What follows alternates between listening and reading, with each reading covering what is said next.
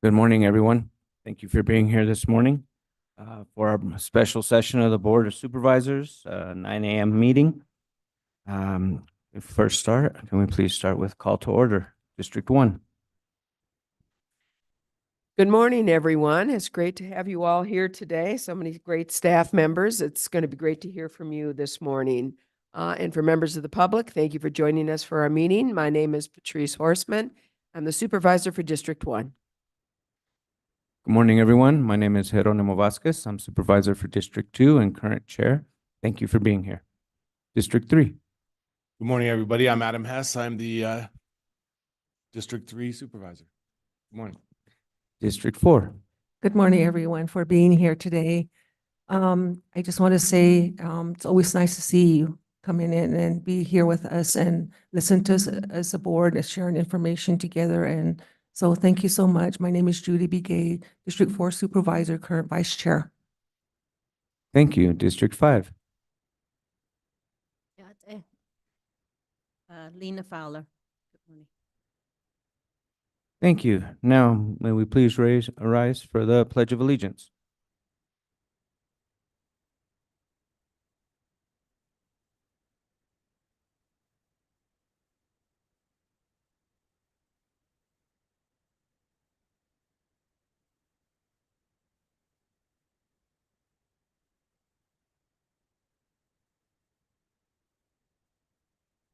Thank you. We will now have call to the public to allow for any comments from the public.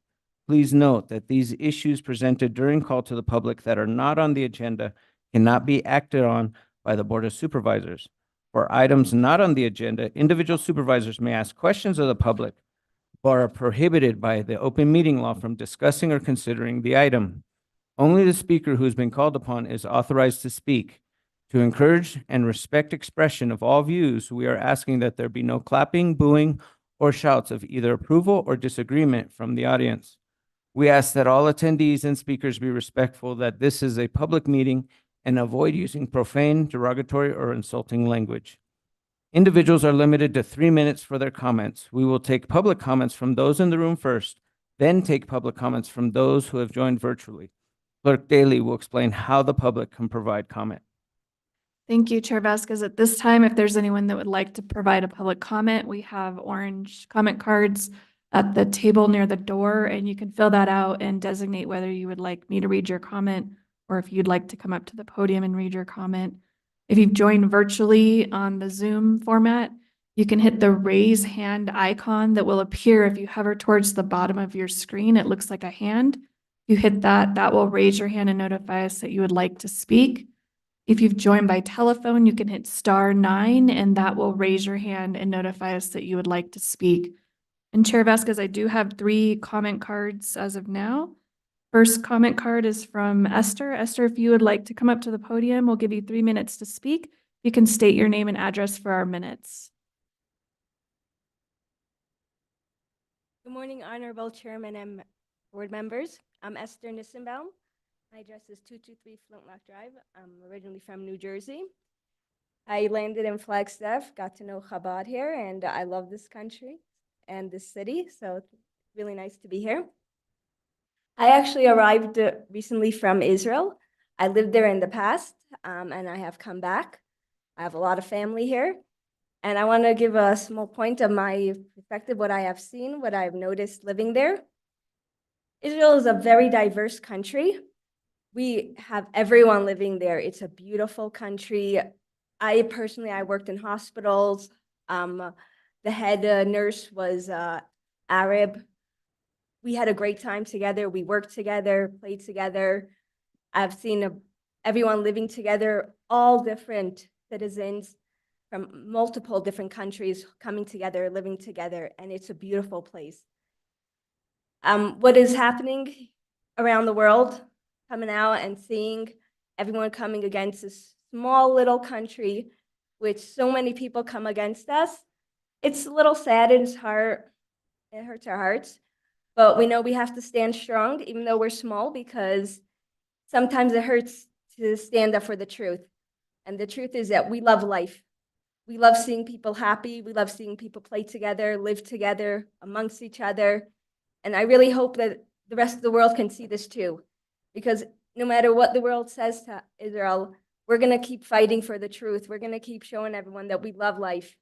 We want this to go, and we want the world to be a beautiful place so we can all live amongst each other together in unity. And being there when the war started, I went back since I have many, many friends are there, family, everyone. And getting there, so many people didn't know me. But I was like, I'm here to help because I know what this country stands for. I've seen we treat many different kind of people in our hospitals, in the streets. We're all friends. We're gonna do whatever it takes to protect one another. And getting there, helping them, I was going around helping soldiers. I've been to bases with only Arabs there, which big, huge smiles. They're so excited to see us all just singing, dancing, coming together, even though it's a crazy time and everyone's under so much stress. And I think it's something that we should all stand up for, and hopefully we can all help them, help everyone. Because Israel, when they're fighting right now, they're not fighting for themselves. They're fighting for the world, for unity, for peace amongst everyone worldwide. And I'm really hoping that everyone can see this too. I'm going there. It's just like, I don't know what else to say so much because it's just everyone standing there being together. And we don't like looking at the negativity, and people are going to hit on us and be mad at us. And no matter what, every time Israel is hurt, all you see is everyone gets back onto the streets and they sing and dance. And they're like, you can hit us, but we're going to still love every single person, Jewish, not Jewish. We love them all. Thank you, for your Esther. perspective. Yes, your time is up. Thank you.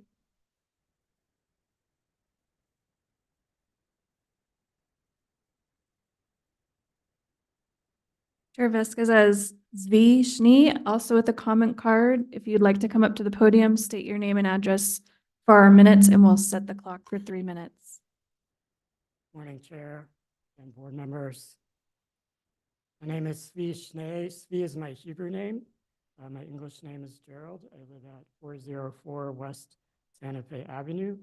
I've been here in Flagstaff since 2001, and a member of the Jewish community for over 20 years. I'd like to speak on behalf of my people, the Jewish people, in regard to the current manifestation of the Arab-Israeli conflict.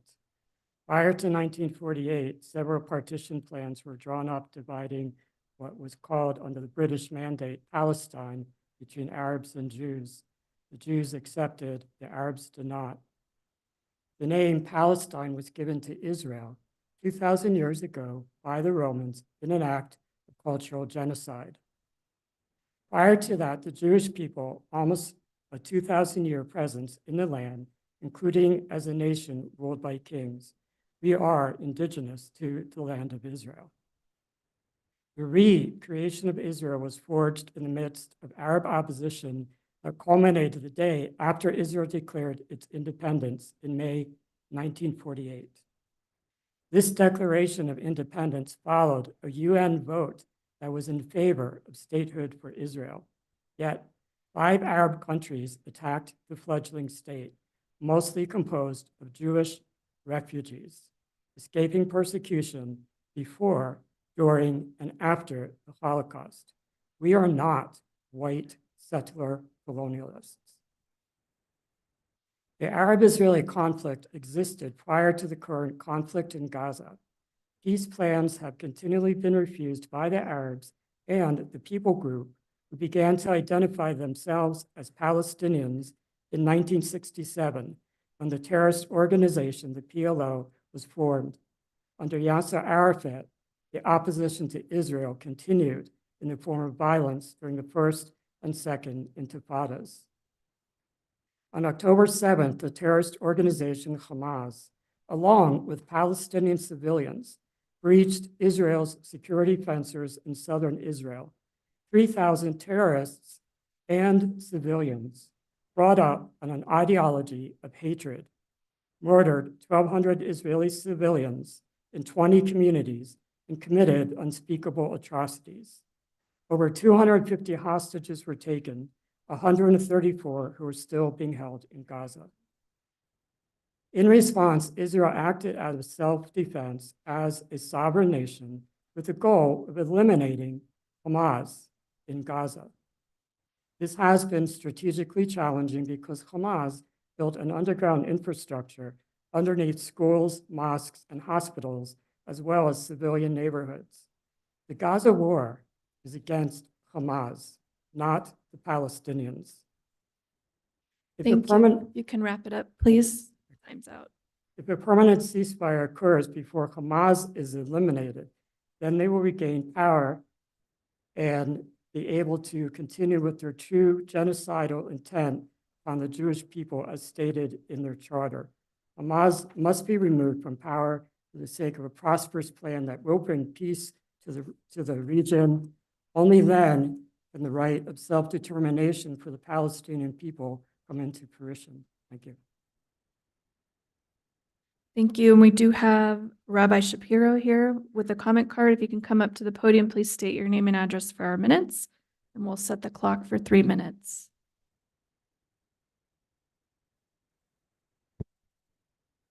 Hello, Honorable Chairman and board members. Thank you for having me. My address is 2098 Toboggan Court, Flagstaff, Arizona, 86001. So I sent an email to the county, and I thought it would be better to just share a little bit from the heart and speak about some concepts that I feel are really important. First of all, I like to share that I'm a Holocaust I am a descendant of a Holocaust survivor. My grandmother was in Auschwitz. She only survived because she was in a pile of dead corpses. The Nazis thought they killed everyone in that pile. And miraculously, she survived. She was able to get out, and she survived the Holocaust. And thanks to her determination, we're here today.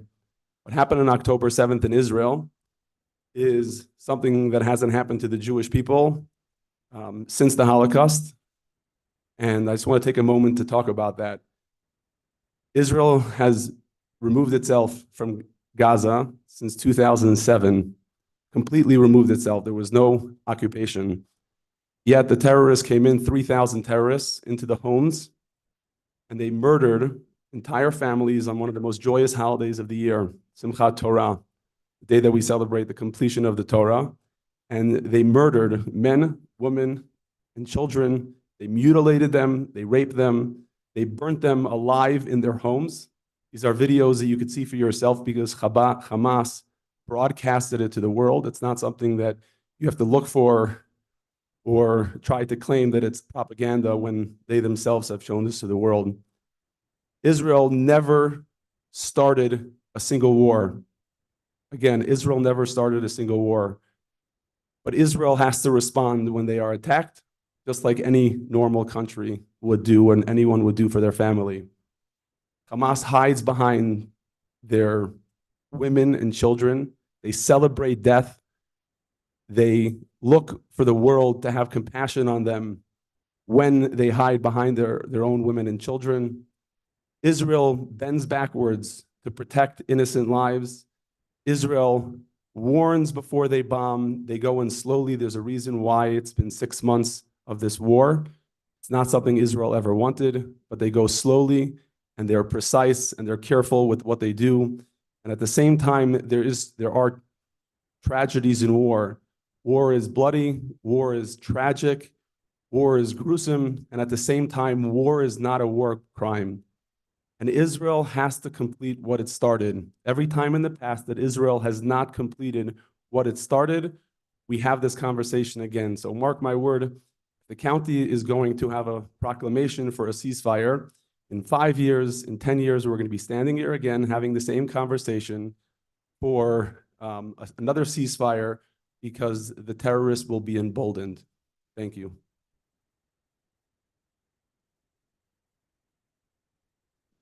All right, thank you. Clerk Daly, is there anyone else in person or anybody virtually? Chair Vasquez, that's all the comment cards we have. Again, if there's anybody on the meeting virtually that would like to provide comment during public comment, you can hit the raise hand icon. and notify us that you would like to speak. Or if you've joined by telephone, you can hit *9 and that will raise your hand and notify us that you would like to speak. Thank you for being here and thank you for addressing us today.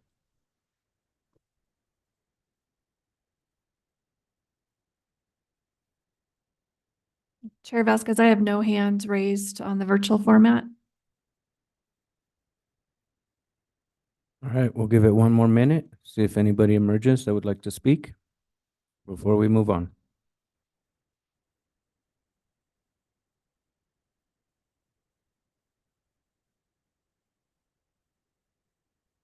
There are no hands raised, Chair Vasquez. Okay, in that case, we'll close public comment and move forward to item number 1 on today's agenda. Presentation and discussion regarding fiscal year 2025 budget planning, including presentations from Clerk of the Superior Court, Public Defender, Constables, Public Fiduciary, County Attorney, Adult Probation, and Juvenile Court.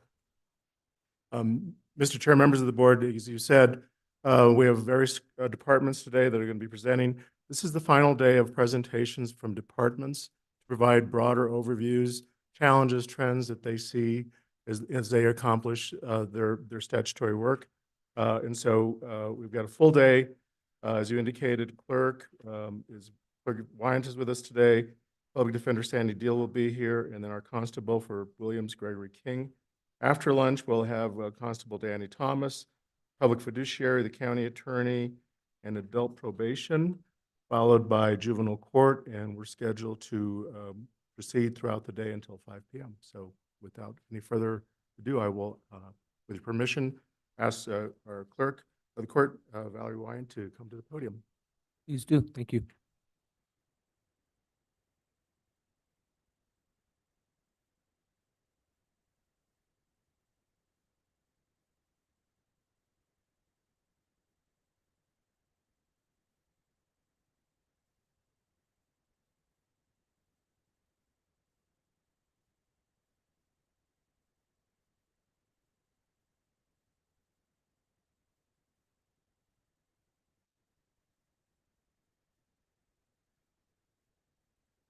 Good morning, buenos dias, and yate. My name is Valerie Wyant, and I am your Coconino County Clerk of Superior Court. Thank you for the opportunity to come before you today. I'd like to first start by going over our mission statement. Each year, I like to briefly just say it out loud because it is the principles to which we follow.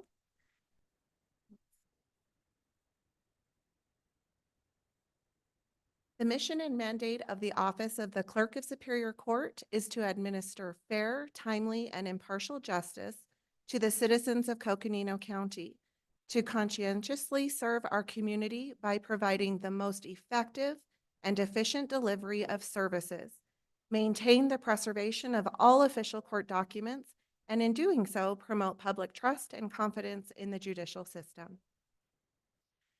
So I backed up one slide just to show you. This is our new Clerk of Superior Court logo. We have been working on this for quite some time, and this is something that was just kind of brought to us by facilities. As we were working on our enhancement with some of our ARPA dollars, we received an expansion into the law library. Again, thank you tremendously for that. And when they were looking at the original floor plans of the building, they came across some historic drawings. So the center of this logo is in fact our historic courthouse. And so we thought that was really fun and decided to make that part of our logo. Thank you. I'm also wanting to take a moment to introduce my team that's here with me. I couldn't bring all of our managers today simply because court is in session and the front counter is always hopping with customers. So we've got other things that we're working on today. But I do want to take a moment to introduce my amazing Chief Deputy, Miss Erin Maloney. Also have with us present today our new business manager, Sarah Idlott. Now, Sarah is no stranger to the clerk's office. She has worked with us for several years.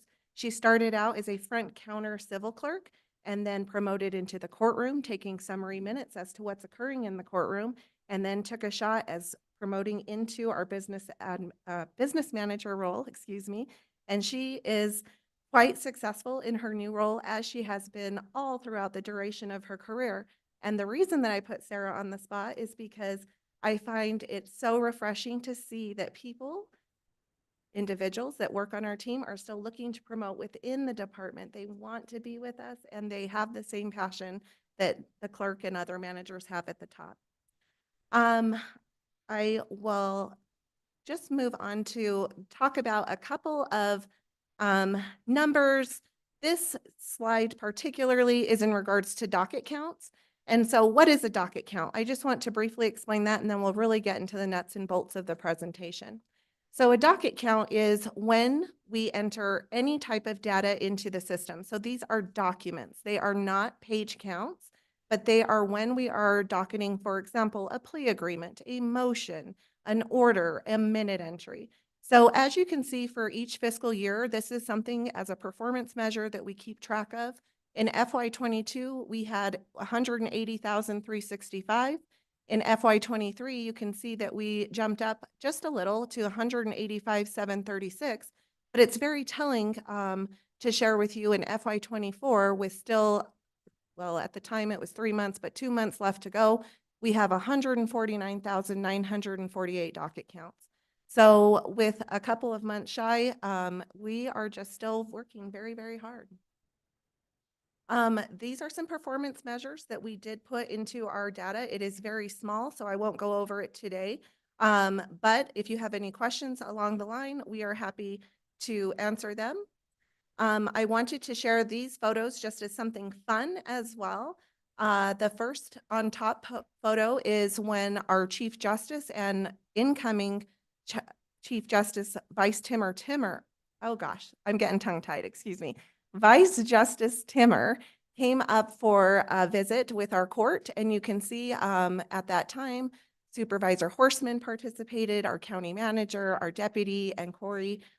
So we appreciate the collaboration very much. And then for a little fun, there's a picture of myself with Chair Vasquez, as well as co-chair Lena, or vice chair, excuse me, Lena Fowler. And this is from the ACO conference this last December, when I was sworn in as the third vice president of ACO, and I was tremendously thrilled to share that experience with my fellow elected officials and specifically each of you. So thank you. Here is just a couple of fun photos from our office and our hardworking team. In the center, this is us on Halloween. I had recently taken a trip to Maui because my brother got married and had a destination wedding. So we continued the fun in our Halloween celebration. And you can't see it very well, but the couple of employees in the back are holding up a sign that says, "We need a vacation." In the lower corner, that is just us celebrating a fellow employee, and that's Miss Brittany. She had her second baby while working here with us in the courts, and so that was super exciting, and that was an impromptu baby shower that we had for her. And then up in the far corner, that is myself being sworn in this elected cycle. I am honored to continue to be your elected clerk of Superior Court in my third term. On this particular day, I was extremely vulnerable. This was my first time being sworn in since a very difficult medical situation in my life. But in that moment, I was able to articulate my oath, and it always resonates with me. Just a simple comment that our now presiding judge mentioned to me, that it is nothing short of a miracle that I am here today and was able to be sworn in. So again, thank you all for your support during those very challenging times. This is us. This is us when we had our Christmas celebration this year. Don't mind the candles. That was just something fun that was on our centerpieces of our table. And so we went outside, and this is when we had gotten our new jackets as a gift to our staff. That is something that myself and our managers do each year, is we, with our own personal dollars, put together something as a token of our appreciation to our very hardworking team. So with that all said, I will jump into, again, some nuts and bolts of what our department does, some challenges, and some things that we are working on currently. I do also want to share with you some of our accomplishments. At our administrative level, we were successful in having an AOC compensation study for the clerk's office. This was done with some help from some counties, not all counties in the state, but I was honored to be a part of that. And in doing so, the result was that we were able to work with our local HR department, Miss Erica Philpott, and we were successful in reclassifying and broadbanding some of our positions internally. As you know, over the years, this is something that I have advocated very hard for, and it was very refreshing that we were able to work in collaboration with not only the AOC, our local judiciary, but also HR. And Steve was very supportive in our ability to get these reclassifications.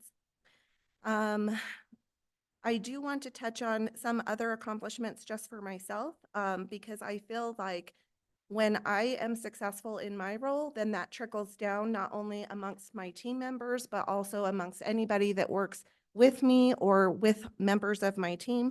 So I'll just quickly share, not only am I just a member of the Arizona Association of Superior Court Clerks, but I am a vice president. I was the vice president, and now back to vice. And that is because my colleagues find me to be a leader, and I find myself to be that leader. So I'm not willing to back down in that role just yet. I serve on our committee on judicial education and training alongside several of our colleagues here in our local county. Sharon Yates, our court administrator, serves on that committee with me. And together we work hard to promote any type of ongoing judicial education and training within the courts. Any type of local issue, we stand firm in trying to ensure that our employees have the adequate training that's necessary. I act as the legislative liaison on behalf of the Clerks Association and am the Legislative Policy Committee representative for the clerks. I also am the jury commissioner here locally in our county.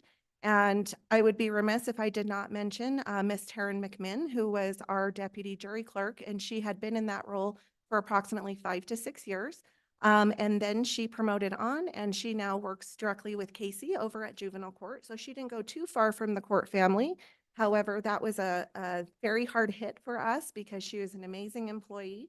And so for the last 4 jury trials, I am happy to say that I successfully have checked in 4 juries since Taryn's departure.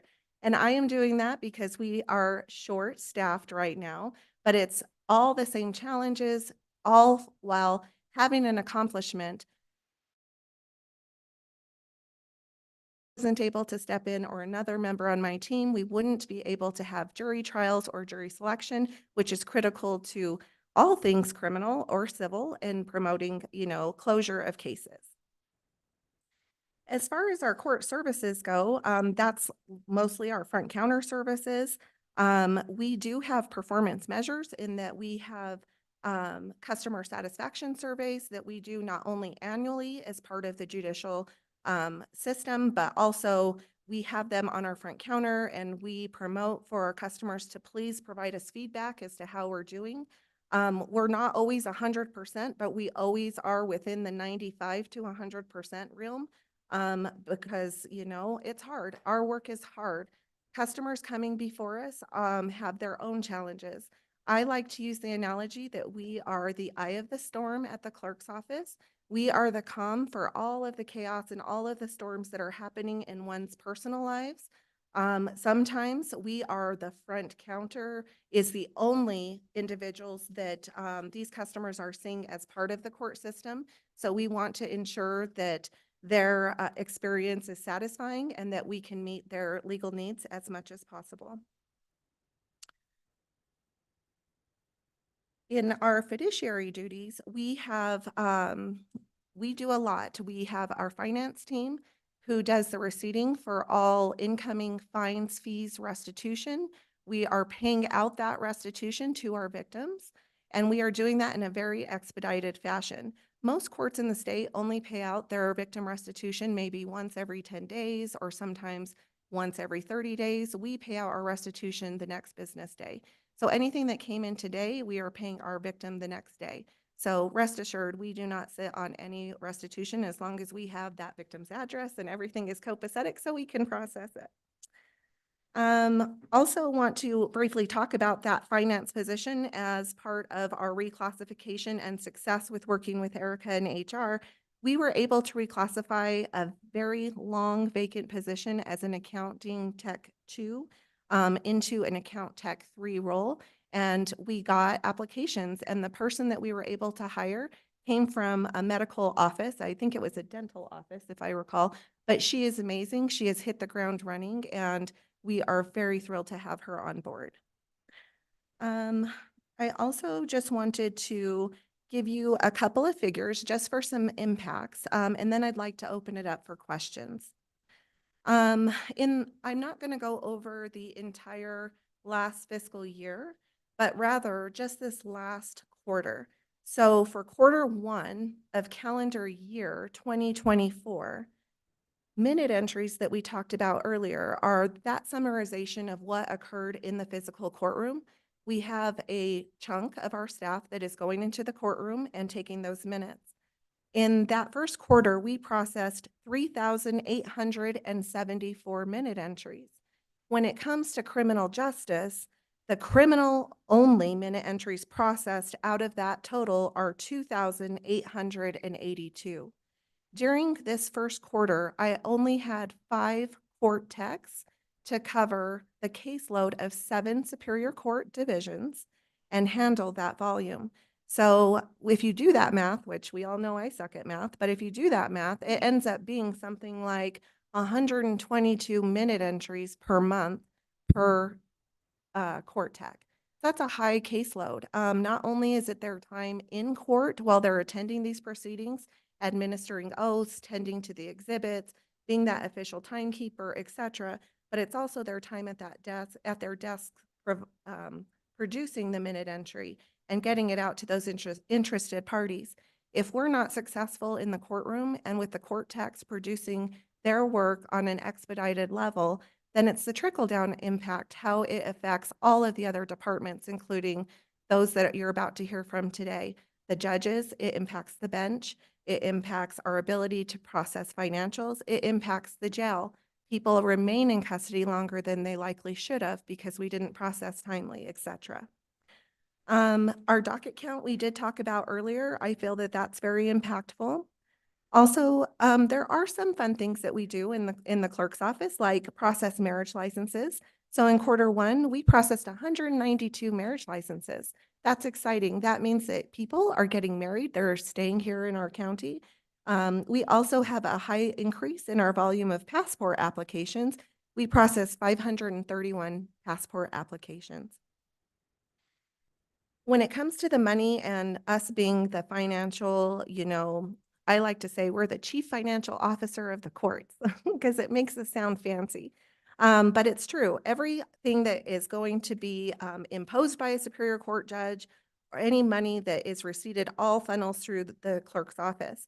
So in that first quarter, we had 3,828 receipts that we took for a total of $880,733.98. And that's just in one quarter. So we're not talking about $5 fees or $10 fees. This is a lot of money that flows through our department. During Q1, we did summons for 8 total jury trials, 2 of which did go during Q1. 1 was canceled. That was an interesting change of pace. In that particular case, the defendant opted to take a plea agreement on basically almost the last day of trial. So we were already several days deep into it, and then the case took a different path. And so when things like that happen, we just roll with it. We are very fluid. It is our job to just do whatever it is that comes up. And so sometimes it's like putting the brakes and then going in reverse and starting all over. But it's important to also express the dear collaboration that we have with our new presiding judge, Judge Reed. I am grateful for his support and his collaboration. I know he's sitting behind me. I'm not going to turn around. And then I also want to take an opportunity to really thank Sharon, our court administrator. for working with us through some very challenging times. We at the courts have very important jobs, and it's not always easy to make decisions. Oftentimes we are reactive because, like I say, the direction of a case often changes, or the trajectory of your day changes. I often will come in the morning with a game plan to do, 5 things on my to-do list and leave about 5:30 that evening and never got to one of those things on my to-do list. And that's just simply the nature of the beast. If I had one wish for myself, my wish would be that I could finally get my staff levels to an appropriate level so that I could be the true administrator that I need to be. I am still on the front lines. I am still doing, jury check-in. I am still front counter. I am still going into court as I need to, but I have the passion and drive to continue to do it because this is my job. But man, would it be nice to have a full staffed team. That way we could really make a difference. So I share that with you as just part of our challenges. All while working as diligently as we possibly can to implement projects.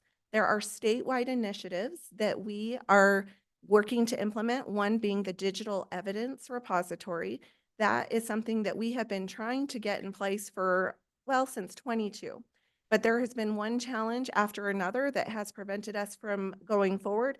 But every time that we get together as a group to discuss it, and we just keep giving it a go. So we're not giving up on that initiative. It looks like we are making the most progress we have yet. So stay tuned for that. At our next year's budget presentation, I will be here standing before you talking about all the accomplishments that come with that new initiative. So with that being said, I'm going to go ahead and just stop talking and give you all the opportunity to ask me any questions that you would like. First off, thank you for the presentation, and it's so good that your health is better so that you're able to be here with us today. We're really grateful. So with that said, are there any questions or comments from board members? Supervisor Horstman. Yeah, I have a couple of questions and I do have some comments, but your reclassification studies that was done, and I assume was the only department that they did a reclassification study for, is that correct? Yes. Good. Would you mind telling me? I don't know right offhand, but there were other Okay, departments. it'd be great to get that together. I know that's something we, the board, have been talking about, so it'd be great to get that information. And when you were talking about the minute entries, and by the way, I do note that you have a lot of vacancies still in your department. And I assume, like so many people here in Coconino County and Flagstaff, they're finding the cost of living and affordable housing difficult. Is that what you're finding in terms of difficulties in filling those vacancies? Yes, Mr. Chair, Madam Horstman, yes, that's correct. It has been a challenge. As part of the reclassification, I do want to clarify. So yes, there was a county-wide reclassification, the reclassification of certain positions. I believe it was the admin ones became admin twos, and now they have a new title, which is public service specialist. But this compensation study that I'm speaking of is a separate study that the AOC did respective to the clerk's role only and the different positions within our office. So although we hit the tip of the iceberg in working through that with HR, I feel like we still have work to do. And so we're going to do that in stages. We could appreciate that it wasn't something we could do overnight. But the statewide data does show that we should be looking at our employees with a little bit of a different eye based on the duties, roles, and mandates that are very different than other county departments. Well, we hear that from other county departments, just so you know. So Sure. obviously, it's something I think we do need to take a look at countywide, not just by department. And then the second is, how long have they been vacant? Has this been for a year? It's been a very long time, yes. So we strategically have kept the general fund positions open so that those in the ARPA funded positions could slide right over into those general funded positions come December. And so, yeah, we've tried very hard. We've had recruitment after recruitment. Sometimes we get 2 applications, and oftentimes they're not anybody in our county. And when we have the conversation about relocation, that's when the reality sets in that based on that salary, they're not really able to relocate to our area. So just, then my comment is, certainly, you're right, you are the first line of defense, I guess, in the courts. And quite frankly, sometimes the only face that many folks, residents, customers actually see within the judicial system. So we appreciate you and your staff's dedication. And I know, especially given the fact that you're understaffed, I'm sure you're all putting in more than what you'd expect in terms of your time. So I want to thank you and your staff for the efforts that you give for our residents here in Coconino County and the customers before the court. So thank you. Thank you. Supervisor Fowler. Thank you. Thank you, Val. Thanks so much for dedicating yourself and just your commitment to representing us at your various levels in the state and nationwide. So I'm really appreciate your commitment to that. Takes a lot of time and being able to represent us out there. So thank you, and really proud to have been there with you when you were able to get that position. And then I really appreciate you always, every year you come before us, you're always advocating for your department, your staff, and how they can advance. And I think that is just really, I think that's really important for you to do that, and you do that, and so thank you. I do have a question, several questions. On these, I'm just wondering which of your staff, are any of your staff under the state paid? Your whole department is general funds?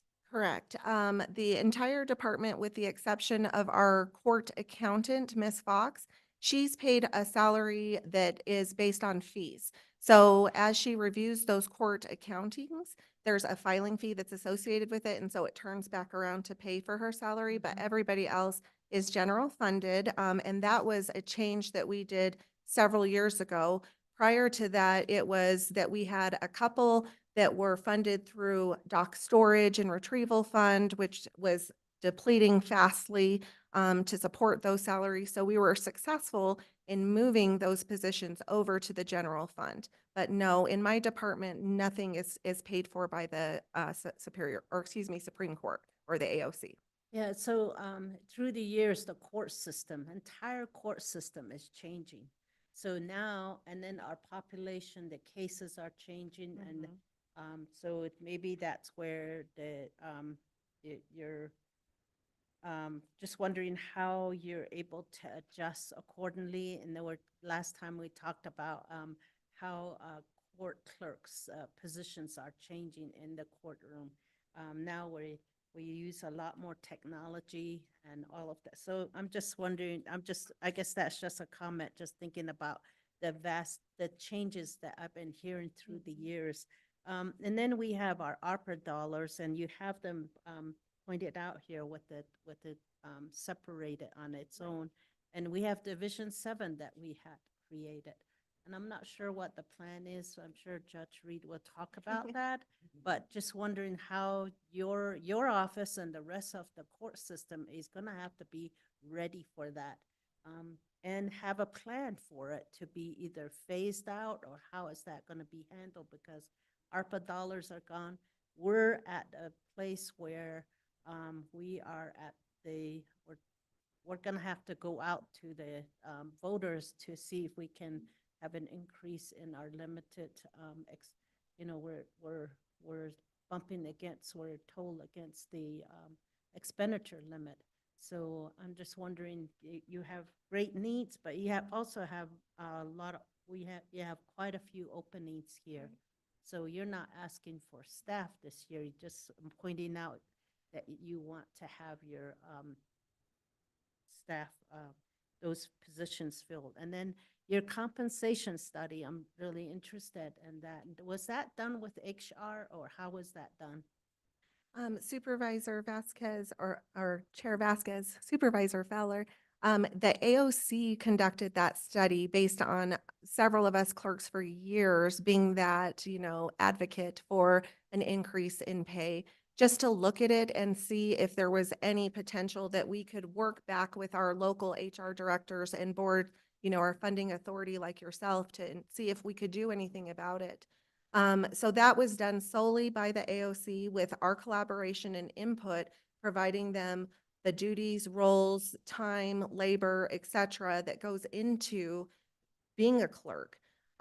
So that I would love to share more information with you as well. I think that perhaps when the time is right, maybe we could just do a work study or something similar to that, a work session where we could really dive into, what it is that we really do in our department. When you mentioned the technology factor earlier in your comments, I do want to address that as well, because yes, the technology is improving, but I never want us to think that we can replace a human clerk with a bot or AI technology. So yes, it's that movement and we shouldn't fear it. I'm okay with it, but at the same rate, the AI technology would have to key in on certain things that is being said in order to auto-magically produce a minute entry, for example. But it omits that human interaction. The judges would completely have to change how they state their findings for the record, how they're ordering things, because often, and I know there's some attorneys in the room as well, oftentimes when there's oral argument going back and forth, they're saying certain things, I move for this and I'm asking this, and then the other side is responding and objecting for all these reasons. Well, as a human, you're listening to all of these things, and then all of a sudden the judge will say, so ordered.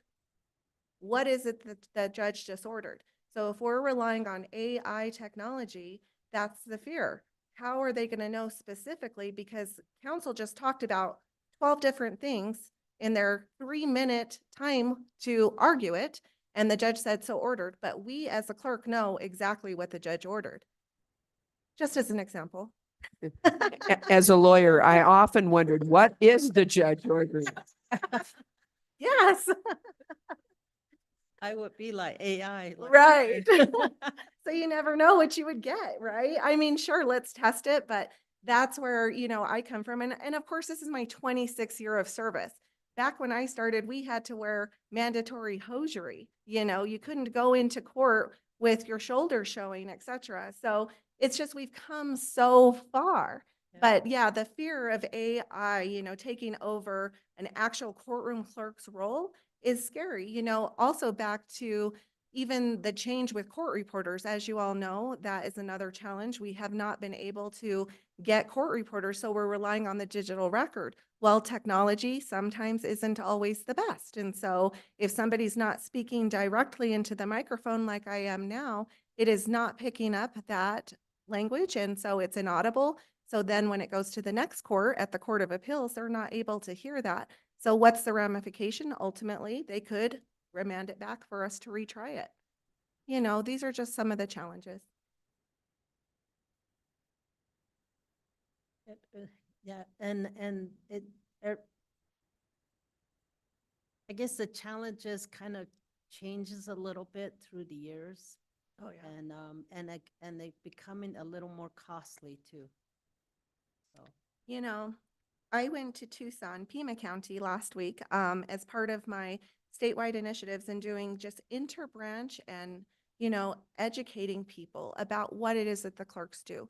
So the Pima County Clerk's Office was doing a Clerk's Office Leadership Retreat, and I was one of their keynote speakers, and that was exciting.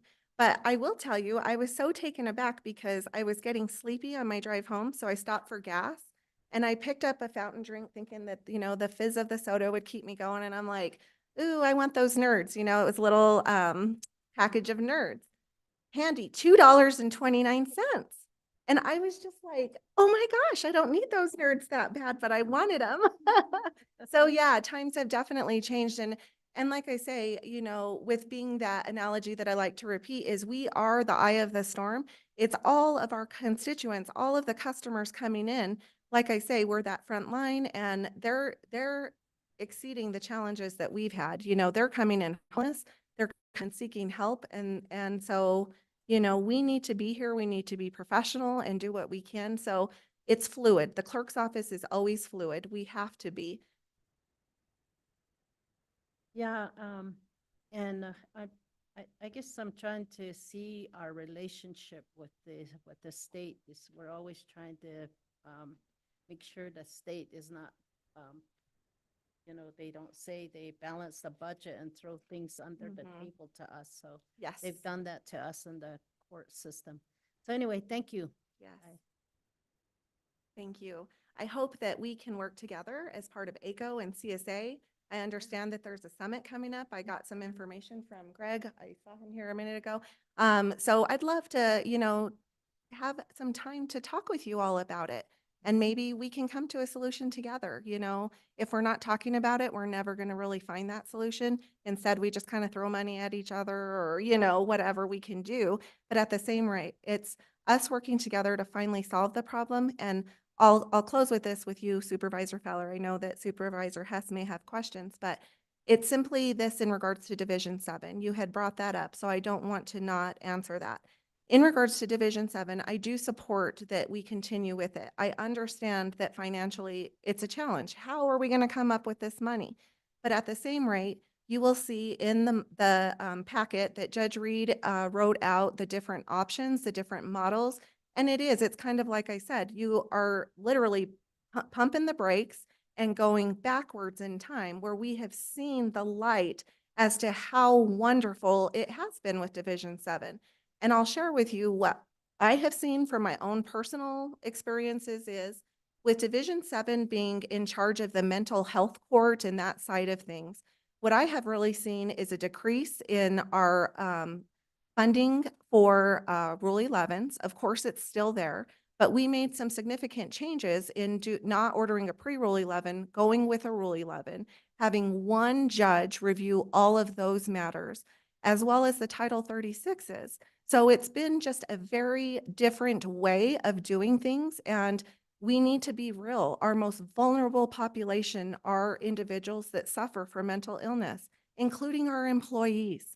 So we need to be mindful of that. When we overwork them and we overtax them, we need to be really aware of their ability to have self-care and to do their job and be very careful with that vicarious trauma that we see every day. I know we've talked about that in the past, but it's totally relevant to what we're speaking of. So I just share that with you. And again, I would love to grab a cup of coffee or have a conversation further. So thank you. Yeah, thank you for you, and thank you to all your staff. They're great work. Yes, thank you. All right, any other questions or comments? Vice Chair Begay. Thank you for the presentation, Valerie. A lot of good information. I guess I'm thinking, sitting here, I was looking at your organizational chart, and you have 29 staff, and of that, 12 of them are vacant.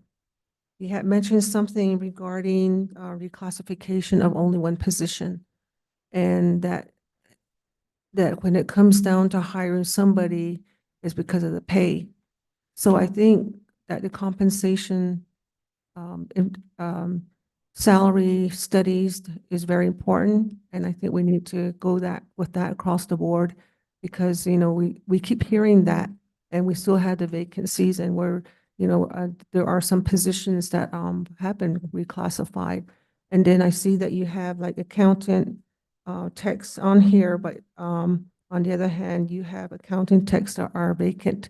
So I'm just kind of wondering how, that the ARPA dollars, we don't know when it's going to be gone one of these days.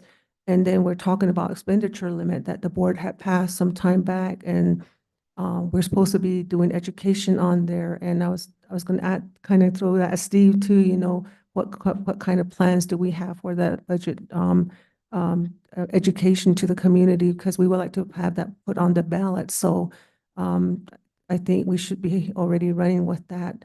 And so anyway, so those are two areas. And then, as we know, also the general dollars are, they're dwindling. So we really need to do something. Each department that has done presentation, they're pretty much in the same situation as you are. So there's got to be something that we have to do as a county because of dwindling dollars. dollars that we don't have, we're not really sure that we're going to get, things like that. And then plus on the flip side of that, we have a lot of vacancies. Then on top of that, we have challenges like, people coming in to work in Flagstaff for us and they can't afford it because of the salary. So the whole thing, I think personally, as a board member, we probably have to revamp that somehow and get our heads together and do something about it because, again, I hate to see here especially if the expenditure limit does not pass, then where are we going to be at? And the ARPA is gone, where are we going to be at? We're going to be back with general dollars again. So it's going to take everybody in the county to really advocate for the expenditure limit. And I hoped is that, if we get those education, everything going. And like I said, it should be going by now, but I haven't seen anything and I'm kind of concerned as a board member. So, but other than that, you did throw out some numbers earlier in your presentation. One of the ones that you went really fast, so let's see. For Q1, you gave a number of 3,004, and then of that 2,882. You can put that in something. I really like to have that information, and I'm pretty sure my colleagues do too. Just for our information, that way we know we have it. So thank you so much, and I appreciate the staff that are here with you, and I just thank all the staff over there, on behalf of the board. Thank you so much. Thank you. Supervisor Hess? Yes, thank you. Just two quick things. My biggest thing was asking about the vacancies, and I think we've run that to ground. And thank you for your knowledge on that. You've got a tough job to try to get those filled, and of everything we talked about. So, strategy over a coffee would definitely be something I'd be interested in. So just kind of talk that, ask more questions about the vacancies. And then the biggest thing I want to talk about is just a comment of the balance. You're showing the pictures here. And I really think that balance affects your customer service, that 95% that you're getting back. So I really applaud that you're keeping the balance between a very difficult job and then keeping it lighthearted, where people come to you and they're usually not in a happy mood. And not that you have to be happy for them, but you definitely don't need to be disgruntled to them. So I haven't had to deal with much, thank God. I've been lucky that aspect, but the few times I've been there, it's always been very helpful. And I applaud that and keep that up and can push that to your staff that it shows, and I appreciate it. Thank you. Thank you. Thank you. Yes, I do have one question and I'll make my closing comments. And that was just looking at the docket counts and just seeing how the numbers have been steadily rising since 2022. And so my question is this the trend that you saw before COVID as well? And did COVID numbers kind of impact what the docket numbers were? Because we only go back to 2022, whereas for me, it would be helpful to see more of those docket numbers, just to get an understanding of how docket numbers grow through the year. Chair Vasquez, thank you for that question. I don't recall off the top of my head. I feel like it's always going up. I don't recall a time where it ever decreased, but we do have that data, and it's something that I could easily get for you. And also to address, Supervisor Begay's comments. I recently, just this last week, provided these exact figures to our presiding judge, and he's been sending out his weekly updates to our stakeholders. And so I think I'm going to be next week or soon. And so, oh, he moved on me. And so you'll see those there, but I'll also ensure that they make it to you. And I appreciate your time so very much. Thank you. Thank you. Appreciate it.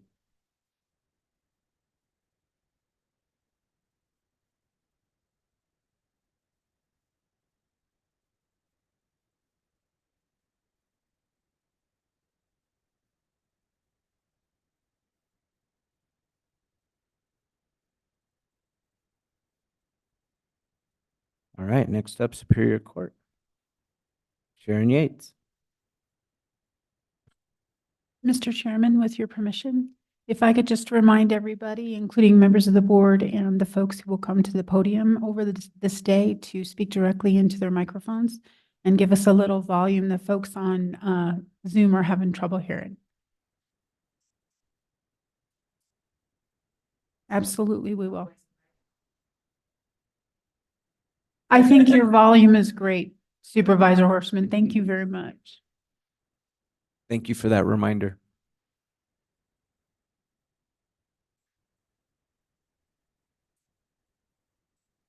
I was just going to say, it might be a trial lawyer thing. We're used to being kind of loud. Good morning, Chair Vasquez, Vice Chair Begay, members of the Board of Supervisors, County Management Team, also our justice stakeholders and partners here in the courtroom. It's a pleasure to meet with you today to share with you some of the things that are happening in Superior Court as well as our other courts around Coconino County. I'm Judge Ted Reed. I have the honor of serving as the presiding judge for Coconino County Superior Court. And in that role, I have the honor of serving and supporting all of the 10 other local and state courts that we have here in Coconino County. Also, it's my privilege to be able to collaborate closely with our justice partners and stakeholders such as yourselves. It's been an honor to serve my legal career and public service here in Coconino County. We have a special culture of collaboration, cooperation, persistence through adversity, and creativity. One aspect of that is that our justice partners, including our courts, public county attorney, public defender, legal defender's office, and adult probation department, juvenile probation department, juvenile court services, we see contact with our justice system as an opportunity to not only provide accountability for mistakes made, but also to effectuate behavioral change based on an assessment of the needs of that individual. Now, that behavioral change is not an easy process. It requires investment, but the benefit to the community is significant as that person is able to make the changes necessary to return to their family, return to their community in a way that improves safety and wellness of our communities. One small example that I can give to you is that for the past 5 years, I've had a criminal docket, and I find that more than 9 out of 10 individuals that are sentenced in our courts receive probation. And one of the terms of probation that is not a standard term, so we have to write it in every single time, is that the person submit to substance use evaluation and all recommended treatment. So I write that in on at least 9 out of 10 of every single term of probation for an individual being sentenced. That can also be in addition to a order that a person submit to a mental health evaluation and recommended treatment. So that's the level of need that our individuals have. Also, we know national statistics are that more than 95% of individuals who are sentenced to prison return back to our community, and usually that's a short return. So the Department of Corrections, while maybe a good response for accountability, does not have that behavioral change component that we see through local measures. So why do our courts exist? Our courts exist to improve the safety and wellness of our communities through behavioral change by providing accessible, timely, fair, and effective justice under the law.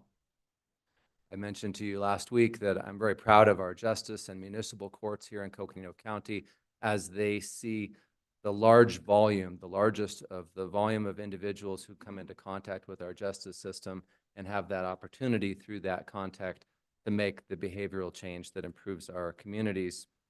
With Superior Court, we see a slightly smaller volume, but this is a general jurisdiction court where all criminal matters can be heard, including right up to first-degree murder and to civil cases with no cap on the amount of damages.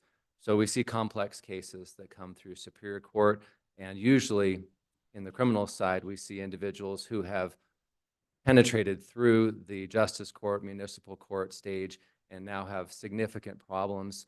And our goal, of course, includes deflecting and diverting individuals as much as possible out of the criminal justice system as we know that that continued cycle does not produce good outcomes. However, the folks that we see have often developed a situation where they need to be coerced, if you will, to be encouraged and supported to participate in the behavioral change mechanism, such as substance and mental health care. The downside is that our courts are only as good as our resources. And we're here, of course, today to talk about some of the amazing things that have happened as a result of the infusion of ARPA monies, and to look forward knowing that you are in the difficult position of looking at an expenditure ceiling, and those monies are going away, and we have to figure out how we're going to pivot forward.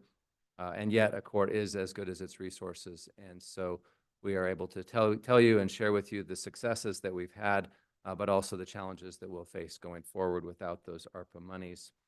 So to share with me in this presentation today, I'm very pleased to welcome Sharon Yates. She's our Superior Court Administrator.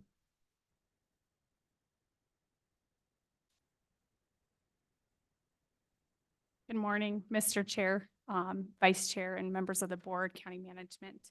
As Judge Reed mentioned, my name's Sharon Yates. I have the pleasure of serving as the Superior Court Court Administrator here in Coconino County.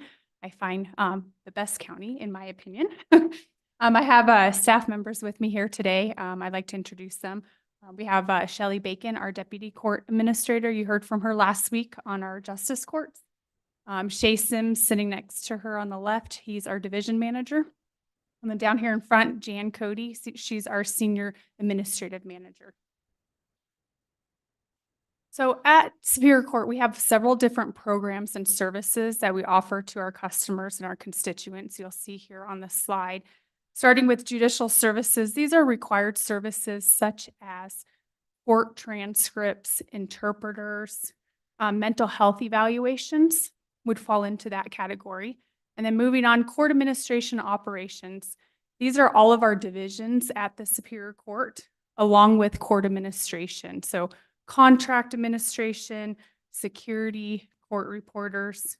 Also, as Judge Reed mentioned, we do have oversight of all of the courts in Coconino County, and that includes both justice and municipal courts. And so we do provide services to them. Off to the right, AZ Court Help. This is our legal talks for individuals who are facing legal issues. We have live Zoom trainings. They're also recorded, so sometimes you don't know if you need help until you're in that legal issue that you have presented in front of you. So they are recorded on that website, and individuals can go there and review them on their own time. We have our law library, also our self-help center, in which we provide individuals legal information and research and packets. For those individuals who would like to do something on their own, I like to refer it to like do it yourself. They can grab a packet and fill it out. Below, we have our mental health court in addition to Veterans Court and Recovery Court, referred to as our treatment courts. So these courts are very specialized in helping address those issues that individuals are facing that have come into our court system. We have our conciliation court, those individuals who are going through divorce or dissolution who want to reconcile. There are services through our conciliation court program, such as mediation, counseling, parenting time. And above it, we have our alternative dispute resolution, also known, we love acronyms in the court world, also known as ADR. That's mediation for civil cases and family cases. We have our integrated family court. I like to refer to it as integrated family court services.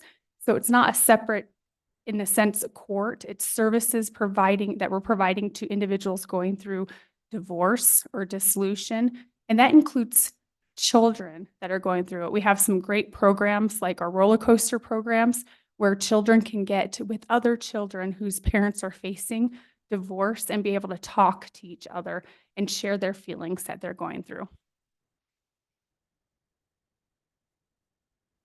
We receive some funding from other sources like Administrative Office of the Courts, also known as the AOC.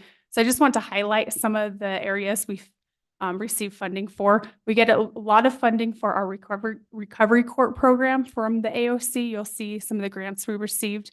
We also received a backlog grant from AOC. for settlement conferences for criminal cases. And that's $36,000 that we received each fiscal year. So 22, 23, and this fiscal year. We did just receive notice that we are getting additional $70,000. So that's going to help greatly at those criminal cases.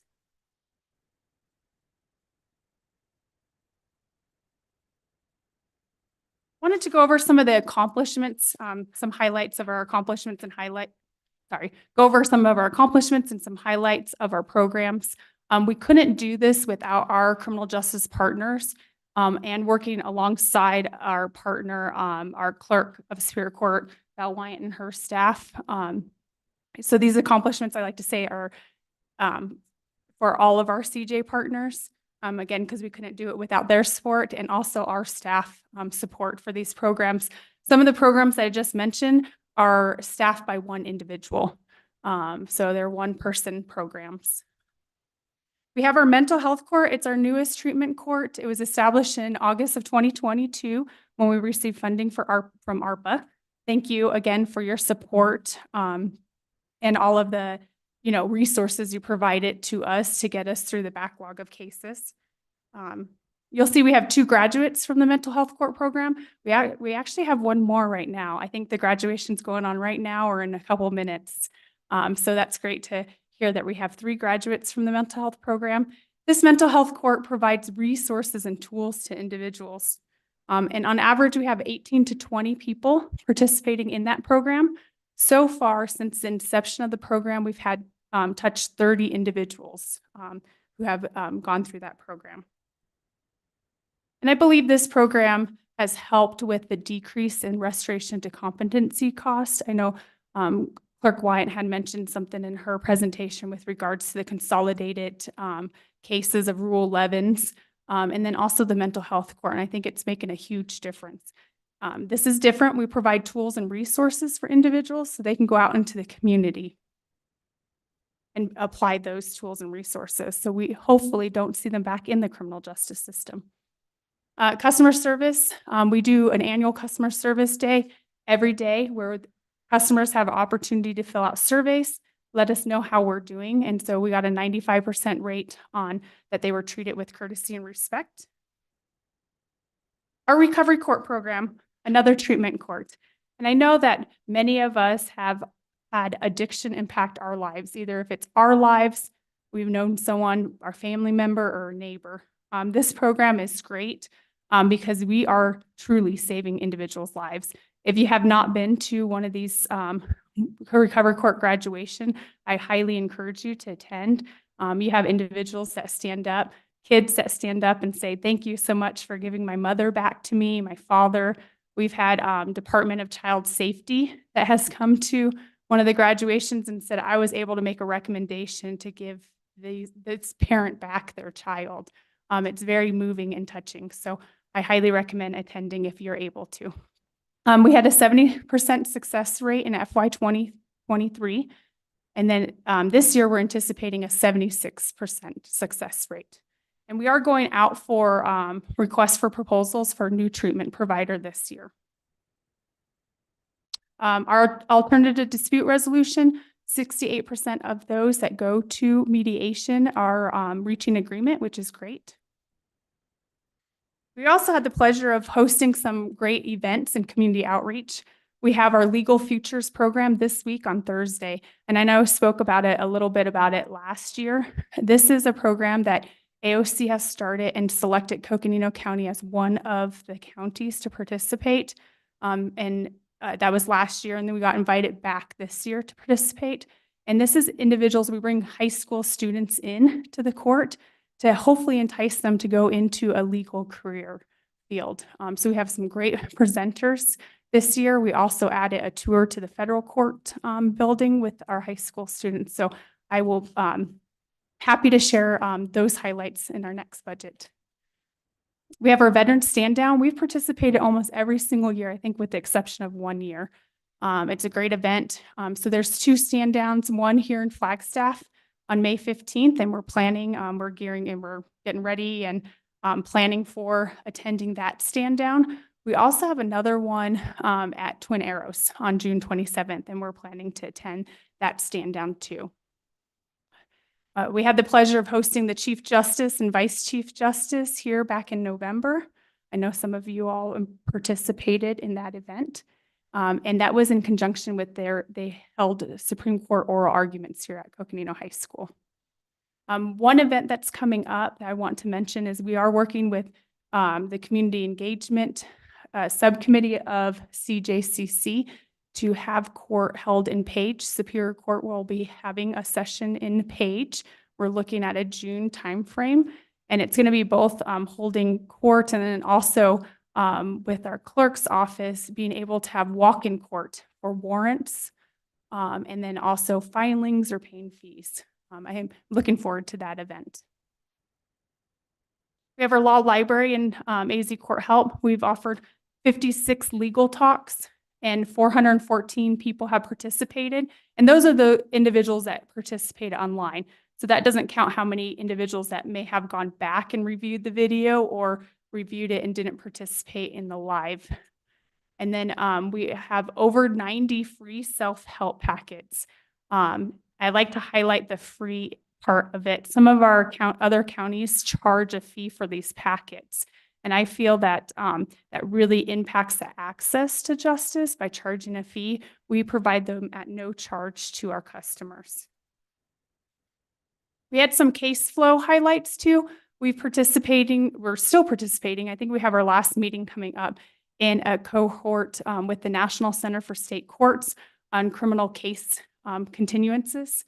And so we're learning, that group is putting together a model policy that each court can take and use it in their jurisdiction. We also worked with the National Center for State Courts on criminal case flow study and training.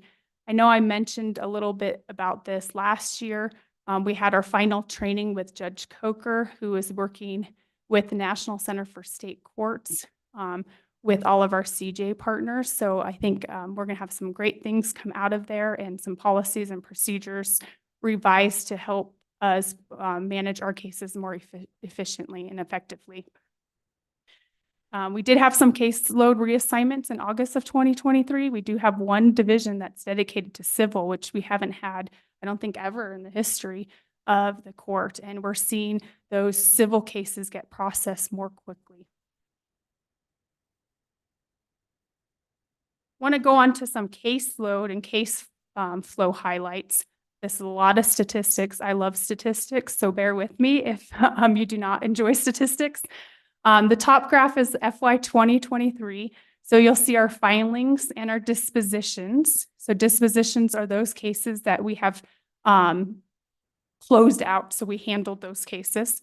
Clearance rate is just a combination of that we're disposing of more cases coming in, or how many are we.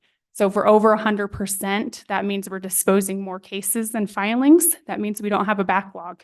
If that number's under 100%, that means we're disposing of less cases than are coming in during that period of time. So you can see here that we're doing good in some categories. Some categories we do need some improvement there. The middle chart is FY 2024. This is year-to-date filings as of March 27th. So you can see where we're at in filings and dispositions and also our clearance rate. We're trending to be very similar to last fiscal years as it relates to filings. On the bottom left, the reopened cases, we want to make sure we told a more complete story. So it's not just filings that we're handling, is sometimes cases are reopened. Typically, these are mostly in our family cases. However, it can be in our criminal cases. For example, in our criminal case, if an individual was sentenced to probation and they violate probation and then they have a petition to revoke, that could reopen the case. And then family cases, they tend to come back quite often in our court after a decree is finalized if they're having issues with parenting time or other issues. So you can see there that we had 820 in FY 23, and they were estimating to be higher this year at 948. We also have post-conviction relief cases, and those are criminal cases where a defendant was sentenced who requests the court to vacate or modify a judgment of a conviction after the sentence. And we have 33 in FY '23, and we're estimating about the same, 34 this year.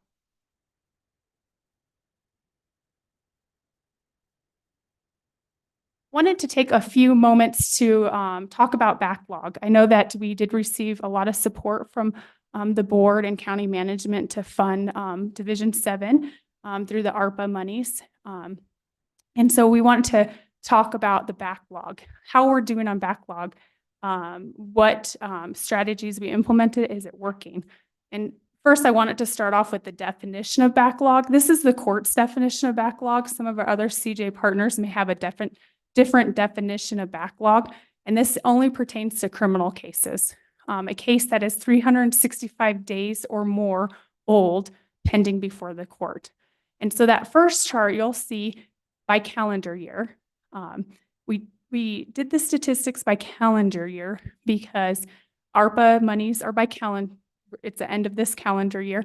And also we had some gap in employment, gaps in service in Division 7 until 2023. That was the first calendar year that division was fully funded for that entire year. And so you can see where we were at right before COVID, 68 cases that were older than 365 days.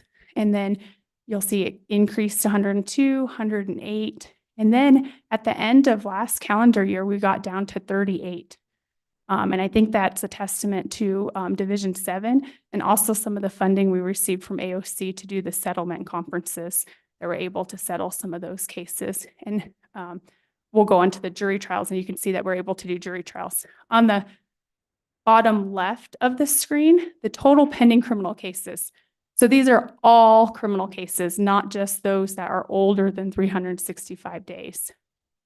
And you can see that we're trending very downward trend. So before COVID in 2019, 678.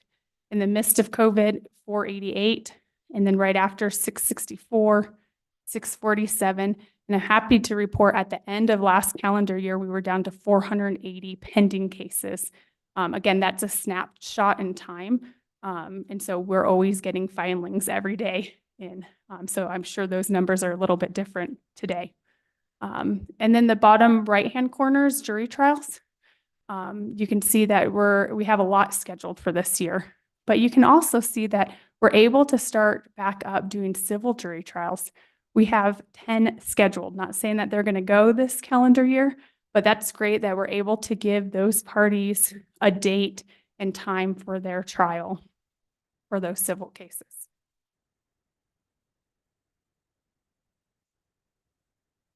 And then we're going to go over some trends and challenges and opportunities. I'm going to turn it over to Judge Reed. Thank you, Sharon. So one of an overall themes that we have, as I mentioned, in Coconino County is collaboration and cooperation between our extraordinary justice partners and courts. One aspect of that is to come up with a different way of doing things. And sometimes it's easy for these collaborations to talk and not really do anything. One thing that we've seen in the last couple of years and is continuing now is figuring out a way to triage our cases and be able to divert and deflect as many cases out of our criminal justice system as possible into our behavioral health system to see people get the help they need rather than continuing down this road in criminal justice. To that end, our public defender's office and county attorney's office have cooperated with the courts to create a very effective diversion program coming through the Pathways program. And so I have to give my gratitude to the sheriff for creating the Pathways program and my gratitude to the county attorney and public defender's office for allowing the concept of justice without conviction to help people get the help they need and not come further into the criminal justice system. So we have seen an impact in our numbers in that regard, and now we're moving to a phase 2, which is of course going to be an expansion of that program and also then a triage of our criminal cases to be able to identify early on in the process which cases can resolve quickly rather than languishing in the criminal justice system. Perhaps someone stays in jail at tremendous expense to the general fund. So in July, we'll be rolling out a new criminal case flow management system, which triages cases by tier 1, tier 2, and tier 3. Tier 3 are very serious cases, which are almost certain to be set for trial quickly. And of course, the challenge there is to try to get that trial to occur within 365 days of the charging document. It can be very, very difficult with a serious case. But even if it was set for trial a year and a half after the initial charging document, that would be a tremendous accomplishment. On the opposite end of the spectrum, we have many felony cases that are at a very low level of severity that we all kind of know what's going to happen. And so if we can fast track those cases, we can get to a quick resolution that helps a person get the services they need and gets those cases out of our case processing, allowing more capacity, of course, for addressing more serious cases. Our tier 2 cases are somewhere in the middle. Those cases are probably likely to resolve, but we'll have quite a bit more work done. And so we're trying really hard to get those cases resolved in 6 months after the charging document. So again, I have to express my tremendous gratitude for the collaboration and partnerships that we have that are making those changes possible. What that allows us to do, of course, is to focus on those more difficult cases. Already, we've seen a significant increase in the complexity of cases, not just in criminal, but also in civil, and in particular in domestic relations cases. So although our numbers, as have been mentioned, are usually pretty flat or increasing slightly over year after year, we do see an increase in the complexity of cases. We've also heard those same comments from the sheriff and the police chief as they encounter that same thing. As I mentioned earlier, almost all, really, of our cases coming through our system involve some combination of substance and mental health needs. So we have seen a significant increase in individuals who are in need of services in our community, and our courts are trying the best we can to respond to that with the resources that we have. To reflect that further, our clerk's office, our court administration, they report a dramatic increase consistently in customer requests and inquiries. So they're working very hard to provide the best possible customer care that they can. I'm saving a couple of these because I think they're particularly related to ARPA funding. I also have to express gratitude to our county management team and facilities team. They're working and will probably present to you, if they haven't already, on the facilities master plan. And so that's been a long process, and I really appreciate all the hard work that they've done to look at the needs of all of our county departments and to come up and present to you with a really good solution. So the courts have been a part of that process and have been able to express our concerns really are threefold: that we need a facilities for Flagstaff Justice Court and Superior Court here in downtown Flagstaff that are safe. So safety is a really important thing. We also need facilities that have the appropriate amount of size for us to be able to accommodate the divisions that we have now and the divisions that we'll need in the short term. And then finally, we need a facility that has scalability so that we don't build out a 10-year project and find ourselves 20 years behind the ball. We need a facility that we can build out in 10 years that has the ability to further expand to meet the needs of our community for the next 40 or 50 years. So we do support the facility master plan as it's been developed and look forward to continued cooperation and collaboration there to make it meet all the needs of our community. So another thing that we'll probably be talking with you about, not this year, but next year, is that we've highlighted the Recovery Court program.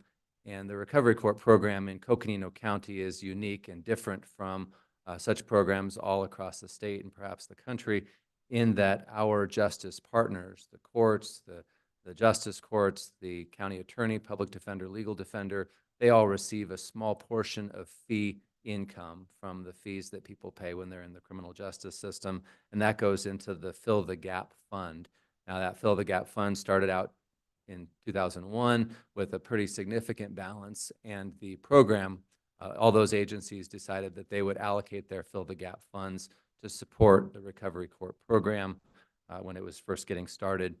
And throughout the course of the years since 2001, the program has been able to use the grant funding as well as Fill the Gap funding to pay a private provider Flagstaff Medical Center to provide our substance use treatment. And that's the unique thing. All the other agencies around the state struggle because they use Medicaid funds to be able to provide their services. And what that means is when you don't pay, when you're just relying on Medicaid, you don't get the cooperation, you don't get the level of services. So we've seen an extraordinary level of engagement and support from Flagstaff Medical Center providing the recovery court services. Well, each year we've dipped into that fill the gap savings account a little bit, and it continues to decrease. We also draw out of that fill the gap fund for other purposes such as judicial settlement conferences. So totally not recovery court related, but very important to helping our criminal cases resolve. And so these things dip into that account, and that account is dwindling and will be at a deficit in 2028. So I'm just giving you a heads up. That's a concern that we're facing. We're looking to see if there's a possibility that Flagstaff Medical Center could draw Medicaid funds. They would love to. They would love to help us out. The problem is if they do it for recovery court, they have to do it for everybody. They don't simply have the scalability for that. So that's an upcoming challenge that we're looking at. So finally, I would like to summarize the things that I really perceive as a success from the ARPA dollars. And I really like I like sets of three, but there's a fourth one that's so important. So one, the backlog reduction was tremendous. And you saw a slide that Sharon presented earlier that showed in 2021, we had 108 criminal cases that were over a year old. And through the application of Division 7, through having 4 Superior Court divisions running criminal jury trials and having a heavy caseload, we've been able to get that number down to 36. And so we're really proud of that, and we think that's just the beginning. We're going to get rid of the rest of those old cases. We really want to make sure that we are not allowing our cases to become old, to languish, and the criminal side is just the start. We're also focusing on civil, we're focusing on family to make sure that folks that come to our courts are receiving accessible and timely justice. So I think there's 2 components of that, and timely is a really important thing. Because if you file a case or you get charged and your case languishes, there's all sorts of interested stakeholders that are not receiving an outcome. And a person, if they're ultimately convicted, is not receiving any sort of help or accountability. So those old cases, that's been a significant accomplishment as a result of the ARPA money. So the next aspect was the creation of a Superior Court mental health court program. And that, as I mentioned in some emails that have gone out, is very different than any other mental health court program that we have in Coconino County because it focuses on individuals who are high risk and high need. So they demonstrate that by having pushed through into the criminal justice system to be there at that felony level. And that high need means they have at high need for care. High risk means they're not real stable and they're likely to fail any other kind of a program that doesn't have those sorts of wraparound supports. And so having this program not only is really the right thing to do because we help these folks to receive care and get support and be successful rather than going to prison, coming back into our community in a couple of years and finding themselves tied up back in the criminal justice system. But not only the ethical, the right thing to do, but cost effective because these folks often, when they come into the criminal justice system, display characteristics as a result of being seriously mentally ill that indicates that they're not competent to stand trial, yet they may be charged with something serious. And so we have to go through restoration to competency process. And of course, that's tremendously expensive. So that's tied in with number 3, and that's the Consolidated Competency Court. So as a result of having Division 7, thank you to ARPA monies, we've been able to have a Consolidated Competency Court, and that we cannot take all the credit for. We can only give gratitude to the tremendous investment and collaboration we have from our justice partners, including the county attorney's office. But by having a Consolidated Competency Court, we have one judge who's able to meet with the chief deputy county attorney to look carefully at each case that comes through our criminal justice system with questionable competency and determine whether restoration to competency is absolutely necessary or if there can be some other course of action, perhaps such a guardianship and supports in the community to get that person the help they need. So the numbers didn't make it into our slides, but the cost savings have been tremendous to the general fund. In FY '24, the cost savings to the general fund went from a budgeted $1.5 million on restoration to competency to an expected $500,000. And so we, again, can't take all the credit for that, but we can thank our stakeholders and partners, and certainly having the one judge running competency court has been a facilitator of that cost savings. The second aspect of that cost savings ties into one of our funding requests, and that is the mental health care liaison, who is both the coordinator for mental health court, but also statutorily mandated to help individuals when they get out of restoration to competency to engage in community supports in order to continue the benefit that they've received by going through restoration to competency. So we really are very proud of that accomplishment. That's something that was a discussion point when Division 7 was discussed with the board several years ago, was that we really need to save money on this restoration to competency business. It's just not the right thing to do, and it's also tremendously expensive to the taxpayers. So the fourth component, of course, as I mentioned, I can't avoid resisting, is, as Sharon said, we've never before had a Superior Court division that was allocated to civil and to truly become an expert in civil matters. Previously, the civil assignment has always been allocated out to the criminal divisions. So you've had 4 divisions that have run criminal and civil. Unfortunately, criminal cases have a priority. They need to go to trial sooner. And so civil cases or civil litigants are told, well, really, there's just no option to put you on the trial calendar because inevitably there will be a criminal case that needs to go to trial. So having a dedicated civil division has allowed that access to justice, that timely resolution of those civil cases, which we've never before had. Also, it was mentioned that the civil division has our Title 36 cases, and that allows for prompt and expert handling of those Title 36 cases when those cases don't get pushed to the side as a result of criminal jury trials that are happening.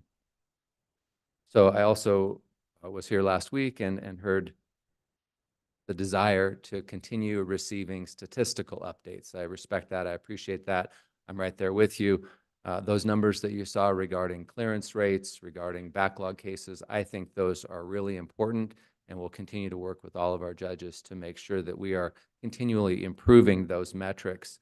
Particularly the top 3 metrics that we're looking at include that clearance rate number, that percentage rate being over 100% for each case type. Sometimes it'll dip by month, but in the course of the year, we want to be well over 100% so that we know that we are moving out more cases than we're receiving in. So another aspect that is important was not mentioned, but is the state Supreme Court has established time standards that says we want to have a certain percentage of a certain type of case resolved by specific time periods. So for example, from a case is filed 4 months down the road, we want a certain percentage of all these criminal cases to be resolved. By 9 months, a certain percentage, by a year, a certain percentage. And those time standards, that goes back to that triage idea, is resolve those easier cases quicker so that you can spend that time on the more complicated cases. So time standards, we think, are really important, and statewide, it's a struggle for all of our superior courts to meet the time standards, but we're really working hard to be able to show you that we're providing that accessible, timely, and fair justice. So then the final metric that I can share is those backlog cases, is to look at the time standards for each of our case types, family, criminal, civil, and look at that top number. So in criminal, it's 365 days. And to say we don't want to have cases that are languishing beyond that time. We want to chip into that number and continue getting those backlog cases resolved.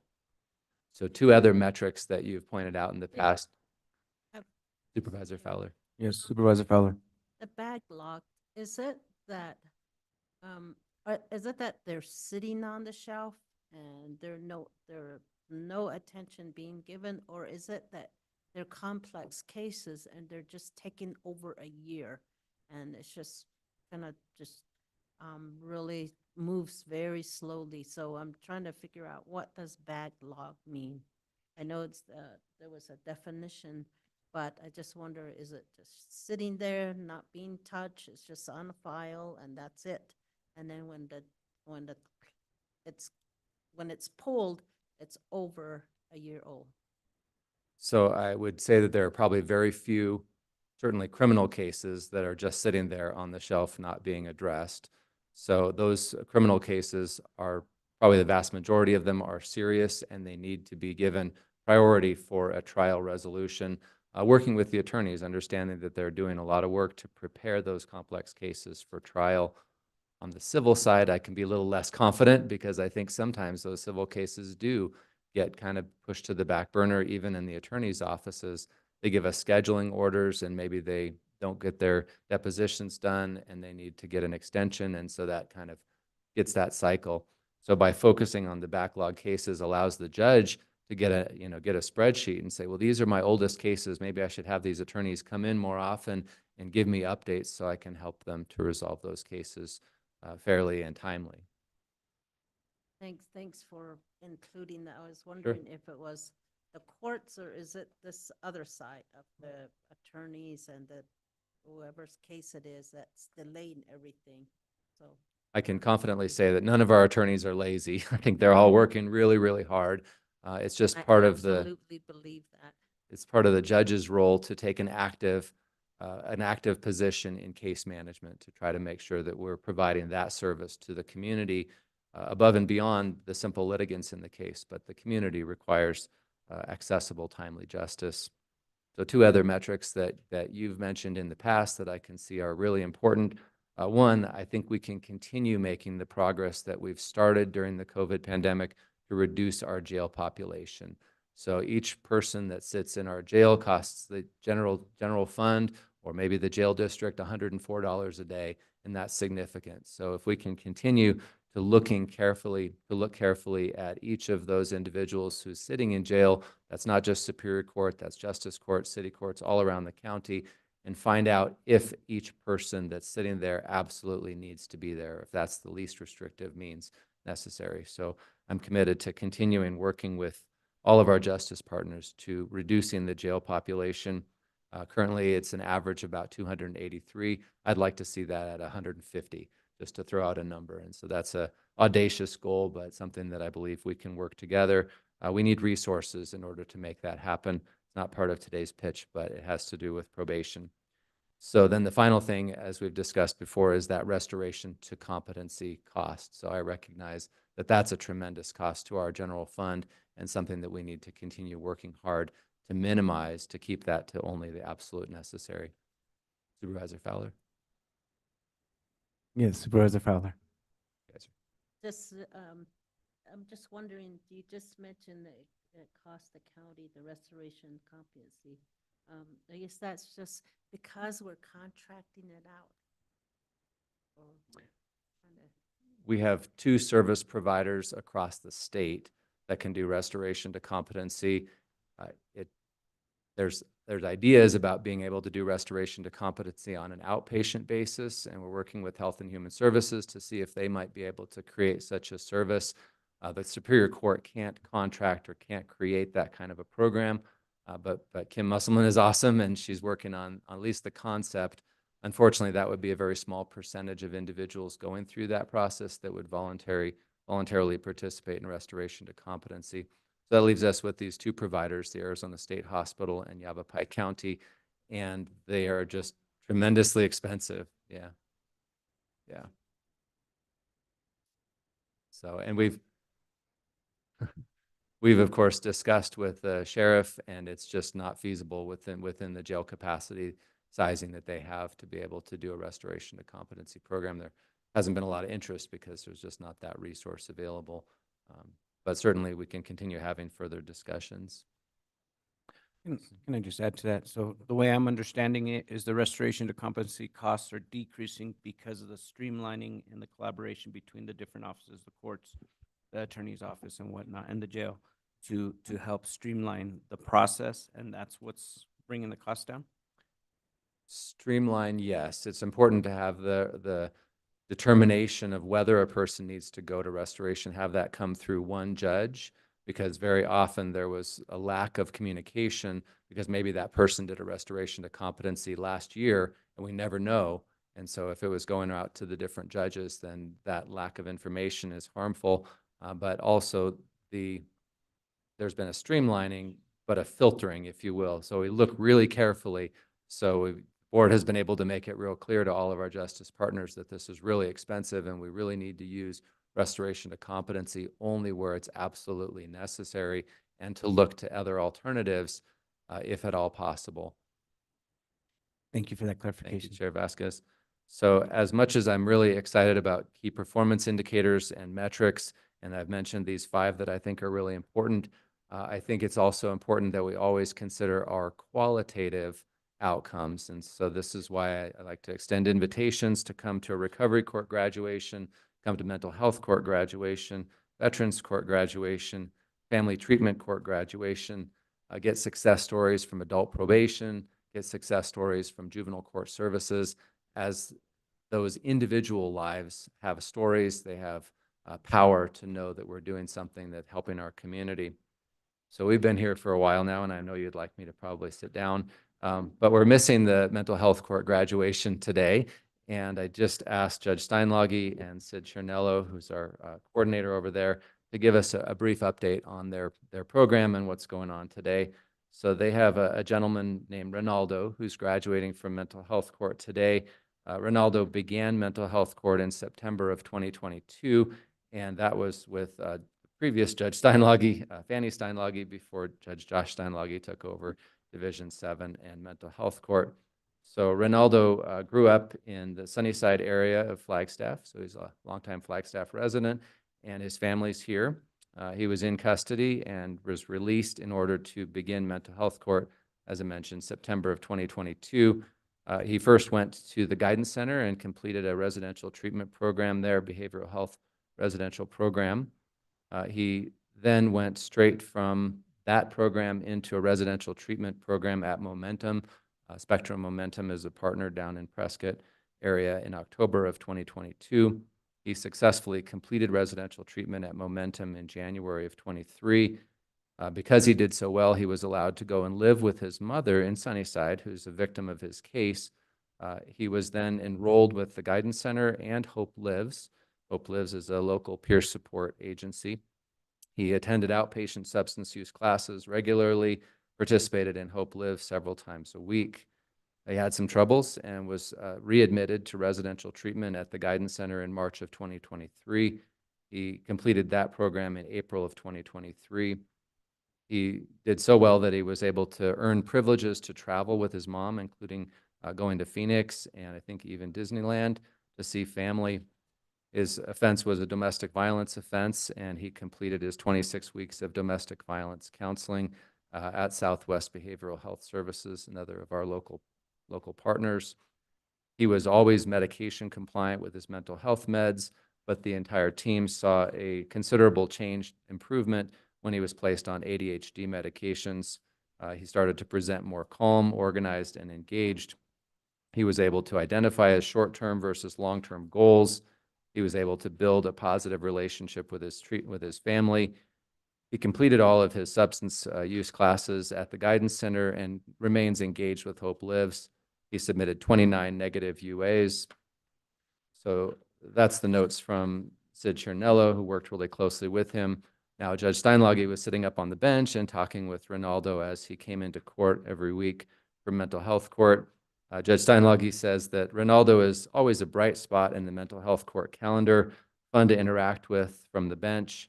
He's incredibly smiley and personable. He always has a story to share, from trips to visit family in Phoenix, a vacation to SeaWorld, funerals and memorials for lost family members, family reunions, or whatever else he has going on since we last saw him.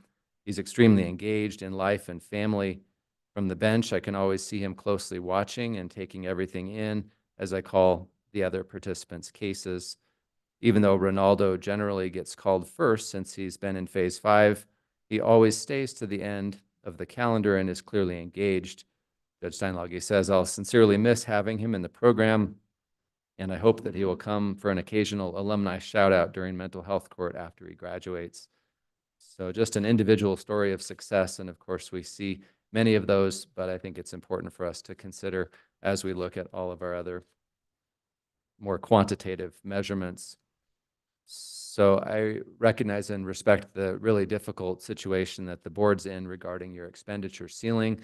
We look forward to continuing to partner with you in any way that we can to communicate with our community, to let the community know this is not in any way a tax increase, but rather an opportunity for the board to be able to spend monies that the board has to benefit our citizens.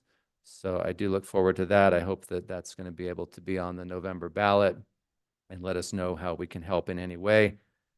As we move to our challenges of our increment requests, we recognize, having had lots of conversations, that funding Division 7 is a really challenging thing, though we think that would be a really beneficial thing for our court and community.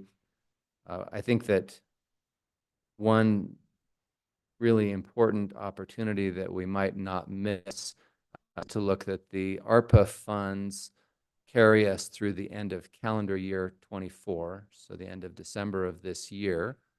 The election will be in November. You'll have another budget cycle in 25 in the spring. And so if we were able to fund some of the increment requests through half of the rest of this next year, I'm just learning about fiscal years and how to say those things. But so I understand FY25 will take us through the end of June of next year.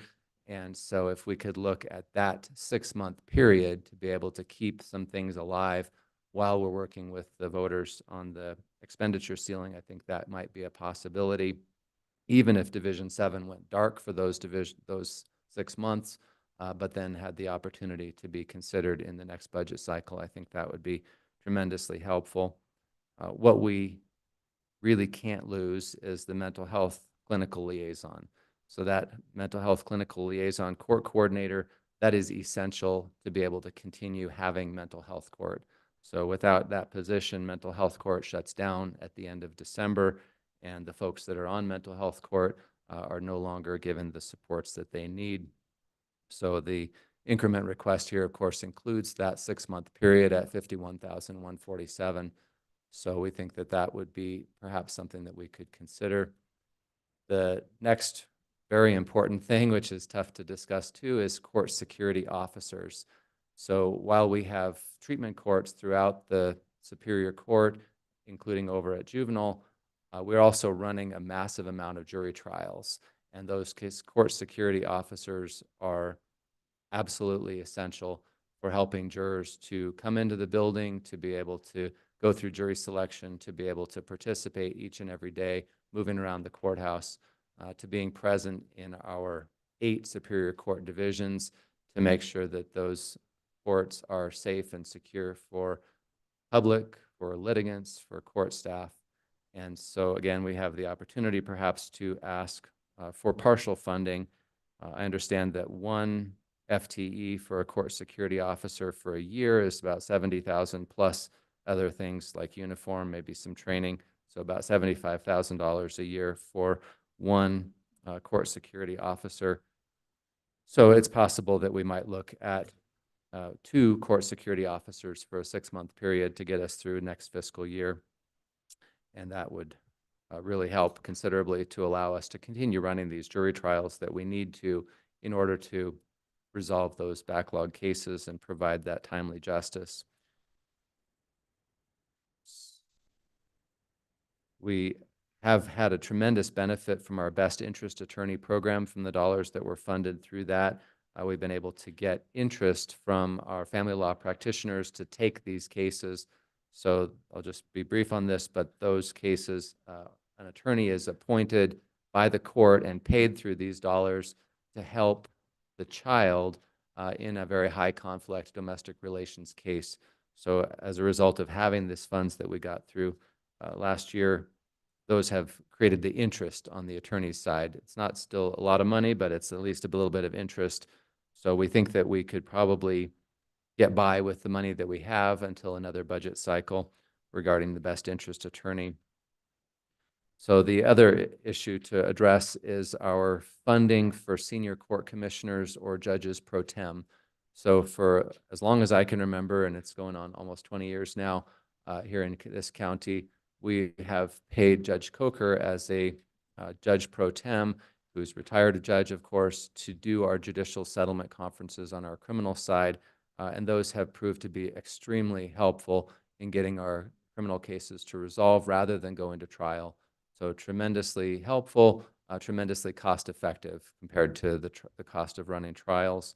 So all that time, we have been paying Judge Coker out of the Fill the Gap Fund, essentially robbing Peter to pay Paul, taking the money out of the recovery court program that was the original intent of the Fill the Gap Fund. And so one option, if we can't fund any Division 7, would be to allocate some monies to the Senior Court Commissioner Judicial Settlement Conference program in order to continue getting that benefit of not having those cases go to trial.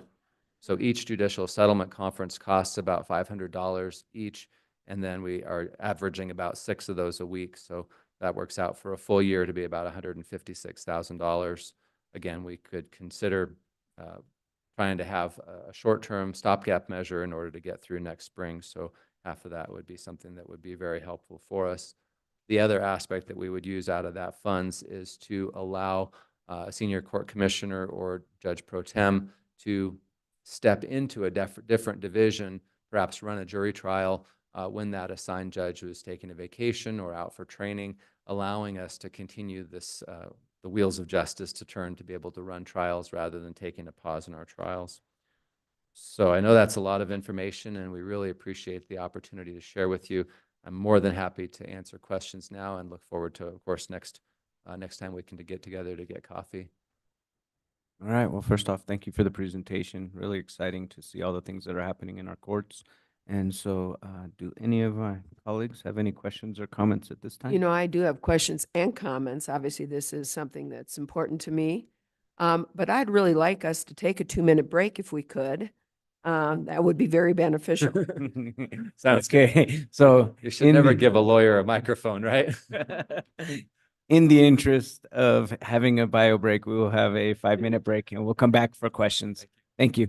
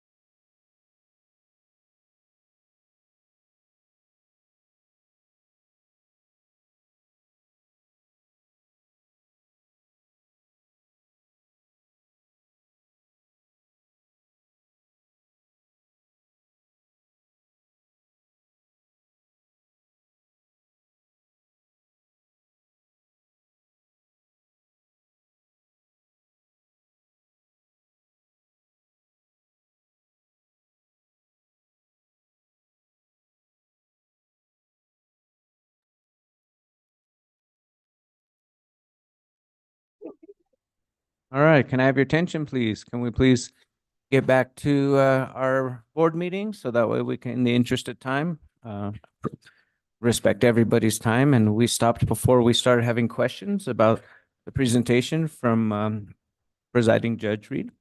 And so Supervisor Horstman, would you like to start off? All right. First and foremost, you know, being the new presiding judge, you really jumped into this thing, and I want to thank you for that and the great job you and the judges and the staff all does in the Superior Court. You did give us a great breakdown, especially with regards to the Division 7 and some of the reasons for Division 7, including the restoration of competency and the cost savings. It would be great to have that information. It really wasn't included in the handout. And given how we're doing this, it's really nice to have that when we start talking about numbers, to see that and as part of the handouts. I think that'd be very beneficial. So, and I just have this is really very difficult for us. And I feel I need to make some comments here on this. Our responsibility as on the Board of Supervisors is, safety, emergency response, but another responsibility is assuring access to justice. And I think that's also an essential part of what our responsibilities are as the Board of Supervisors. Yes, should the state of Arizona be more involved? Absolutely. Should they be providing more money to us? Absolutely. It is really frustrating, and I hear especially by one of my colleagues, but over and over again, about the fact that they have put a great part of that financial responsibility on counties, and they have. But having said that, it is still our responsibility. And I think we all can agree that the rule of law is an essential part of our democracy. It's the root of our democracy. And in order to have the rule of law, as you indicated, we need accessibility, we need trust in the judicial system, we need to have a fair and effective system. And the only way we're going to do that is if we are able to have a justice system that meets both civil and criminal needs. And back in the day, we used to say that justice delayed was justice denied. And that's not just in terms of the criminal courts, it's also true with regards to the civil courts. We know that the civil courts is essential in order to have dispute resolution and to the resolution of things that are going on outside of the Wild West ways of the way things used to be done. During the time of our political uncertainty, I think we need to look more and more to the rule of law and to peaceful resolution of our problems. In criminal, of course, we need to try to keep people out of the criminal justice system. We sit, both Lena and I, Supervisor Fowler and I are at CJCC. We see the uniqueness that we have here in Coconino County with the CJCC, where we have criminal justice system working as partners to do what we can in collaboration and partnership across the criminal justice system to keep people out of the criminal justice system. And we, as the Board of Supervisors, made a big commitment with our ARPA money for mental health, both all across the system. And having Division 7 as a mental health court not only helped in terms of that backlog, that access to justice, but it also was absolutely essential in terms of dealing with some of the most vulnerable parts of our community and our society, and dealing with the underlying problems that were getting them into trouble and getting them within the criminal justice system. We on the board, and many of us in particular on this board, have talked a lot about what we do in emergency response, forest fires, flood mitigation work. And now what we're talking about is a whole different concept. We want to try to create a situation where we don't have the problem in the first place. So we're making a huge commitment to forest restoration. And I kind of take a look at what we're dealing with here in your recommendations and that mental health court, very similar to forest restoration, only it's human restoration. And it's a commitment we are making to our community not only for upholding the rule of law, but also for, human restoration so that people don't end up in the criminal justice system in the first place. So we're got a huge responsibility here on the board to take a look at the realities of the budget, the realities of access monies not being there. The money we spent on access, we needed these programs. We just finally had an opportunity to be able to have these programs. So we are looking forward, I am looking forward to working with you and also working with my colleagues on how we can meet the most essential needs and the most essential promises and responsibilities that we have to our community. So, boy, we're going to sharpen our pencils, and I look forward to more complete discussions with you on it. And thank you, Judge. Really appreciate you as the presiding judge and taking a look at things and looking at things outside the box and trying to make some real changes here. So appreciate you and your staff. Thank you, Supervisor Horstman. I couldn't have said it better. One aspect that I forgot to mention earlier and your comments bring to mind is we have a county with a population of about 145,000 and a county that serves approximately 20 million visitors every year. And about half of the people that are involved in our criminal justice system, both as defendants and victims, are not from Coconino County. So we definitely, as Mr. Ring has previously said, we fight above our weight. Yep. Thank you. Any other comments from board members? Supervisor Fowler? Yes, and we hear that across the board, the visitors, and we try to advocate in such a way, and it's really, I think in our advocacy, when we talk about our sheriffs and our various departments, we need to include the court data in there and how we are serving outside of the county. We're trying to educate our legislators and our congressional delegation on just on that very fact. And then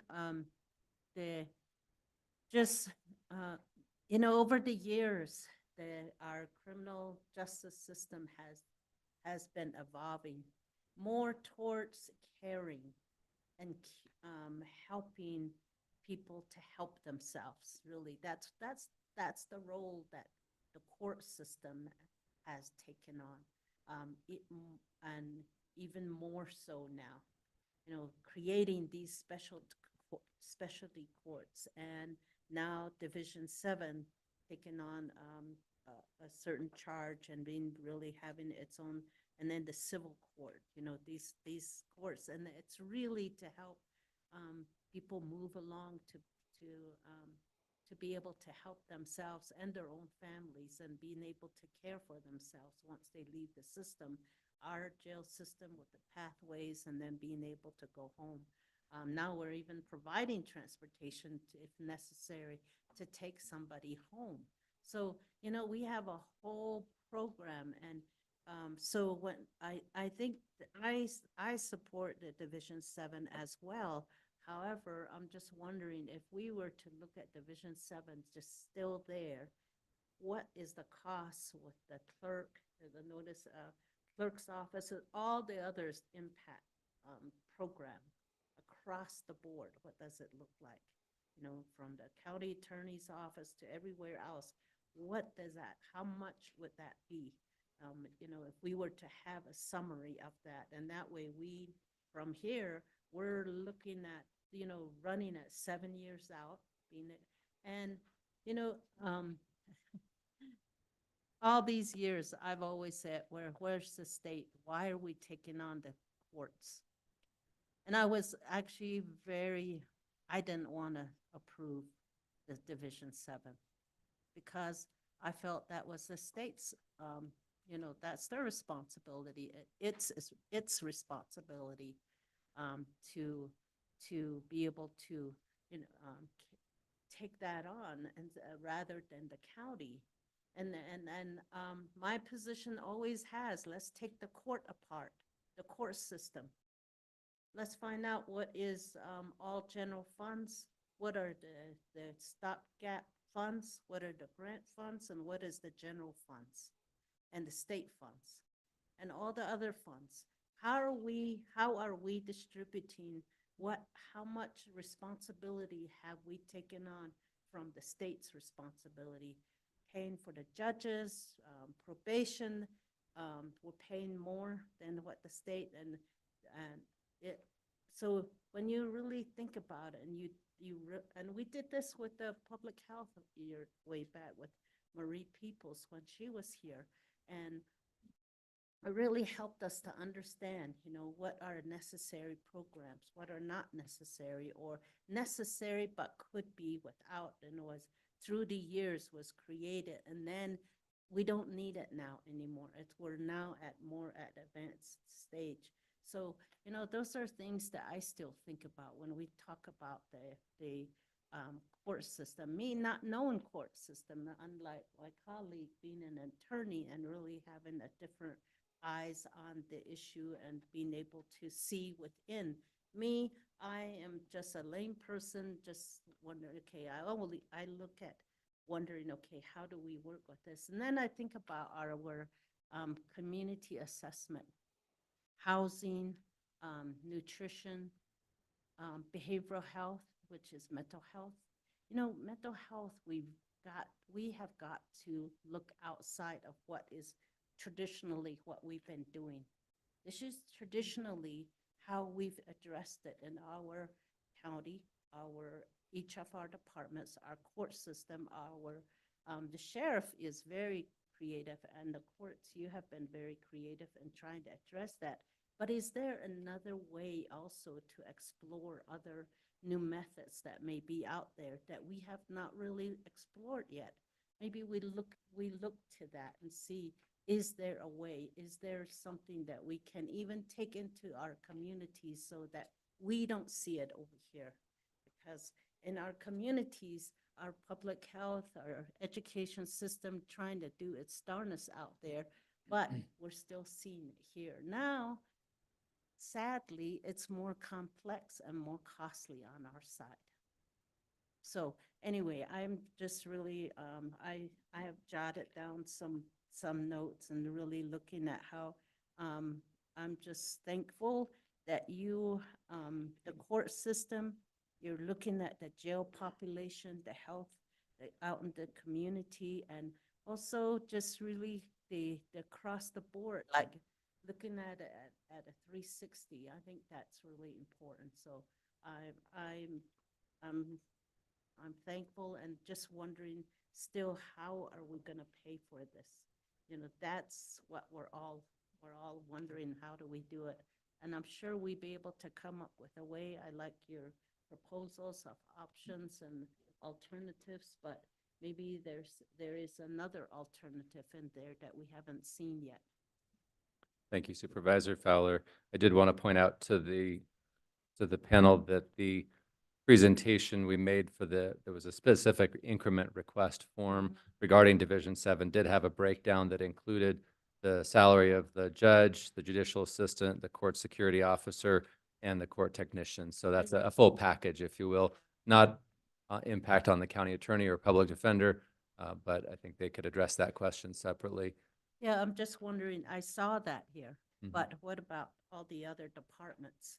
Because we are a justice system, so how does it impact across the board? And maybe our county attorneys, probably, he's always ahead of us. He's probably already looking at it, but on my side, I'm just wondering, okay, what would this look like if we were to roll it all out, and how much would it be? And so it will help us from the board to be able to plan for that.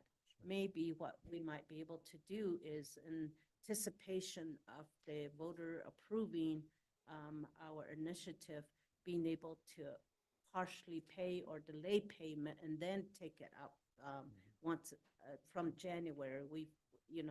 There's different ways of doing the budget, and so that's in my head. I'm just kind of like rolling it out in my head, and okay, we can do this, we can do that. So we want to be supportive. We think that it's important, but at the same time, I want to advocate at our state legislators and our governors and who have you to really advocate and say, you know, you gotta help us in this area. I do agree with you there. I do have to note that as far as the state contribution, we have 5 elected or now gubernatorial appointment judges in our county. We have 8 total Superior Court judges. And so of those 5, the state pays for half of their salaries. So the county has stepped up and is paying the second half of that. And then the county has recognized that the services that we need to provide for our communities need, that has equaled out 3 additional judges that have been entirely at either ARPA for one position or county general funds for the other 2 positions.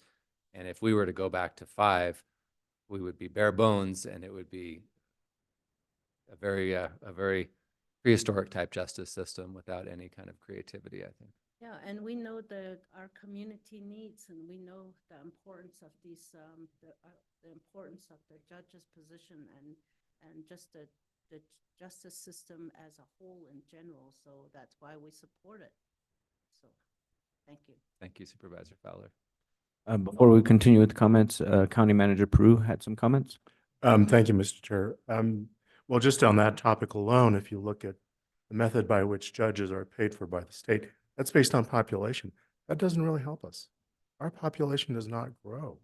And so if we're going to be looking, and we experience, you know, millions of folks that come, and what the judge said regarding the number of individuals that come to here and through here that are in our system.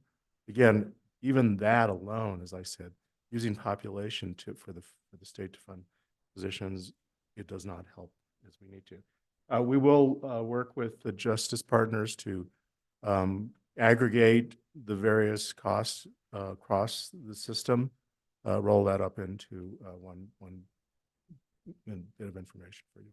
Thanks. Thank you. Vice Chair Begay. Thank you. I gave my presentations to Supervisor Horseman and Supervisor Fowler, so they did all of that. No, just kidding. A lot of this the items I was going to discuss has been brought up. So, and that's why I do my comments late. No, just kidding. But anyway, I know, again, knowing that, you know, our part is going to be going, and we're not so sure about how the outcome of the expenditure limit is. And we as a board had the fiduciary responsibility, and that's our main responsibility as a board member. So, or board of supervisor. So I'm kind of thinking through this budget process this time around, you know, we really should just focus on maybe general funds right now, and as far as see how much we have. I know that some funds are going to be dwindling, and you just kind of have to, I'm really concerned this year about how we're going to be getting funds and how we're going to be helping these organizations. And it's good, our departments, and it's good that, you know, maybe we should start off with general fund, what we can do. And again, really dissecting each of the departments. What are why are we really here? And what have we added on that, just like Supervisor Fowler and Horseman have stated, you know, why are we taking on those responsibilities, and they're secondary to what our primary goals and responsibilities are. So I think this year's budget, we really have to think in those terms. And then it's going to take some time, you know, and we all have to help one another with the expenditure limit. And so I just want to say that we do support everything that the staff want. But, you know, this time around, it's going to kind of be hard, you know, in certain areas, I feel, because of the funds that we might not have enough to do all of the things. And I'm really glad and looking forward to the Friday's meeting for the board, you know, to have a board retreat, because a lot of this thing will probably come up, and then knowing that the budget takes a while, you know, to really dissect, and then to really find out where we're going and what accomplishments we want to do. Then, you know, we have to make sure that we're in line with, you know, the dollars and the tasks that are all going to be involved. So I just want to say thank you for your presentation. in the fiduciary, you know, information that you presented us.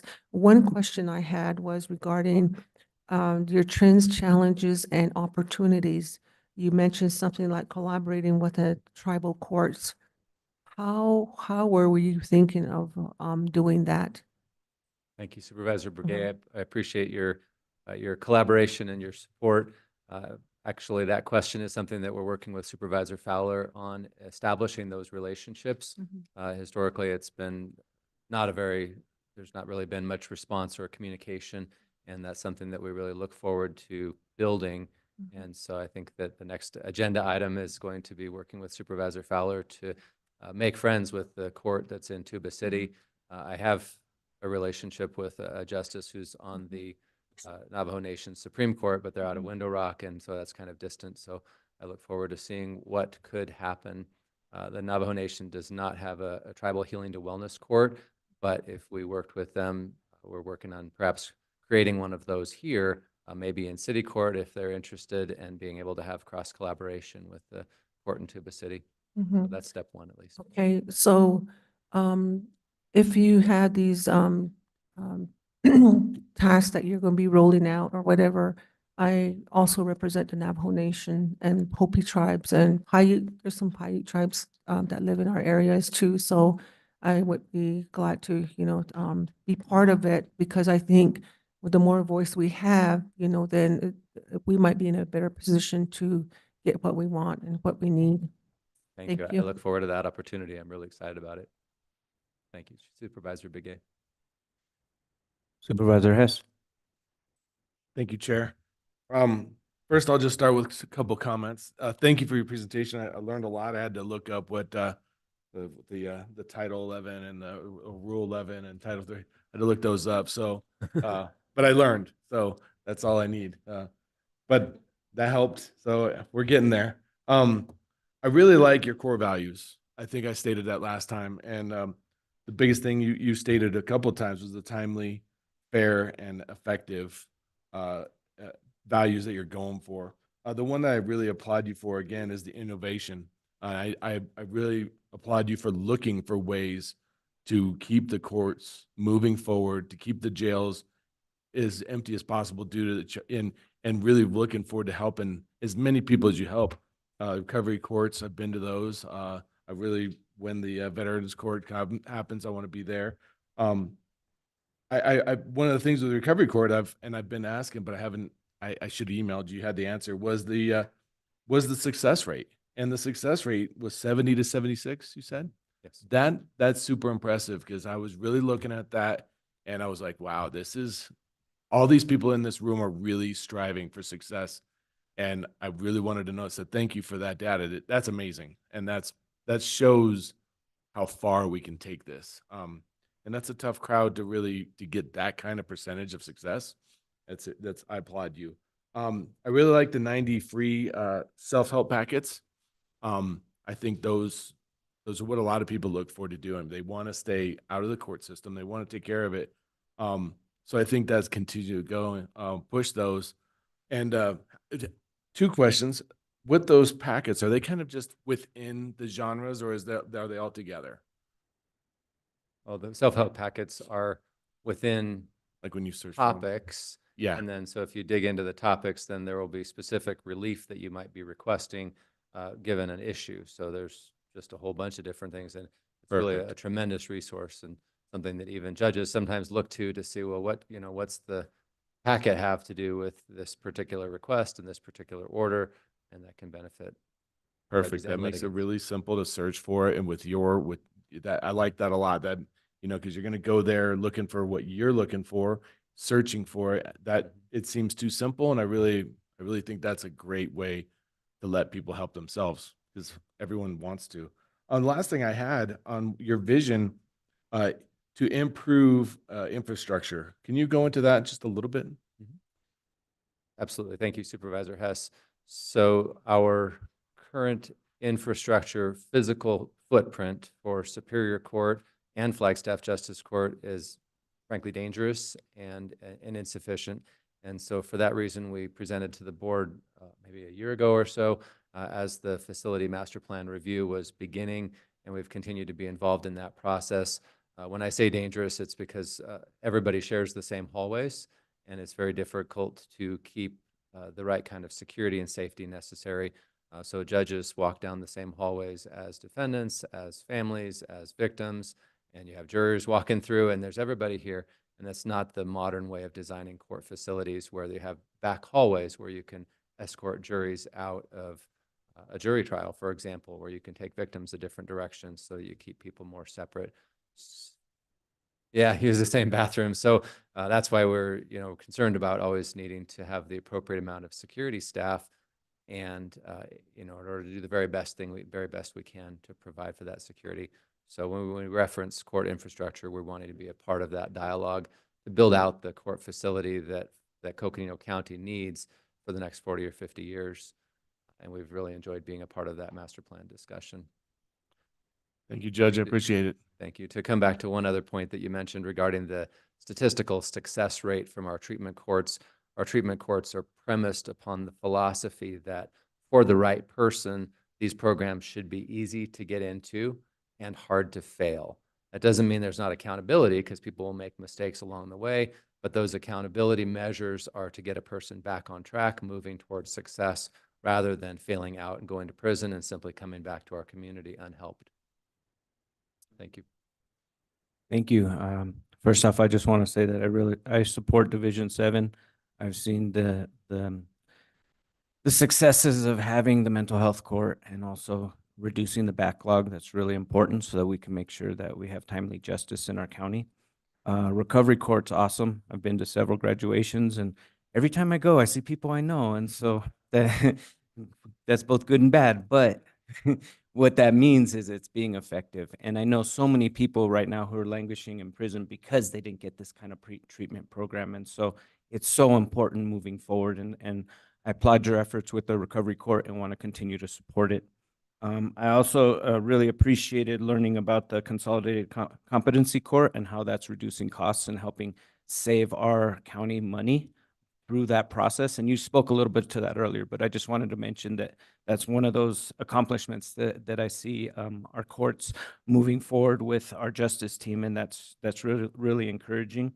I also wanted to mention the student events. My daughter had the opportunity last year when she was still in high school to do the CHS event and to come here for the court event, and she was totally inspired and had nothing but good things to say, and is actually looking into law because of those experiences. And so I just wanted to give that shout out. And then also just on your leadership, I wanted to mention that I really appreciate your weekly newsletters. I don't always get to read them in full, but I appreciate having access to them and knowing that that information is there. And having a monthly newsletter, I know how difficult that is to put that together. So I applaud you for being able to do it weekly. That's a testament to your leadership. And then, the clearance rates and the backlog reduction, I think that we continually want to celebrate, because that's something that shows that we're trending in the right direction. And, as well as the continued progress of reducing the jail population. I think that's really important. All those different factors are cost savings for our county. And right now we are in that situation where we do have to make those hard decisions, and we will try to think outside of the box to see how we can maintain that mental health court, because it is so crucial. But as we all know, until we go through the numbers, we can't make any promises. But I personally am in support of that, of Division 7. So thank you for your leadership. Thank you for your team. And thank you for providing quality justice in our county. Thank you, Chair Vasquez. I just want to say thank you to our really important stakeholders as our Board of Supervisors, county management team. I just am so grateful to work as part of this extraordinary team of our courts in Coconino County and work with our amazing justice partners, whom you'll hear more from later. Thank you. All right, thank you. I know we're a little bit behind time. I apologize to Ms. Sandra Deal, our public defender, who's up next. Thank you for your patience.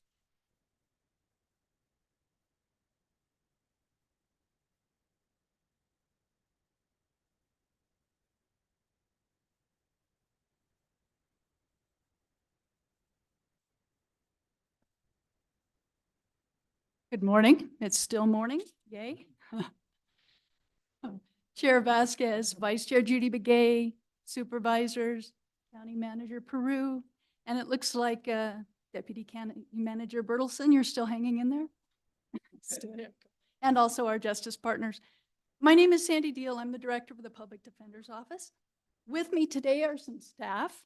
We have in the back row hiding Kaylee Rahilly and Abigail Moffett, who are legal defenders in our office.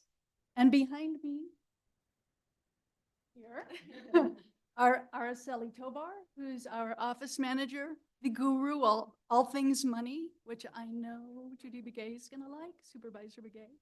And also with us today is Jennifer Stock. She's the felony trial attorney supervisor, kind of office mom to young attorneys. And you're probably wondering now, where's Brad, right? Those of you that know us. So Brad Bransky is our assistant director. Tuesday mornings are a really busy morning for the Public Defender's Office. Brad, who has 42 years of experience as a defense attorney, as an attorney, is in justice court with Daniel Hartman-Strawn, who has about 6 months of experience as an attorney. So they're covering justice court in front of Judges Grodman and Criddle this morning. In light of, as you'll see from our presentation, some of the Gary Ridge ideas, your 4 pillars, right? And my personal mission for the office, which is to promote personal and professional growth, as well as psychological stability and safety within my office. I am not doing the presentation today. So these 2 lovely young women are going to present for you today. And if you have any questions at the end, I'd be happy to answer them. So get up here.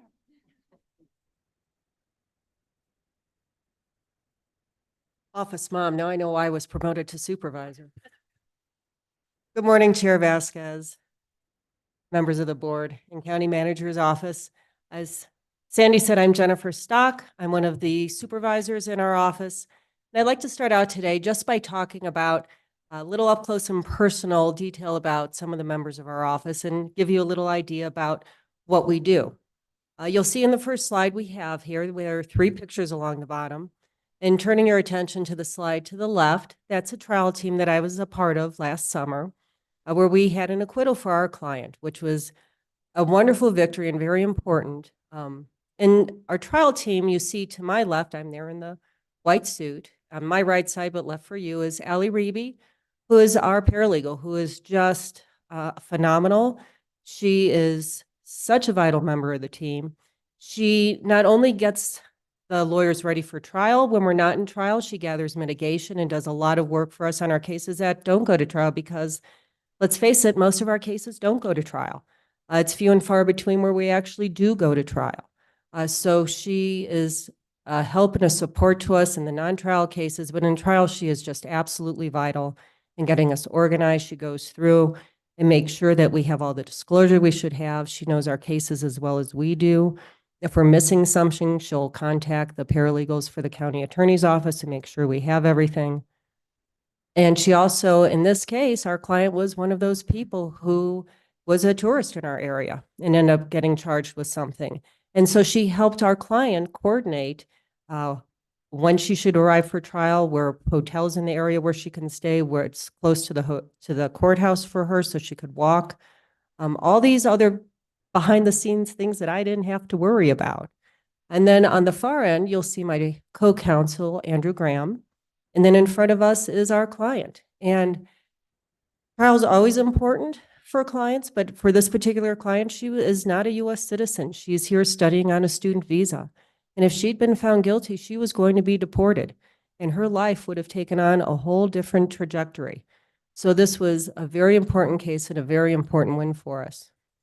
Now moving over to the middle photograph, you'll see Alvin Begay, who is one of our investigators in our office. He's actually in an ARPA position right now. And this photograph is actually some of the work he did for that case that went to trial. Our investigators, we had our chief investigator, Matt Tanner, Alvin, and then we had an intern, as part of the investigation team in this case.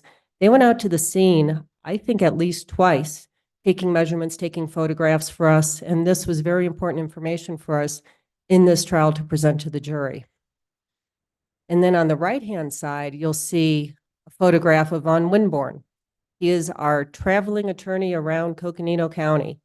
He goes to all of our justice courts. So he goes to Page Justice Court. He's there every week, every Thursday he's there. When I started with the office almost 3 years ago, it was twice a week. He's now there every week. He also goes to Williams, and if necessary, he goes out to Fredonia. But with that little introduction of some of the people in our office, I want to go on to our organizational chart. And you'll notice that it's not vertical, it's horizontal. That's because this is a team. Our office does not put any one person more important than the other, so that's why we are horizontal. And on the far left there, you'll see Sandy as the public defender. And then this is organized by supervisory duties. So you can see Sandy's supervisor over Brad Bransky, who's the chief deputy public defender. He in turn supervises the attorneys. So he has a Superior Court attorneys. The supervisors are Christine Brown and me, our Justice Court attorneys, and our pathway attorney. And then Christy and I split up. Well, it doesn't really split up. We supervise our Superior Court attorneys. You'll see that there are 7 attorneys we supervise. And it's intentional that we don't divide up the 7 attorneys because it's important for our office. We are a team. And if you have certain attorneys supervised by Christy, certain attorneys supervised by Jennifer, that kind of gets cliquey. And we don't want cliquey in our office. We need to avoid that. So Christy and I are supervisors for all the Superior Court attorneys, and we all consult with each other. All these attorneys will come to both Christy and me seeking advice. They are not pigeonholed into just one. And then you can see, now that I've gone down that trail, you can see it goes down then with who Sandy also supervises, the juvenile attorneys, the investigator, the paralegals, and then our manager, Araceli, sitting behind me, who then in turn supervises the support staff. And then I already went through Brad, he does all of the attorneys. And it's so important to understand that this is a team because our job is to navigate our clients through the court system with whichever section they're in. And it takes a village to raise a child. It takes a team to help our clients navigate their way through the court system. And one example of that happened a couple of months ago. I was in court. I had a client who was going to appear by Zoom. I talked to him the Thursday or Friday before. He knew the court date. We talked about what was going to happen. I emailed him the Zoom link, and he was all set to go on Monday in court, so I thought. I'm sitting in court on Monday waiting for him, and he's not up on Zoom. And I'm sitting there in court. There's nothing I can do about it. But I usually have my computer with me, my laptop in court with me. So I emailed Haley, sitting behind me, who is my legal assistant. I said, Kaylee, can you please call this guy and find out why he's not on Zoom? A few minutes went by, and I get an email back from Kaylee. I've tried 2 times. He hasn't picked up yet. I'll give it a few more minutes, and I'll try him a third. And I just think this is just great. What am I going to do? He's going to have a warrant issued for him. And a couple of minutes later, he pops up on the Zoom. I get an email from Kaylee. He'd overslept. He slept in, so I woke him up and calling him. And it's solely because of the work of Kaylee that a warrant did not get issued for him that day. I'm sitting in court. I can't leave. I might have other cases going on, but because I have her there in the office and she's able to contact him and call him. And I've worked in offices before where the assistant thinks, well, I called him once, I did my job. That's what I needed to do. Haley understands, no, we need to get him in court. And I didn't have to ask her to call him repeatedly. I didn't have to explain the importance of it to her. She understands that. She understands, no, I've got to get him into court. And she kept at it until she got in touch with him. So that's an example of how this really is a team in our office. And I'm done talking about myself and what I do for right now. I'm going to turn this over to Araceli, who's going to give you some facts, figures, and numbers. Thank you, Jen. So like Sandy said, I'm Araceli Tovar, and I'm the office manager. I'm going to be going over some stats. So if you like numbers, my slides are for you. We wanted to start here by showing the FTEs of our office over the last 12 years, so since fiscal year 13. And as you can see, we haven't grown very much over the last couple years. And if you see in FY 22, those 4 green positions are our 4 ARPA positions that we got. Whoops. And with that, we got an investigator, Alvin Begay. We have our ARPA attorney, Daniel Hartman-Strawn, and we have 2 admin spec 1 positions that we actually just filled with temps from NAU that were formerly interns that we can now pay with those funds.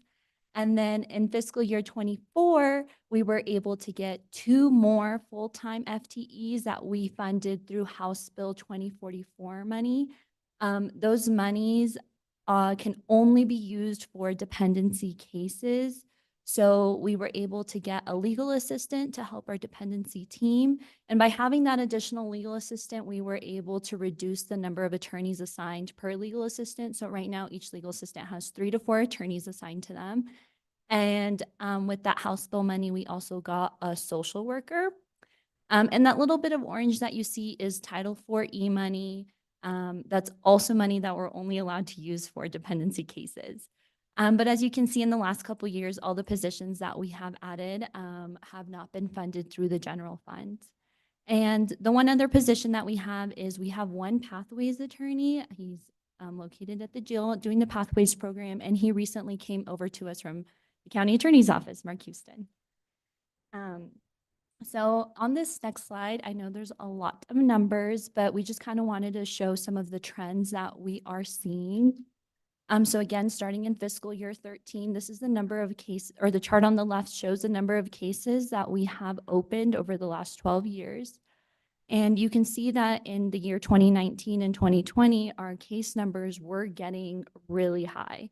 Thankfully, during those 2 years, the Legal Defender's Office graciously accepted our overflow cases. So during that time, we were assigning them cases about at the rate of 1 to 5 cases a week. Those caseloads just got really high for attorneys during that time. And then, of course, during the pandemic, our numbers significantly dropped. But what we're seeing in fiscal year 24 is we're anticipating to be back at those pre-pandemic numbers. We are expecting to break 4,000 new cases at the end of this fiscal year. And then the chart on the left is a little bit of a breakdown of what those cases actually are. So if you look at fiscal year 23, you can see that about 75% of our cases are actually felonies and followed by misdemeanors and so on. Some of the things that you're not seeing here, and it's kind of hard for us to track. Well, for one, in the same way that the Legal Defender's Office helped us in the past when we had a huge amount of cases, with Erica Arlington retiring and the transitions going on in their office, we're going to help them by taking back all the Title 36 cases, which our office normally doesn't do. So for roughly 2 months, our office is going to do all the Title 36 cases until the Legal Defender's Office is situated, and then we're going to give them back to them. And then the other thing that's hard for us to show in our numbers per year is our warrant cases. We count cases the year that we are appointed on the case, not necessarily the year they're done or completed or we worked on. So right now we have just over 1,000 open cases on warrant status that can really come and go at any time. And it's hard for us to show that at the end of our year numbers because they were counted in the year that they've been opened. So that's all I have. I'm going to pass it back off to Jen and we can take questions at the end. Thank you.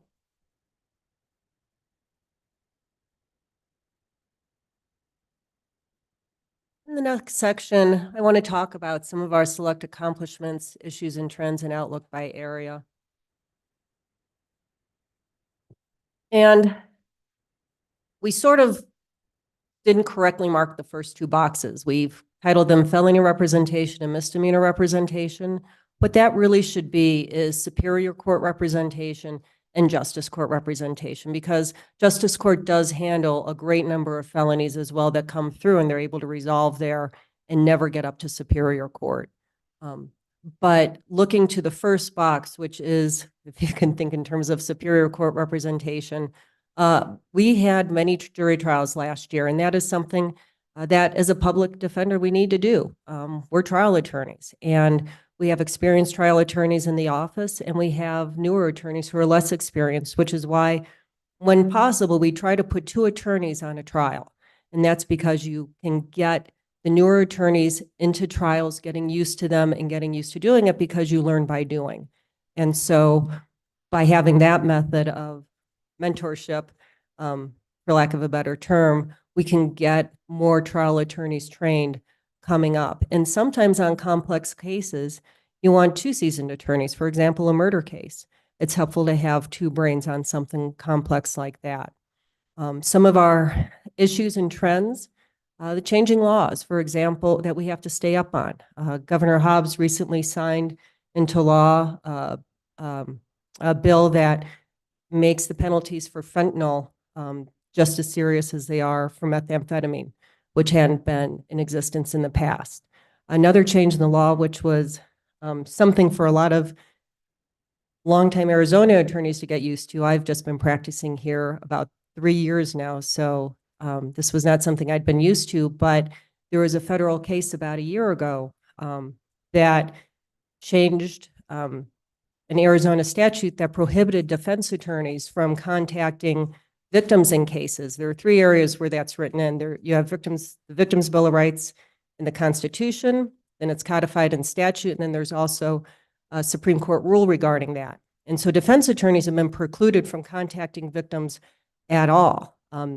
Coming from other states, we've always been able to contact victims as a defense attorney to me, so that was something new to me when I came here. But that was a change in the law, and so all of our attorneys had to get used to that. And it's also a balance, because even though the statute has been deemed unconstitutional, we still have the Supreme Court rule that has some restrictions on it. And I'll talk about that a little further up and how we collaborate with other members of the county. But that's an example of changing laws and with the political climate. The disparity of power. We, with mandatory sentencing guidelines, that really puts all of the control and power with the county attorney's office.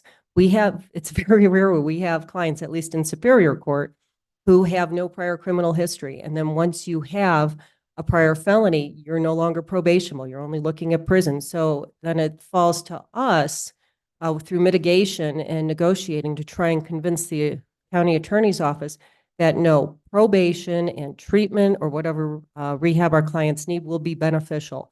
You know, don't go forward and stand on that existing felony. And the same goes true with all of our therapeutic courts. We have no control just to get our clients in. It has to come from the county attorney's office. And so if we have someone that we think is a good candidate for it, and it's not somebody who's been selected by the county attorney's office already, we have to go to them and try and negotiate that, try and get our client into that courtroom. Time is also an issue for us. As Judge Reed talked about in his presentation, you have the Office of the Courts with these guidelines where they want to see cases roll through the court system and get done. The difficulty we have with that as the defense attorneys, and Judge Reed has heard me say this over and over and over. I know I'm a broken record to him on this issue as we've gone through the case flow management meetings. But we represent human beings. We represent people. We represent people who think maybe they shouldn't have been charged.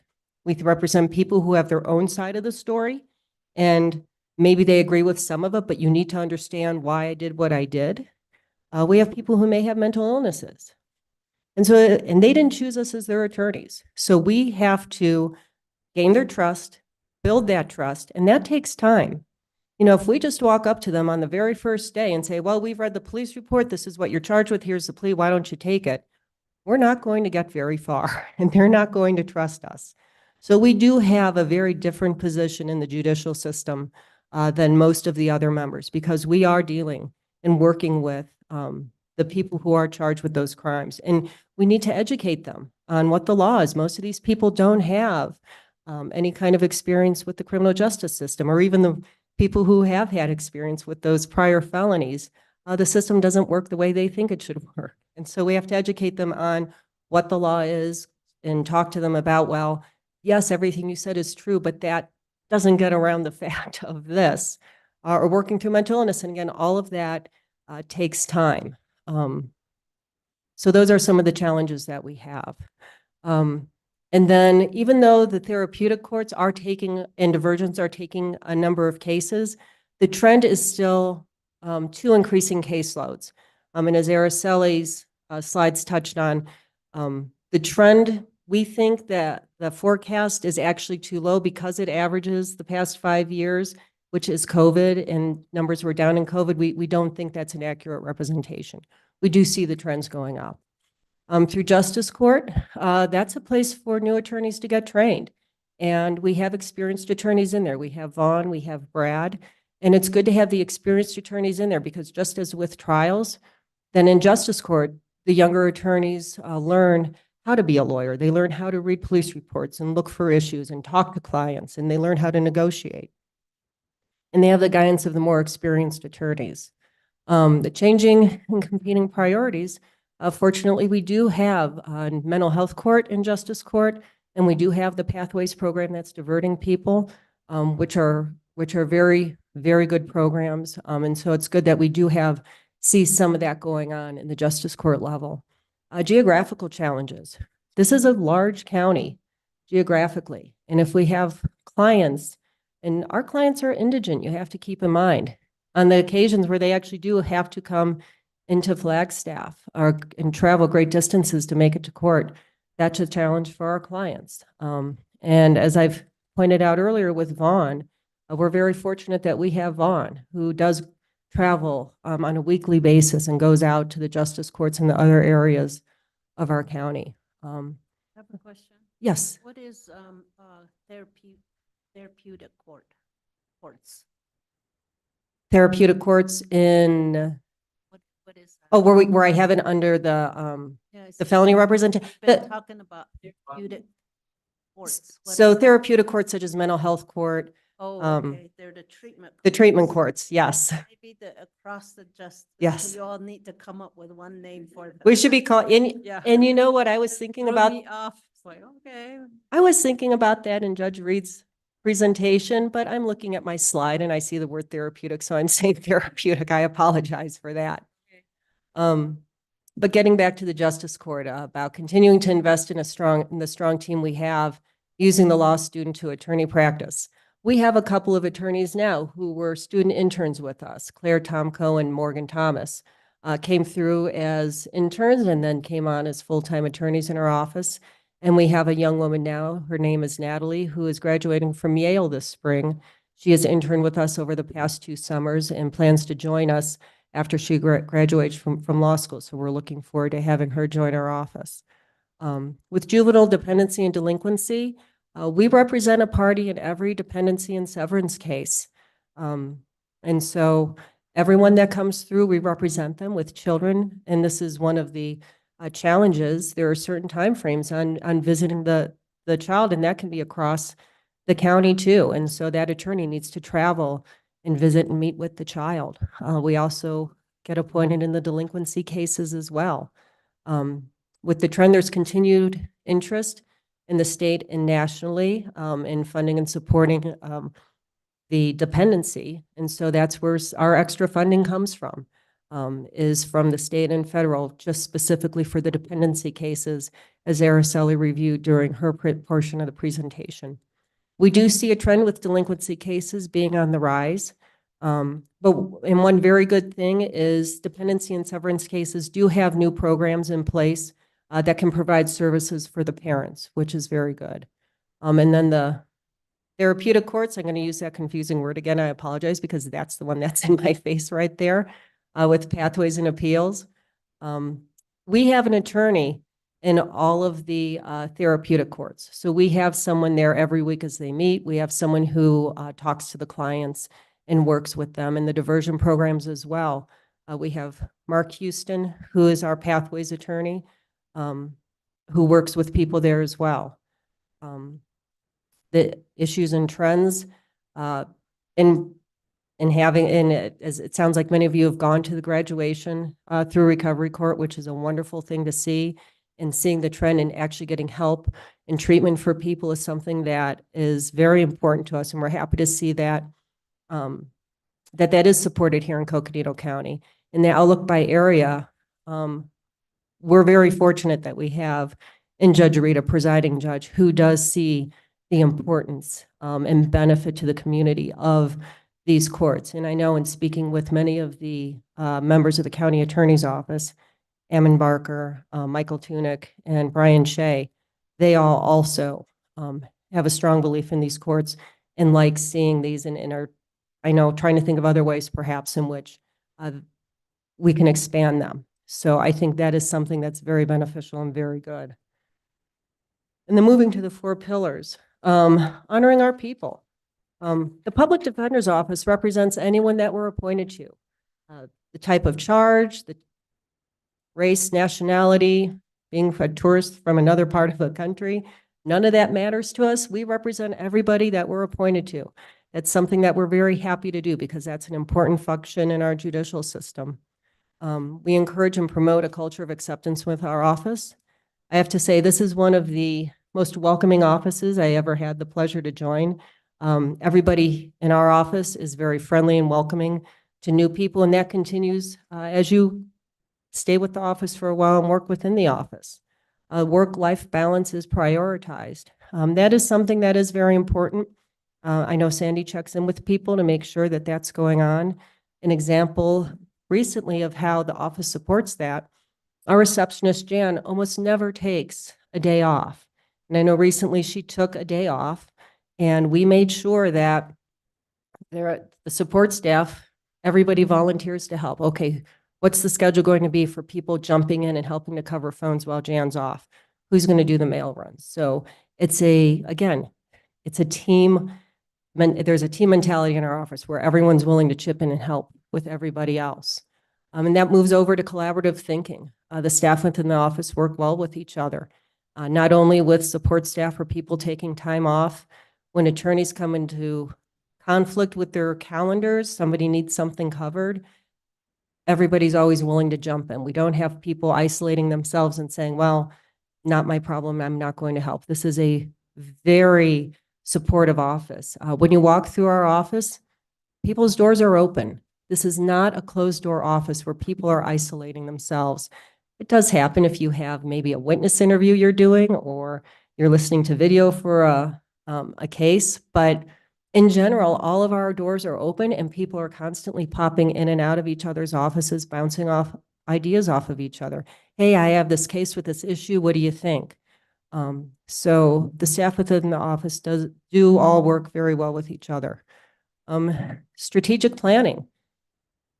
I think I've already talked about that a little bit. We have the pipeline with interns coming through the office who will someday be attorneys. It's the same thing with NAU. We're fortunate to be a college town. We have NAU students who are interns who then become full-time employees with our office. That's how Allie, my paralegal, started out with our office, was as an intern. So there's always strategic planning in trying to keep our resources and how we're going to keep moving forward with what we have. And our office collaborates with the county and community partners.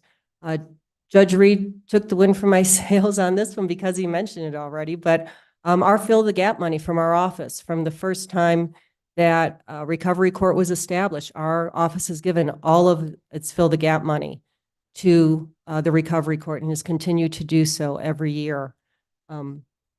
Sandy's a member of the CJCC as far as collaboration goes. Title 36, as Araceli already mentioned, the legal defenders jumped in and helped us when we were overloaded on cases. They're going to be down and short, and Mr. Carver's starting a murder trial this week. That's taking them away. And so because they're a little short-staffed, we're going to jump in and we're going to help them with Title 36s over the next couple months. And we had most of our, I think, most of our attorneys were in at the training when they came in to train us and walk us through and guide us through how Title 36s go. We have an attorney, we provided an attorney for the Pathways program that's funded by other funding than the general fund, than our fund, but it's an attorney through our office who's, we're absolutely happy to help out with pathways.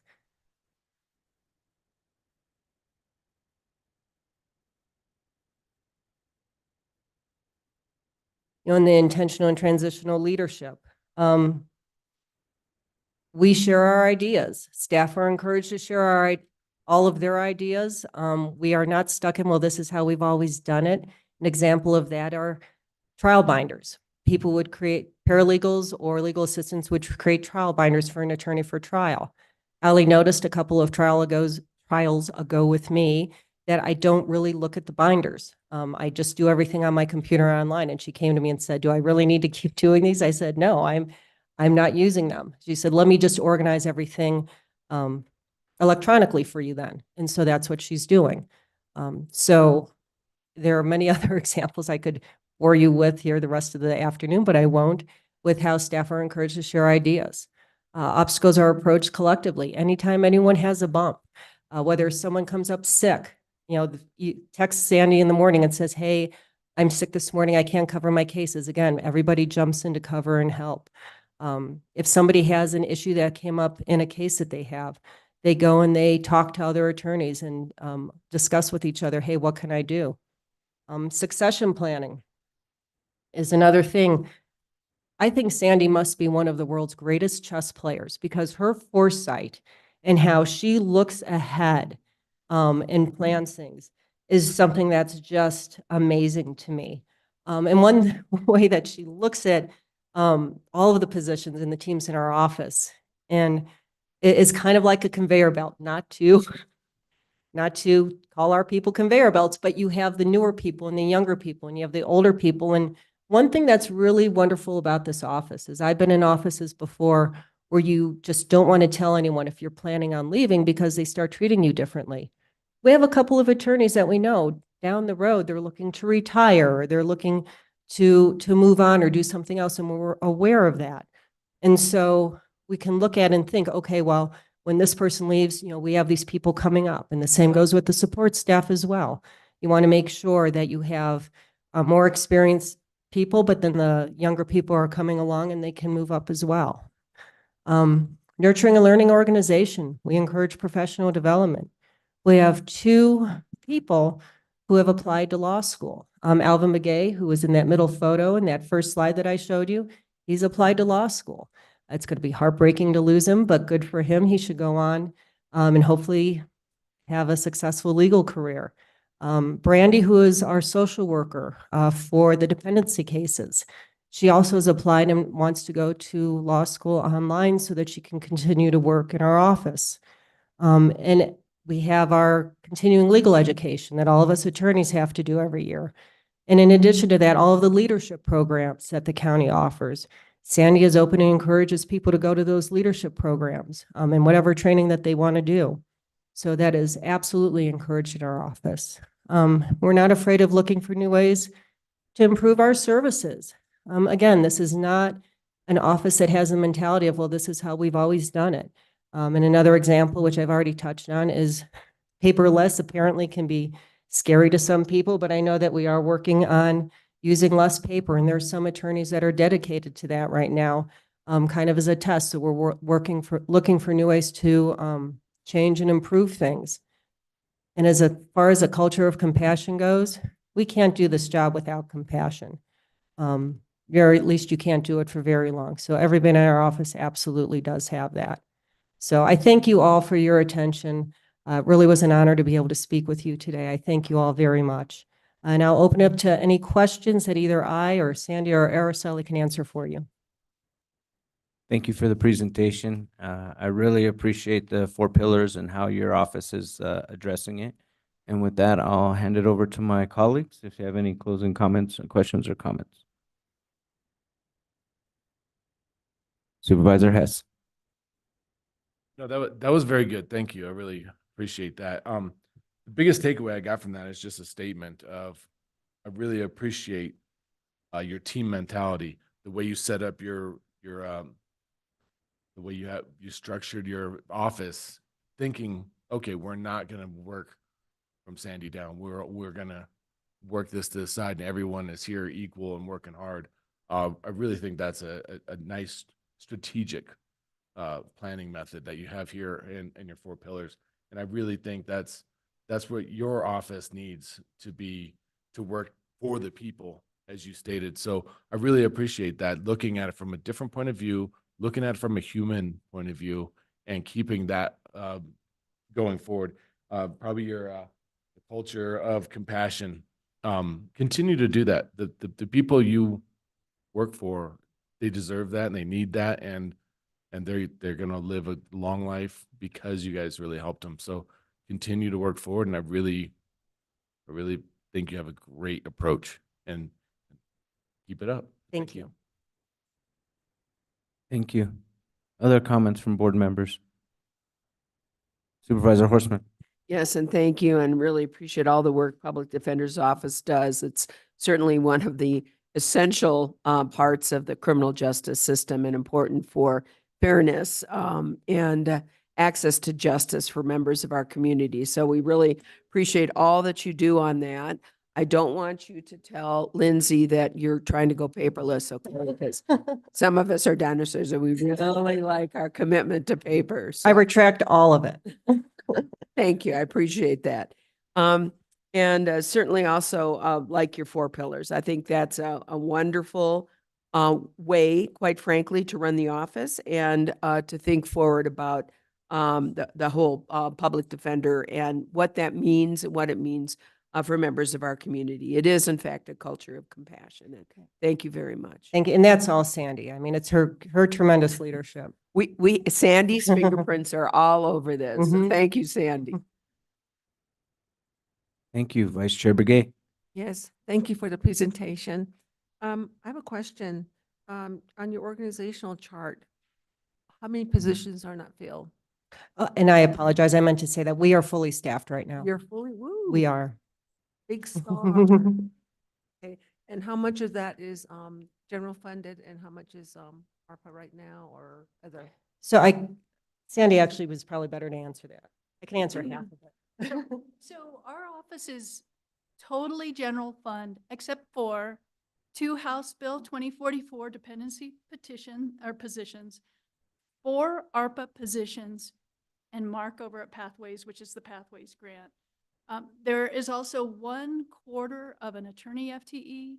It's Title 4E, which is federal funding. But everything else, I think if you see below on Araceli's chart, everything else in there is general fund. I would also note for the board that I don't believe that we have, I have to say this right, we haven't cost the county a penny in any new staff since at least 2020, maybe before, because all of those positions that are new positions were something new to the Public Defender's Office, and I'll have been there 30 years this August. So I know we were all generally funded until I became the director, and then I got lucky and we found some federal funds. But so everything up until at least 2020 is general fund, and that was the practice until then. Does that help? Yes, thank you so much. That's good information. And then on your total cases per year, these are per year. Is this the caseload that you have, or is it mixed with cases that have been resolved? Those Much of that, or Those are the total cases opened that year. open? Okay. And you see that final number, I believe, Yeah, for FY I see that. 24, we're saying 4,000. Mhm. That's criminal, felony, misdemeanor, PCRs, petitions for post-conviction relief, appeals, any other miscellaneous things, sexually violent persons or delinquencies. That's everything. They're all together in that final number. Okay. I do like the pillars. Nice. It's really, it tells a lot, and I think that every department which should have something to that effect, and, making sure that when somebody's not there, that they're covered and that's not, a day's loss, or we can't just say over the phone, oh, she's not in today, she won't be in until 2 days, 3 days, they're being helped right there, so I thank you so much for the presentation. Thank you, Vice Chair Begay. And if I can add just one thing, it's my personal belief that the 4 pillars are the reason why we have no vacancies. Because the people that come to my office find out very soon that they are psychologically and physically safe. And that also goes out to our clients as well. When Jen talks to you about building trust with a client, that's super important to get a good resolution to a case, is to have them trust you. And you guys have probably all heard that people call us public pretenders, or we've all had a client say, wow, you really talk well. Have you thought about being a lawyer? To the lawyers. And so this is really important stuff, right? It happens way too often. So that's a new name. Supervisor Fowler? Yeah, thank you. Just, I'm now going back to what I said earlier. I think it'd be really important to find out across the court system and just across the county with all the departments to find out what we are carrying, and just to state our case again and our advocacy, the number of cases that are that we carry for outside of the county are more than our population, 145,000. Just to know that, because we carry that as our advocacy, as educational piece anyway, to our state legislators and to our delegation in Congress. And then across the board also, the changes in the laws that we're seeing, and more how we have to really pay attention more. Not that we not have been, but we're finding ourselves at this the state legislators even more to really educate them. And I think that's part of the educational piece. I would say to Judge Reed and all the departments across our court system is, if there's something that we are not, and I know Greg and Keith and team are always working on trying to really see what we need to carry in our purse as we walk the halls. If there's a piece that we're not, that should be in there that you see that is not there, I think it'd be really good for us to bring that to our attention. And that way we know what we need to advocate for. Or if there's legislations or anything that we need to support or to be able to advocate on at the state or national level, please let us know about that. Those are challenges that we're hearing, we're seeing across the departments, from elections to health department to, there's just a lot of pressure from the outside. And that political pressure, we try to be a shield, and that sometimes we're, even as strong as we may be, it still comes through. But we have many partners that we actually, lock our arms with to try to protect our citizens and also the staff that we have. So that is really, that's what I would say about that. Thank you for the way you have done your presentation.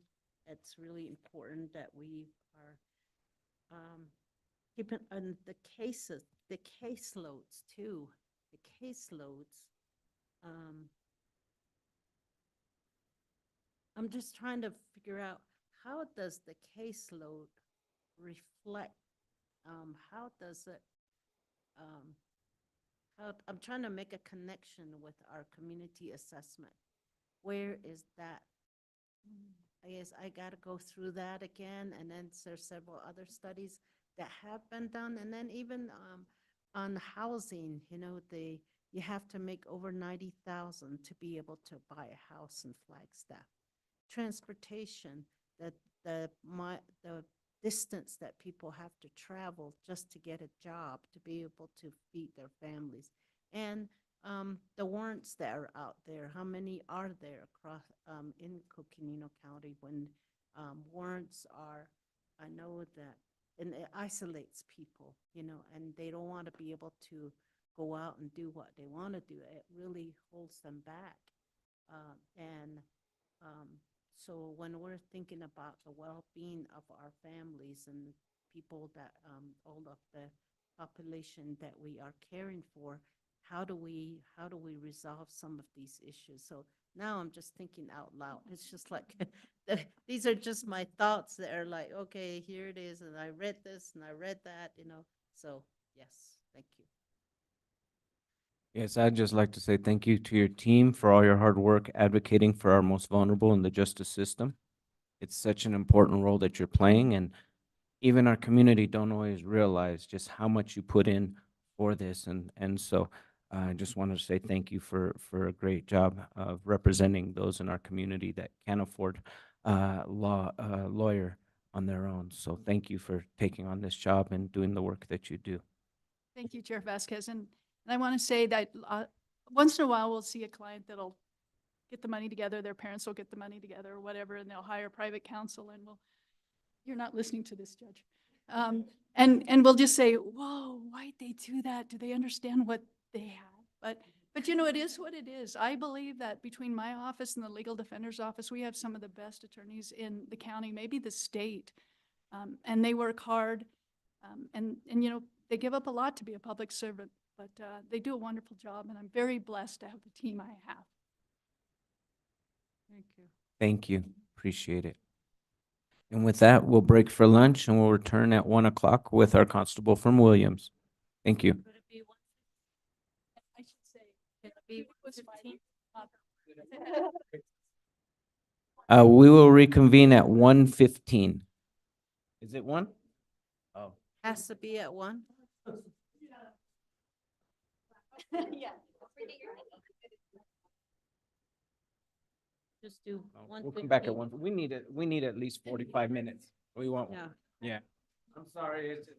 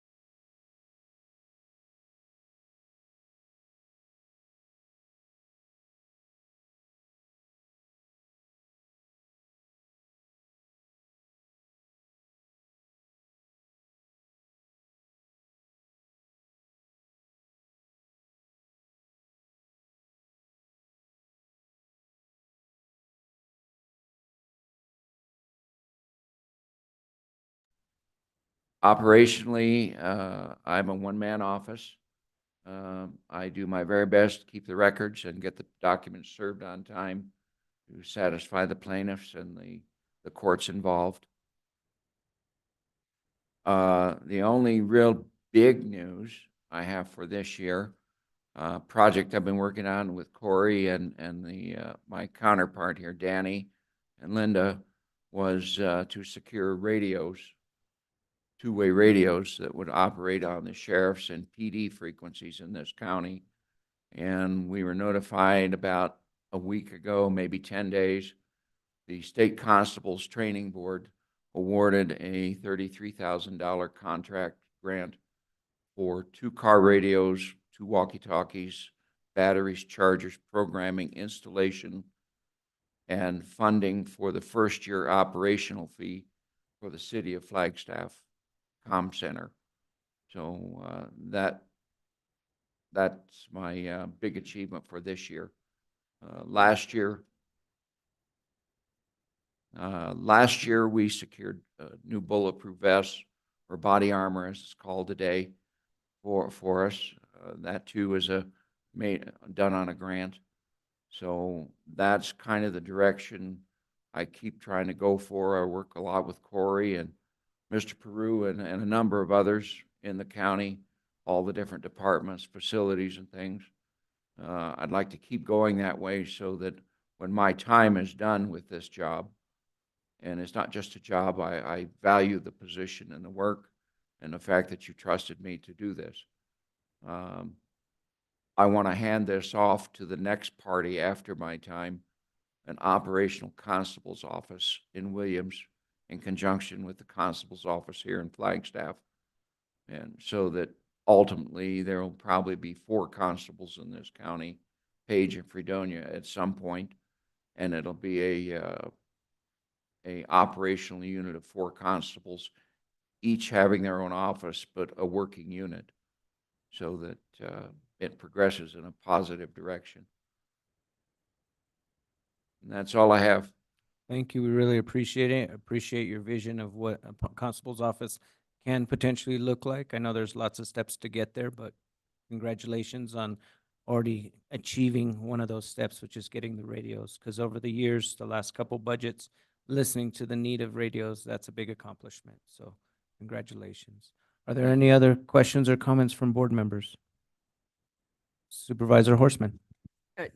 Constable King, just want to thank you for your service, and we know you've been working really hard and that you're taking this incredibly important job to expand and do what you can through grants, and we really appreciate that, looking elsewhere to come up with what you really need to do your job. So thank you so much for that, and congratulations on the two-way radios. That's wonderful. It sounds, in a way, it's taken for granted in public safety. If you've had them for a lot of years, and in my past work years, a radio, even I take it for granted, but you will never know how important that radio is to talk to a dispatch center when you're out doing criminal justice work. Absolutely. Things can go horribly bad for you in a matter of particles of a second, depending upon where you're at and what you're working on. And it's amazing how expensive they are. I really was very surprised. I mean, even talking to our emergency management director and his radio, and I said, well, what's the cost of that radio? And he said $7,000 just for a in-car vehicle radio. It just was incredible. So I'm very glad you were able to get the grants. And yes, the importance of it is very clear. So thank you. You're welcome. Supervisor Fowler. Thank you. Thank you for your commitment and thinking forward and putting these safety measures in place. You know, being traveling out there by yourself, yes, your safety and all the other constables, and then safety of the people you're visiting as well. I think it's really setting that office for the future is important. Thank you for doing that. Thank you, ma'am. Supervisor Hess. Yes, thank you, Chair. Constable King was right there when I went to visit Williams the first time, so we had a very good sit down and talk, and he gave me a lot of really good information about where his location is and how diversity, just open and aware. And you're a brave man for going out there and doing a lot of those warrants and all those things. And every time I come out to Williams, I'll try to see. I didn't get to see you yesterday, but we'll be out there again next. I think we're going there in 2 weeks, so we'll stop by. Keep up the good work, and glad to have you, man. Thank you, sir. Vice Chair Begay. Thank you. I just want to say thank you also, for all the work that you're doing, even though you're single, the employee, there. But I think safety is very important, and I do support, your efforts in securing funding, to ensure that safety is there for yourself and others as you're traveling about. So thank you so much for everything. Thank you, ma'am. All right, well, thank you very much.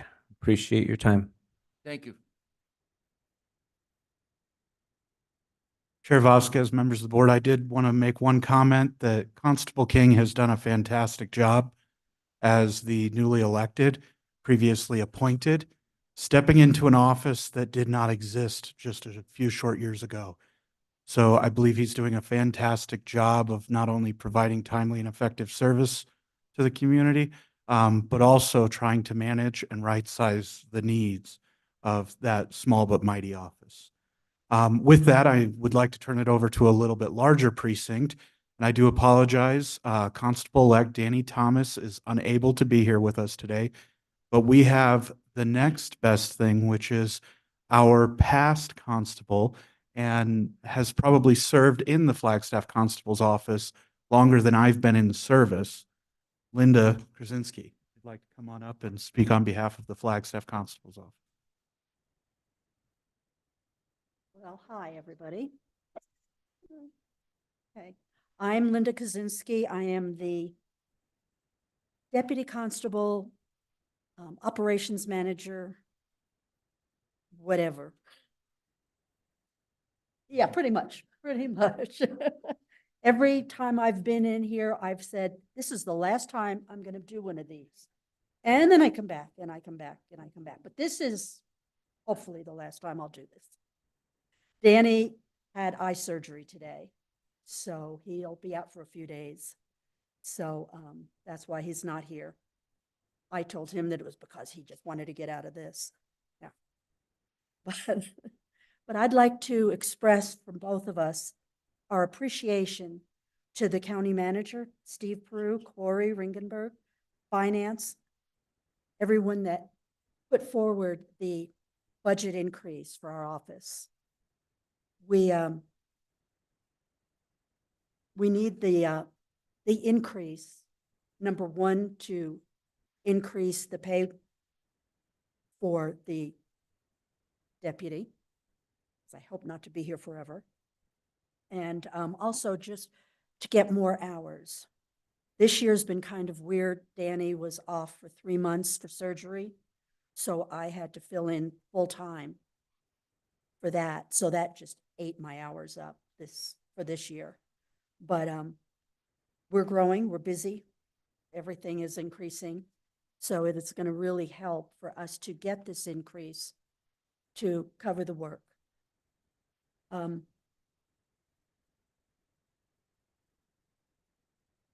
Just wanted to give you a couple of, I don't know if you know what we do, especially as the deputy constable.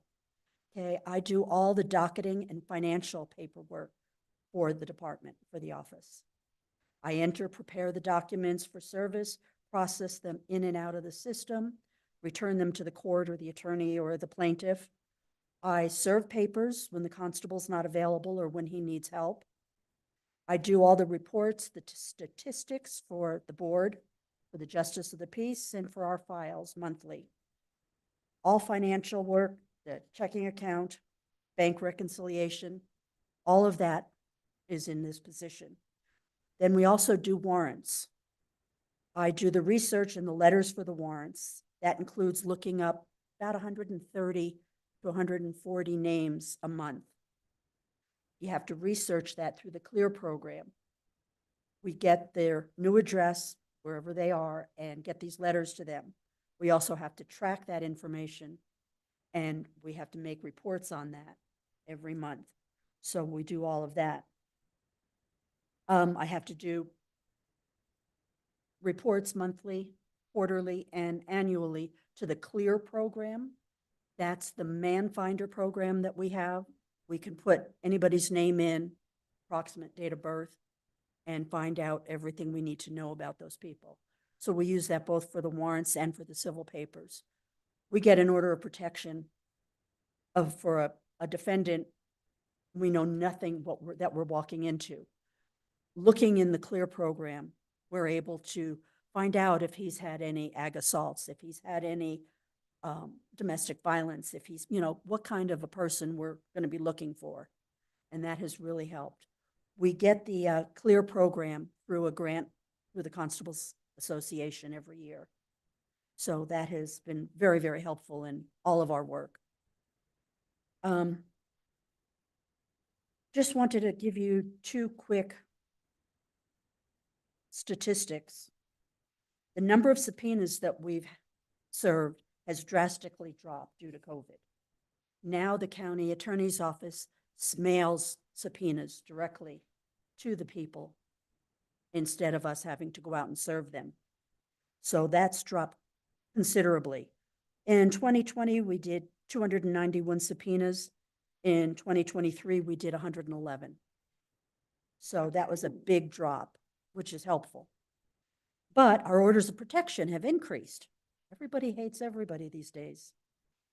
We served, in 2021, we served 373. In 2023, 610. So that kind of gives you an idea of where our activity is. So that's something that I just wanted you to know about. And thank you for the assistance. And do you have any questions? Supervisor Fowler. No, we keep reading about how COVID has changed your brain. Mhm. So COVID changing the brain, frontal lobe, and a lot of mental illness comes from brain injuries. And so COVID, it has changed our brain. And if you have gotten COVID or if you had it severely also. So now those after effects is what we're dealing with. And we keep hearing from all the different departments the increase in mental health and how we're going to address that. And when you read about COVID and its effects on people, that's what I now beginning to believe is what we're really dealing with. We've seen an increase in the violence and the obvious mental problems that a lot of the people that we do OPs on, orders of protection, that we're fighting more with people and we're having more issues than we used to. Yeah, I think we need to start really looking at brain health, how to restore. That's true. Thank you. Thank you. Are there any other questions or comments from board members? Supervisor Horstman. Well, thank you for being here today. And certainly we want to wish Constable Thomas speedy recovery from his eye surgery, and appreciate all you do here for us here in Flagstaff. Thank you. Vice Chair Begay. Thank you. Thank you for the presentation. And then also, I think, there are a lot of factors in getting the, in the order of protections are high, and because there's a lot of factors that play into that role. And violence is one, and we resort back to some use of whatever, that leads to violence. So I think people are out there, trying to get back out there, and they're doing things what they missed during the COVID. And now that's the reason why we had this, increase in violence. So I just want to say it's something that it should be a concern to all of us, and because we never know what's ahead of us. And I just want to say thank you for being there. And, I just want you to take care and be careful out there while you guys are serving the paper. So thank you. Thank you. Thank you. Supervisor Hess. Yeah, just real quick, I just want to thank you for stepping up for the 3 months while the constable was out doing ops or whatever. No, but really appreciate that. It takes a team to really make sure that the people of this community are taken care of, and thank you for stepping up and doing that. Really appreciate it, and that's amazing. Thank you. Yes, thank you for your service. Thank you to all the constables who are in the different offices, both Flagstaff and Williams, for your service. And we continue to look forward to seeing how the offices grow and continue to serve us as our county. Thank you. Okay, thank you.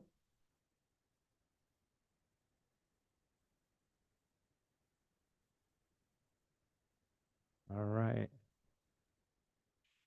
Next up, we have the public fiduciary. Mr. Chair, we do have a schedule change. We had a bit of a snafu today. So what we'd like to do, with the board's permission, with your permission and the members of the board, we'd like to adjust it slightly. The public fiduciary has, because I offered her ice cream, I will be completely transparent in this, has acquiesced to going last on our hit parade today.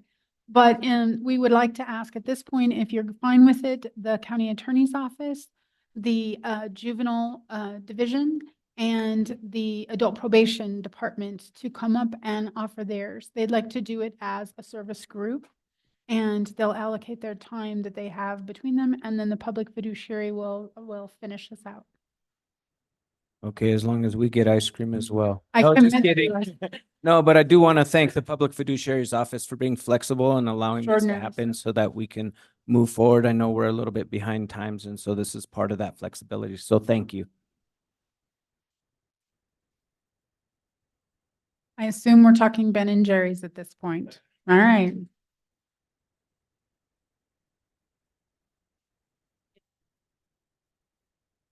Thank you very much, Supervisor Horstman.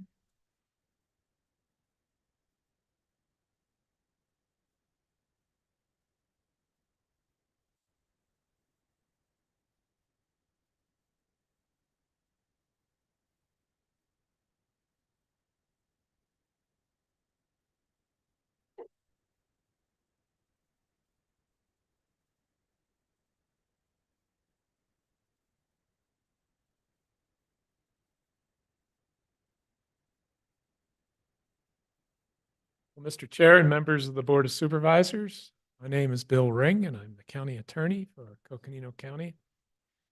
It's my pleasure to be here today to present to you a coordinated effort at thinking about a systems approach to budgeting for justice services and public safety. I want to also thank our justice partners, Sarah Douthit, who's the director of the Adult Probation Department, and Casey Lightfoot in Juvenile Services, for trusting us at CCAO and for taking the opportunity not only to look at, but to see how justice systems can relate to each other to produce game-changing outcomes for our community. We all did not have to do our presentations this way. We could have lined up like ducks, each taking our turn and trying to convince you that our budgets and programs are the most deserving programs in the county. But that practice is the problem. And it's the limitation of past budget customs. In past budget exercises, the departments essentially put forward their best offers. They express their pains and losses and also their inadequacies. And for example, ARPA funding and the loss of ARPA funding and how it decimates departments and what are we going to do? And it becomes clear at the end of that long and extensive practice that the Board of Supervisors is being set up to be this omniscient, all-seeing, all-knowing entity who has to put the entire cosmic county together again and put this landscape together to see how it all works, and to then choose between departments as to which departments receive increments and pieces of service improvements according to some matrix that expresses the greater good and therefore the greater need. And it's a bad setup for the board and the budget and the taxpayer who's seeking the best value. Instead, we should be taking a systems approach to budgeting. In a systems approach, the departments who have relations by mission and by purpose work together to offer you strategic decisions, not choices, but strategic decisions that produce the best outcomes for the community and the taxpayer. So taking justice services as a system, for example, we start by defining what kind of outcome we want to produce. In justice services, I suggest that the outcome that we want is a community that trusts each other and a community that cooperates together. And let me give you one example that came to light last evening. Many of you, I assume, received a text, emergency services text about a missing person. Right? And I can assure you, my instinct was to go out and look for this person. And I think the community responded in that way. And this individual, by whatever means, was found. And so a couple hours later, we get a text that all is well. That's a community that cares about each other. That's a community that trusts each other. That's a community that cooperates together. Public safety and personal security is a priority. These are outcomes that we plainly agree upon. So what advances public safety and security? For one, it is adult probation and pretrial services. If we have a robust pretrial service program, then we can make a positive impact upon recidivism. Recidivism meaning the tendency for a person to offend or reoffend. If we can reduce the likelihood that a person offends or reoffends, then by investing in pretrial services, we can eventually reduce the cost of prosecution. A positive investment in adult probation can mean a reduction in the cost of everything that comes after a stop or an arrest. What else advances public safety and security? The programs in juvenile services. The objective is to not create or allow juveniles to become adult offenders. Juvenile services is a great place to begin interventions in the lives of our children. And to what end? To alter the course of their history. If we reduce the likelihood of future adult offenses, then we deflect an extraordinary amount of future budget required to prosecute these young citizens as adults. And we reduce victimhood, and we improve the lives of our community in the process. So as you will see and hear, it is necessary to see the whole of the justice system and to see these departments exercising that pillar of cooperation to make strategic decisions on budgeting that can reduce the cost of justice services in the long run and leave our community in a much better position to flourish and to allow individual citizens to thrive. We can reduce crime and reduce victimhood and reduce costs because we are preventing events from occurring in the first place. Finally, so many criminal events are driven by the social determinants of health. Housing insecurity and food insecurity and mental health and healthcare insecurities, transportation and education and employment insecurities. So the ultimate systems convergence is when public safety is here at the podium with public health. And we are presenting one coordinated budget that emphasizes public safety through public health. If the public is healthy, then the final principal requirement for public safety then the final element for public safety is to really focus upon the serious offender and the creation of victimhood upon serious offenders. So in the end, do not try to make choices between departments or between our departments. Try instead to make strategic decisions that invest in systematic programs that produce the community outcomes that we want to see. Take the whole of us together We support each other's efforts, and we can take questions at the end. At this point, I'd like to turn the podium over to Casey Lightfoot from Juvenile Services. Just bear with me while we get our PowerPoint up.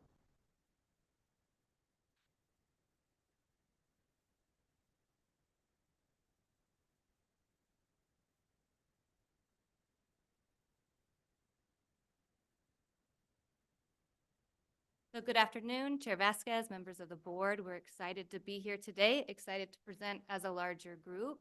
Also with us today is Honorable Angela Kircher, our new presiding judge, and most of our management team, and our 2 facility dogs here to say hello as well. So as you know, we are not asking for any service improvement requests this year. What we are doing with our time is really highlighting the efforts that our team has put this last year on prevention, deflection, and diversion, and highlighting what can be achieved when we do those types of things.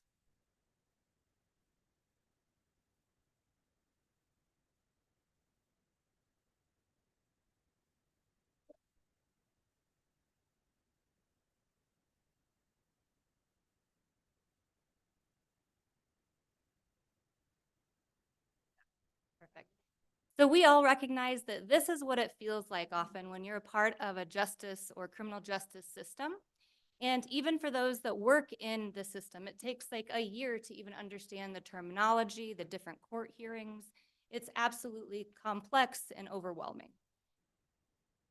So our job this last year has been to provide as many off-ramps to that formal justice system as we possibly could. We did that through education empowerment. We did that through our Hope Receiving Center. We did that through developing relationships with every kid and family that came through our doors. The Hope Center this year handled 215 various deflections. These are formal deflections. And when we looked over the course of that year, only 1.86% of those came back into the system itself. That meant that we were able to address those needs at the front end in a very voluntary way.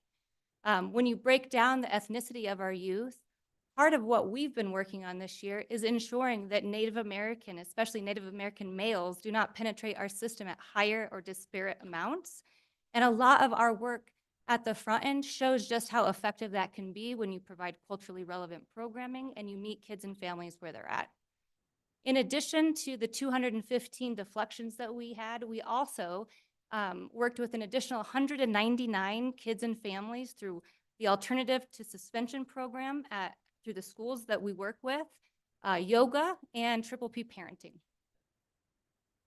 We were extremely proud of that slide. In addition to that, with our ARPA Hope Beds, so these are kids that come to detention or have some DV issues that are not formally in the justice system. We have a bed over at Northland Family Help Center where they can go and cool off so that there's no more DV at home. There's a cooling off period. They're working with our community partners. We were able to serve 17 kids this year with a total of 65 bed nights. When you start looking at the data to see whether or not if what you're doing is working, I think this chart would illustrate that it is. So at the Hope Center, we had 215 formal deflections, as I mentioned. That was a 98% success rate of none of those kids coming back this year for the formal justice system. The next layer is informal. It's diversions. It's what the county attorney offers us without a youth having to go through the formal justice system. We had 210 of those, and 98% of those kids stayed out of the formal justice system. So we were able to meet the needs up front for 425 kids and their families. From the yellow through the blue, that is formal probation. 95% of those kids did not penetrate onto intensive probation. We only had 7 kids on intensive probation, and one of those kids went to the Department of Corrections. And I want to mention there, because that for us was heavy. We've been 2 years with 0 kids. This individual was a continued jurisdiction. They were 18. They had adult charges. There are some times that the use of a treatment center at ADJC is a mitigating circumstance for a kid facing adult charges. Can I ask a question on Yes. that? Yeah. During what time period are we talking about? A year? Calendar 2 year. The Thank calendar you. year. Thanks. You're welcome. Looking just at snapshots of what we were working with in terms of data this year, you're seeing an uptick in our referrals. But even with the uptick in referrals, we're maintaining, we're meeting a lot of those needs at the diversion level. Again, youth committed to the Department of Corrections. We've come off of 2 years that we were extremely proud of where no youth were committed. One was this last year. And then the standard reorders are slightly upticking as well. But with so few numbers, even one reorder would obviously influence that. In terms of detention, the average length of stay is increasing. The next slide will kind of indicate why that's happening. And our average daily population is upticking by 1 youth this year from last year. All of that with a vacancy rate in April of 44%. Today, we're at 50% with our detention manager out. I want to pause here to thank the county manager's office, finance, and HR for coming together to help us figure that problem out. So we've classified some of our probation or our detention officers rather, doing a broad banding. We're trying really hard to attract folks, retain them, and then keep them. I mean, recruit and then recruit and retain and recruit them, because really we're losing folks at like year 1.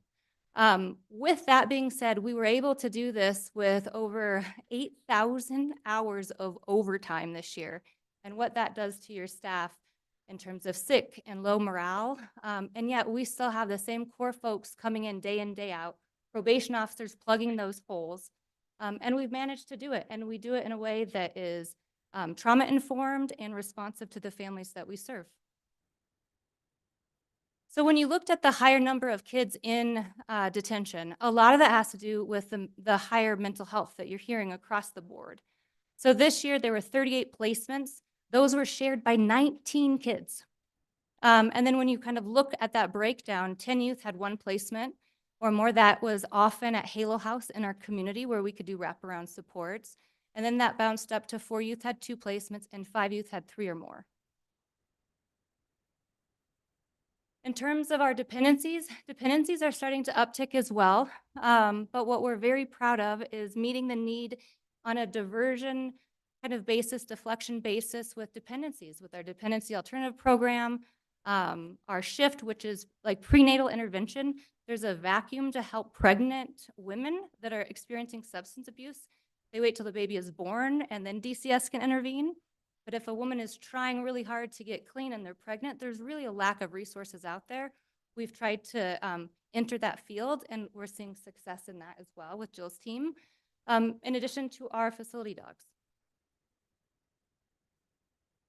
Our CASAs this year logged in over 27,000 miles, serving 112 kids. That's only with 46 volunteers. And you can see the amount of hours that they poured into those cases. And then here's kind of the fun part.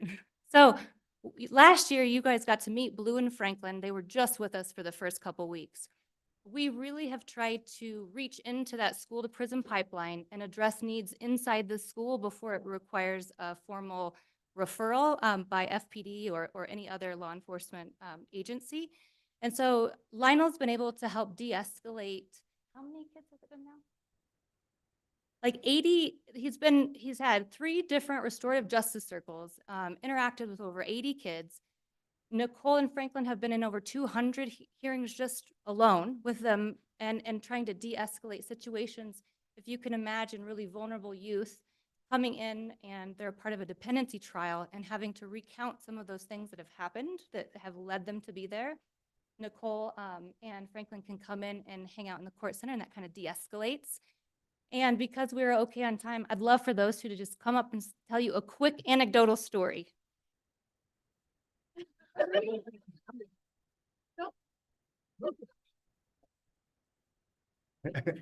Good afternoon. So Blue and I have intervened countless times where we've been able to prevent a kiddo to further penetrate our system. We partnered with FPD in some of the cases where they allowed us to take the lead, and we've been able to de-escalate.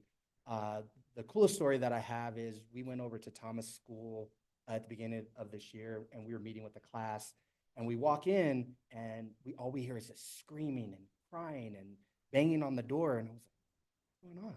And they were like, hey, can you go talk to this kindergarten? can Blue go say hi? I was like, absolutely. So we went around the corner and the kid is just going to town on the wall. And then I have Blue sit and the kiddo turns around and he just melts into Blue's lap. Blue laid with him and was able to de-escalate the kid. We brought the kid back to class and I let the kiddo know that we would come back and check in with them after we went and met with the class. When we went back, he remembered Blue's name and wanted to set up another visit with him. So I thought that that was super cool that Blue got to interact with this kindergartner to de-escalate him. Thank you. Just kind of back up, Lionel. I think what Lionel describes there is what these dogs are able to do more so than I think I can is build relationships with these youth. In sometimes very short situations. When I'm meeting a child in a dependency case, it may be the first time I'm meeting that child. So I have very little time to establish rapport. But we did have a situation where one youth was in court for a particularly difficult hearing that was going on for a little while and had to leave due to an anxiety attack. Franklin was able to go out into the hallway with this youth and sit on the bench with this youth and lay his head on her. And she was able to then return to the court hearing. I would not have been able to do that just by myself. I think that's the power that these dogs show. And I just appreciate so much working for a place that sees the power of what these dogs can do and the relationships that they're able to build in such a short time with our youth and our families.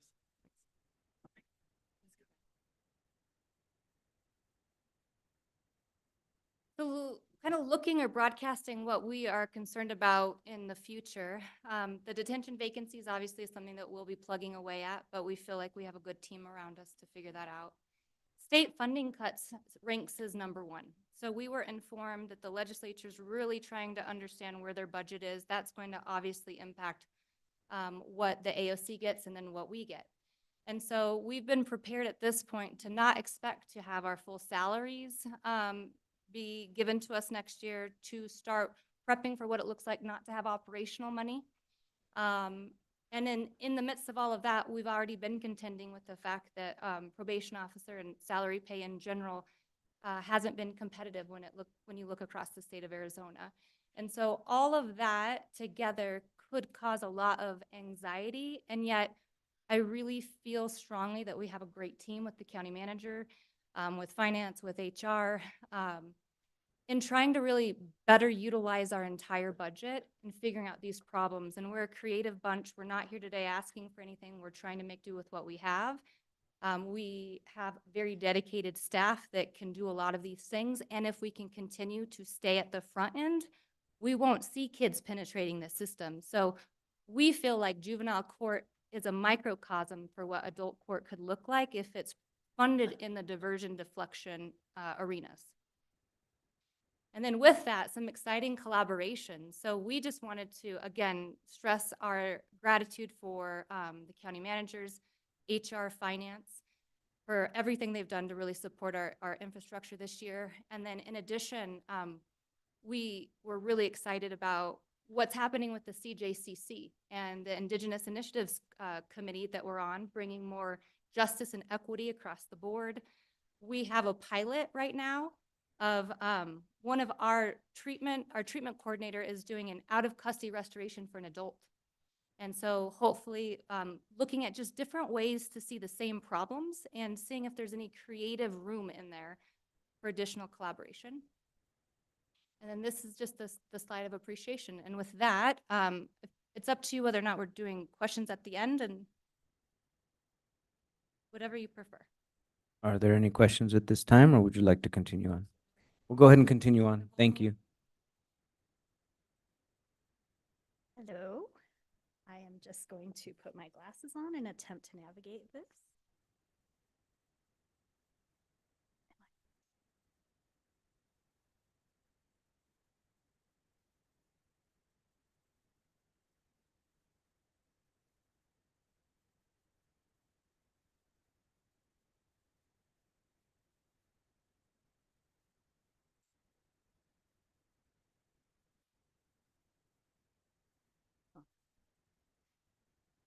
Good afternoon, Chair Vasquez, members of the board. Sarah Douthit, I serve as the Chief Probation Officer. I'm honored to be here today with my colleagues I'm really excited to be doing a joint presentation.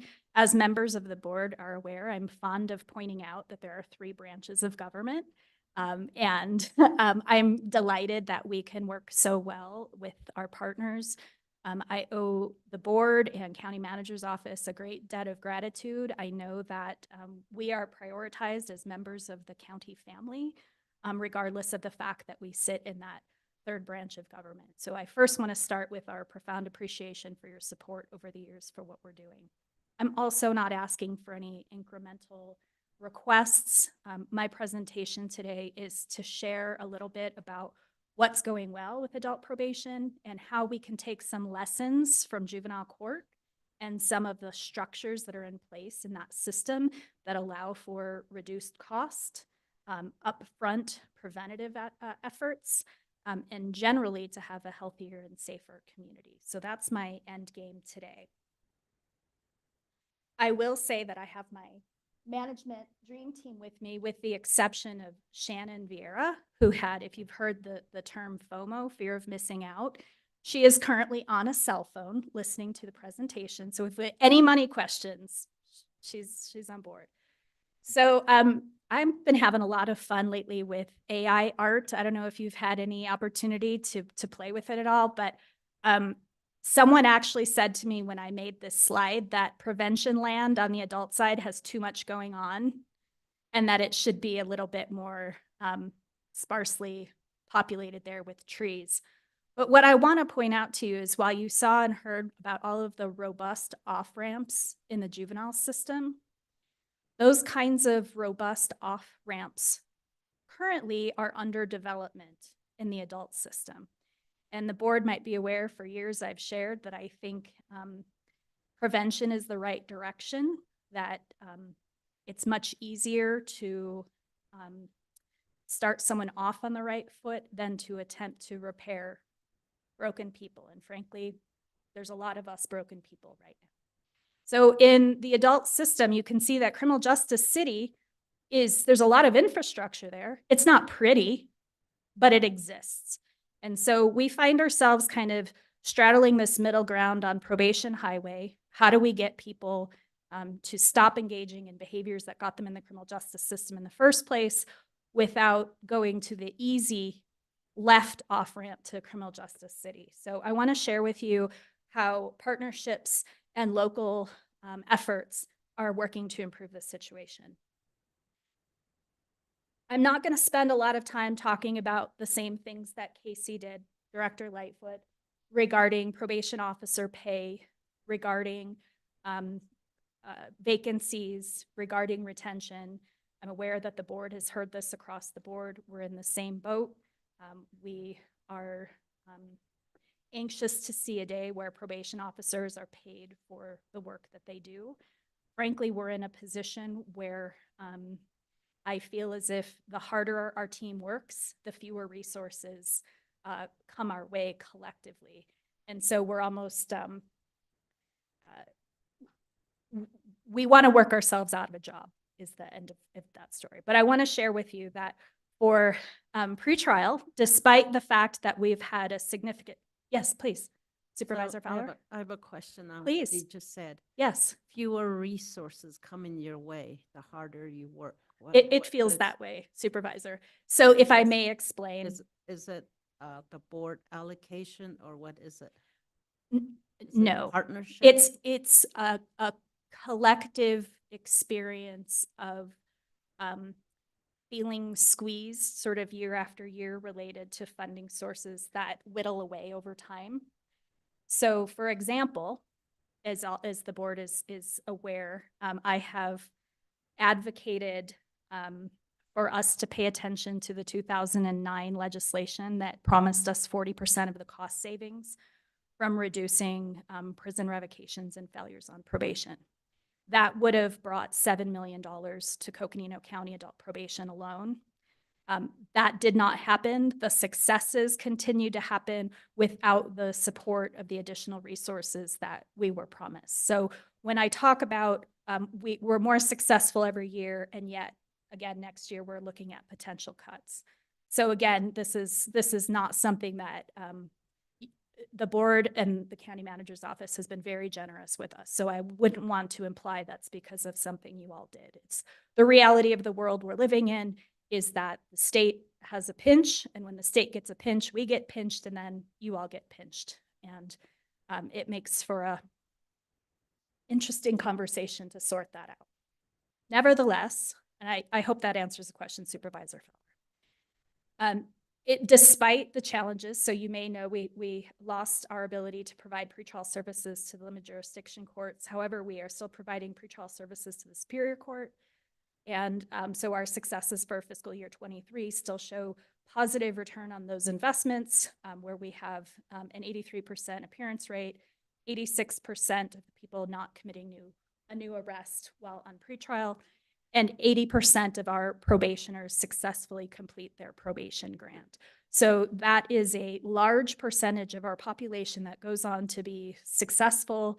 They're paying for they're working, paying for their families, supporting what they need to in the community. So we view that as successful.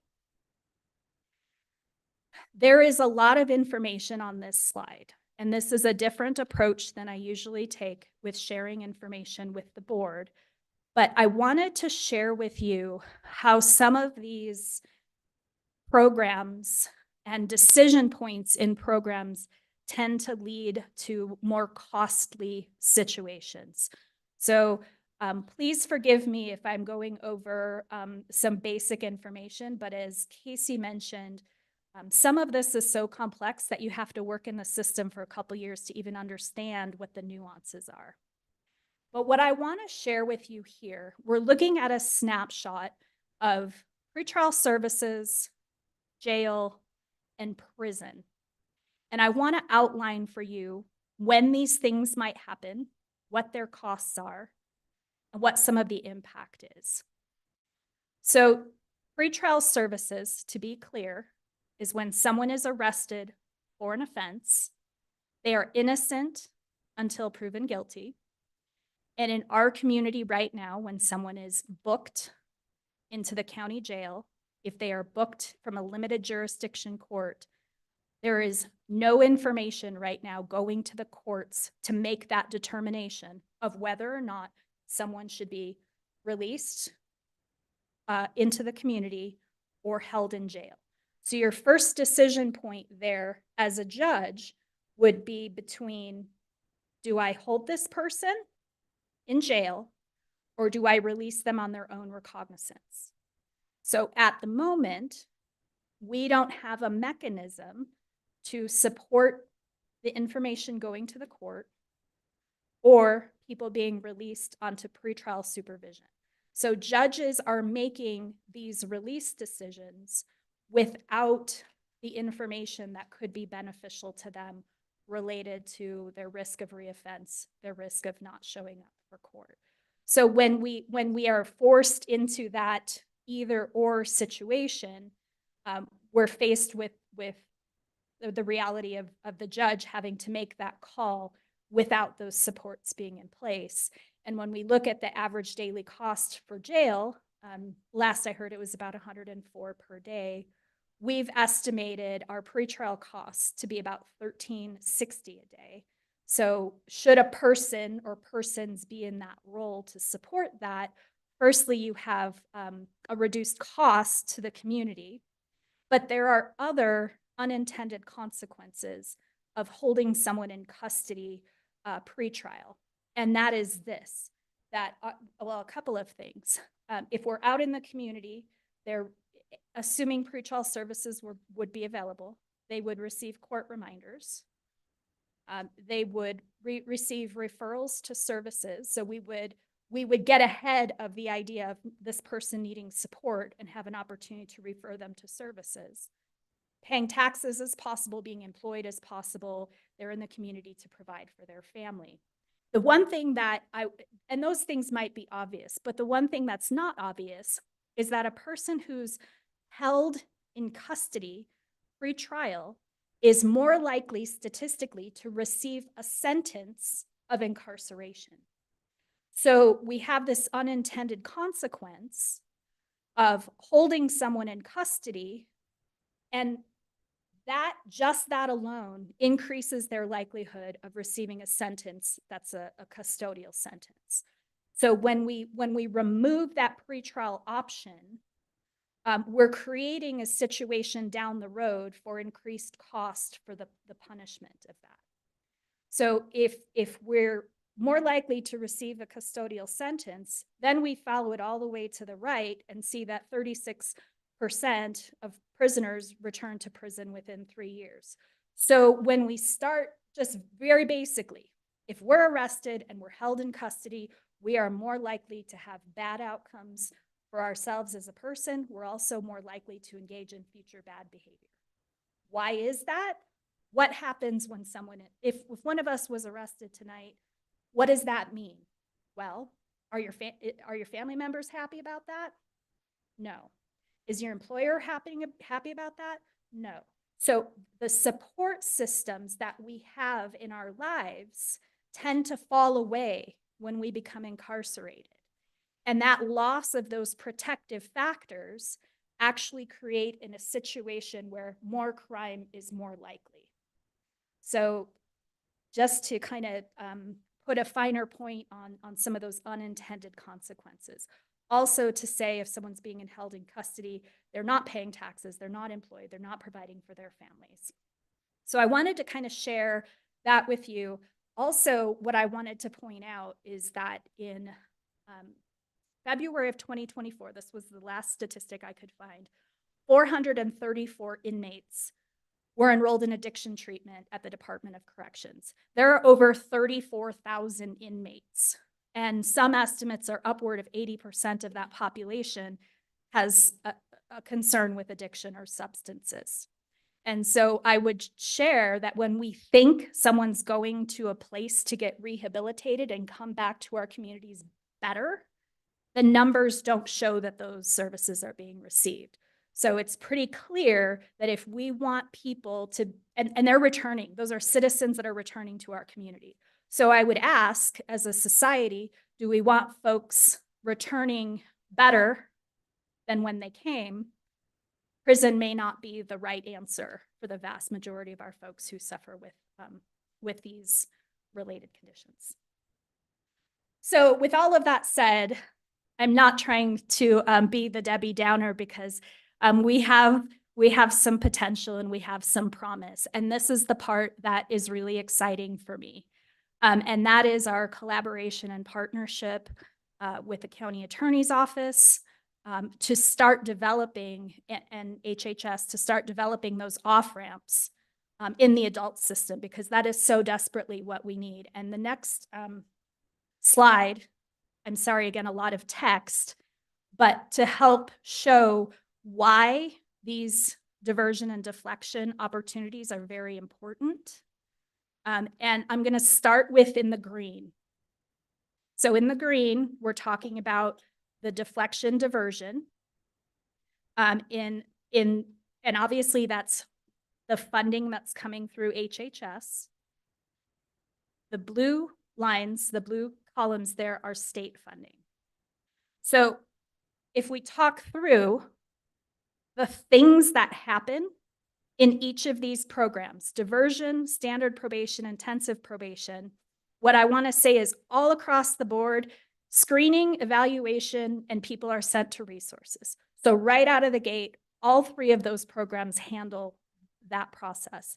But what we get from diversion and deflection is that there is no conviction necessary for people to start receiving these services. Why does that matter? Why does it matter that you don't need a felony conviction to get the services?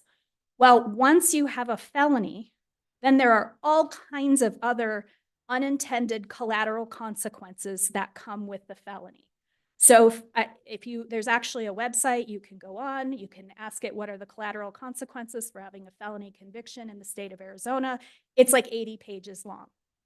It's everything from licensure to cut hair to, every employment opportunity. There are some hurdles there. There are residential housing hurdles that present themselves.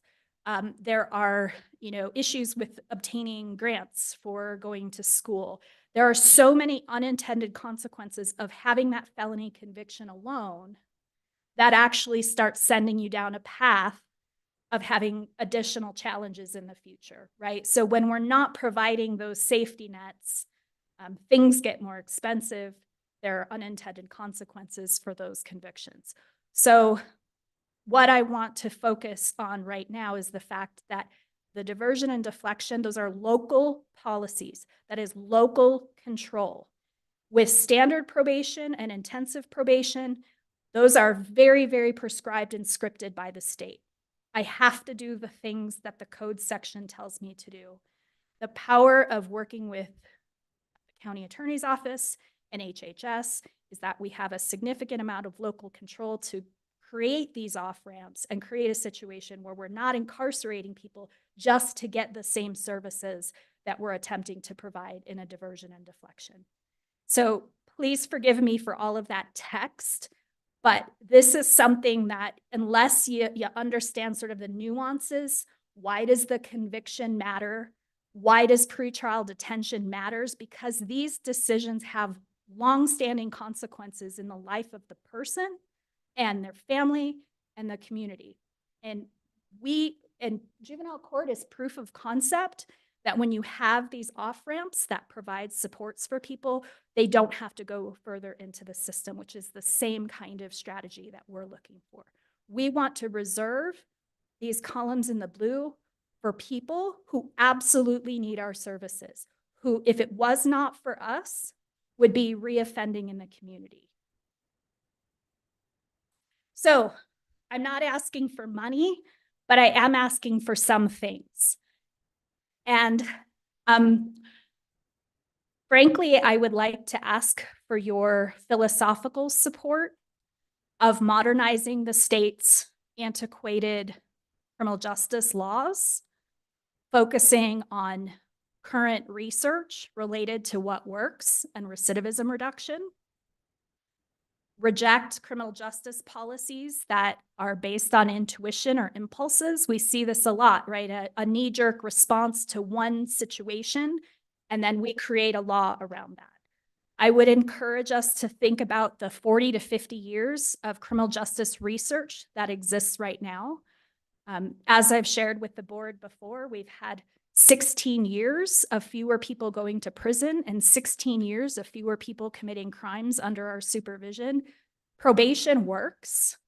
We are proof of concept that you don't need to incarcerate people to have a safer community. So I would encourage our entire system to look at these efforts and implement things that are aligned with science. Continue, please, to support local off-ramps in the adult system. And again, ensuring funding mechanisms for preventative efforts. Please don't take money from juvenile court to give it to us. We don't want that. We want them to continue to offer the full array of services. We would enjoy a similar opportunity.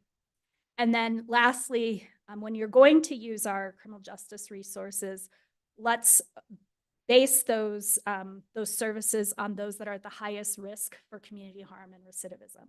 Let us work with the folks who truly need criminal justice intervention, rather than, as I've shared with the board before, the criminal legal system is the most expensive way to not solve our society's problems.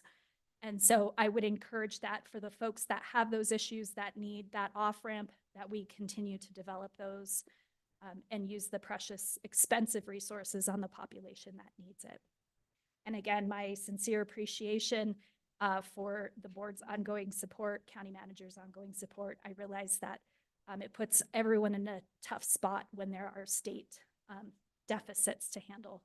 And so I appreciate the pickle that puts us all in. And again, my appreciation for our county members as well and teammates. We have a really great group of people. Thank you, Chair Vasquez. Thank you, members of the board. Thank you.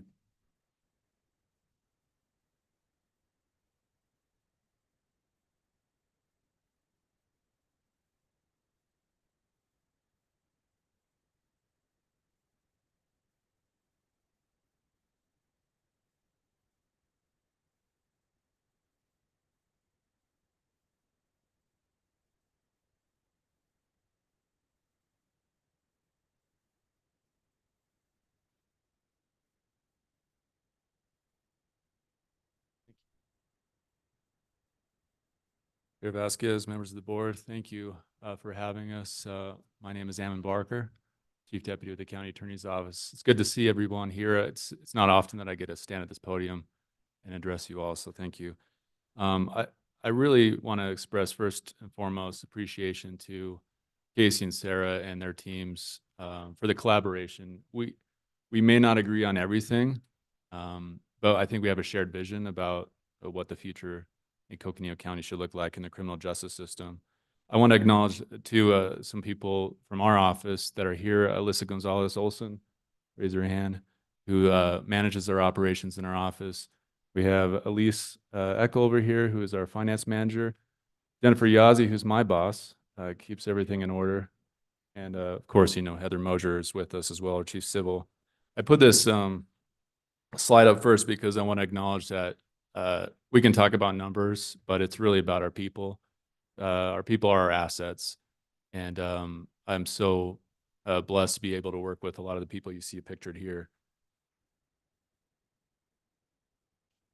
This is my thesis for my closing argument. If you want to shrink something, you must first allow it to expand. Lao Tzu said this hundreds and hundreds of years ago. When I first began prosecuting cases, years ago, I had this experience of prosecuting a case. It was a dangerous defendant. It was a violent case.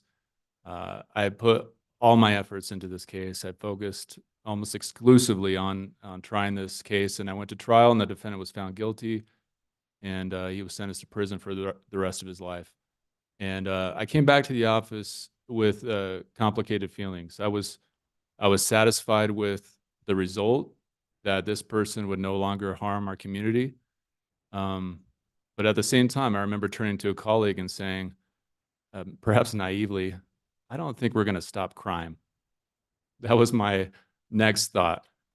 You know, I think that's true. I think, you know, we put people in prison, and there are people that need to go to prison for sure. And I can name off 10 right off the top of my head that need to go to prison, and they forfeited the right to live in our community. But as Sarah pointed out, and as Casey's pointed out, there are so many other people that need other options, that need these off-ramps from the criminal justice system, that don't need to be in our system at all, that suffer from addiction, mental illness, et cetera. What I mean by you need to first allow it to expand, we have this problem, I think a philosophical problem that, well, we put a lot of money into the criminal justice system, and we just see it kind of churning out the same results. Sarah, Casey, and I think we have offered a vision of something else, something perhaps bigger and grander about alternatives to incarceration, about diversion, deflection. But that's going to require more resources, and that's just the reality. It's not about defunding anything. It's about actually funding more of these programs, because if you are engaging in pathway diversion, for instance, if you're engaging in a post-indictment diversion program, that's going to take a prosecutor and a probation officer and other court personnel to operate those programs. And in the meantime, you still have to handle those cases that I was just referring to, the cases that are involve dangerous individuals in our communities. I'm going to come back to that thought, but let me, excuse me, let me, if I could, if you'll indulge me, talk about the criminal justice system and just tell the story of the system. I don't have a lot of slides with words. I'm committed to only showing photos, okay? So I apologize if you were looking in your slides and looking for, you know, some stats and things like that. I don't have that. I think I've assumed over the years too much knowledge on the part of the listener when I talk about the criminal justice system. It's a rather complicated system. And if you'll indulge me, I just want to talk about the system and maybe give it some life. Here's a crime scene in Flagstaff. I'm not sure what case this is, but let's assume that someone in this, it's a hypothetical person, Joe Public, was arrested. Let's say it was an ag DUI. This is the most common felony offense in Coconino County, aggravated DUI, driving without a license while intoxicated. FPD or SO or somebody, a law enforcement agent, has arrested Joe Public. And the next thing that happens is that person is arrested in a felony offense. That car is impounded. And that person, Joe, is taken to our detention facility in the county. That officer then is off the streets, taking that person to the jail, and then the jail staff has to take this person, right? And as Sarah pointed out, that person, Joe, is probably going to spend a night in jail, and that's going to be I think it's 102, maybe I think she said $104 a day or a night to spend in the jail. At that point, Joe has some due process rights. He will be seeing a judge within 24 hours, and that's required on a holiday or a weekend.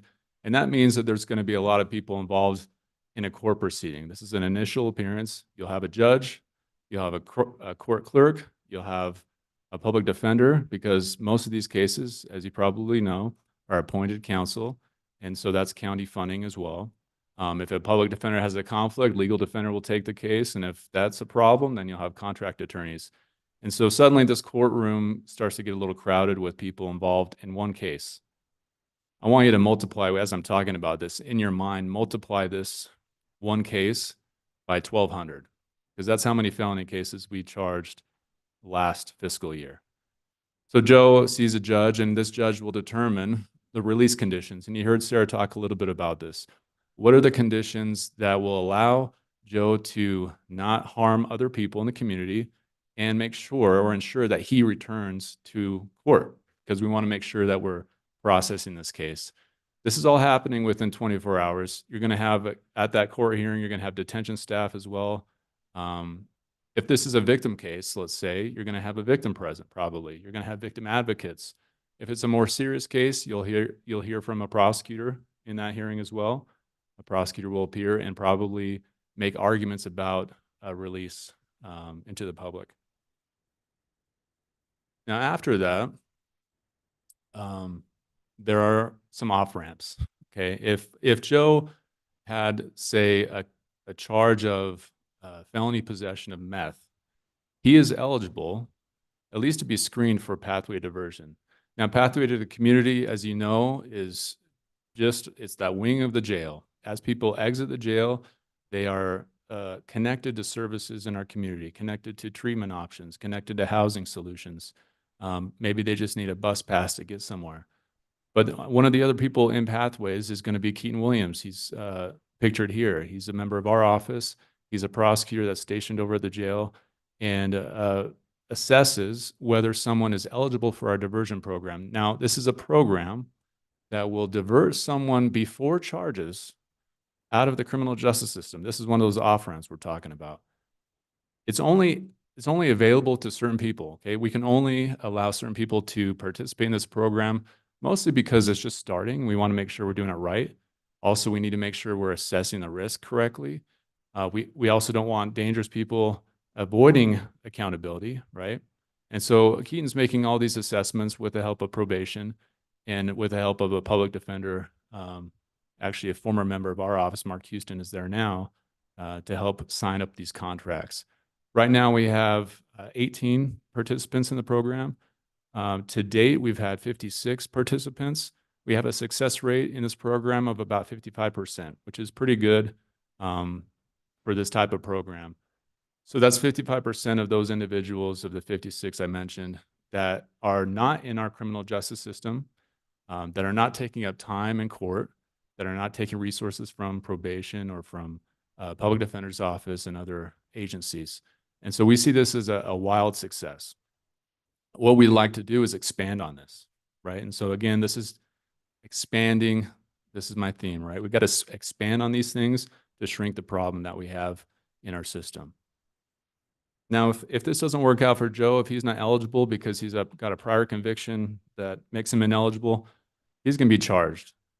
And this is not the next sheriff, all right? This is Eric Roshinsky. He's a member of our office. He is a charging attorney. We have 2 full-time charging attorneys, prosecutors. We have a supervisor over our charging unit. And at this stage in the process, a detective or one of the case agents, maybe just a police officer on patrol, will submit the case to our office for review. And what we're looking for first is we got to make sure the evidence is there for probable cause. But that's not our charging standard. Our charging standard is that we will not charge a case unless there's a reasonable likelihood of conviction. And why is that? Well, because we don't want to charge a case and then fail to prove that case to a jury beyond a reasonable doubt. That's the standard at a trial. And so we want to make sure that is our ethical standard. We won't charge every case that comes to us. And in fact, we're probably charging around 2/3 of the cases that are submitted. That doesn't mean that we're rejecting a third of the cases outright. Sometimes they go back to the police department or the sheriff's office for further investigation, and then we'll review those cases later on.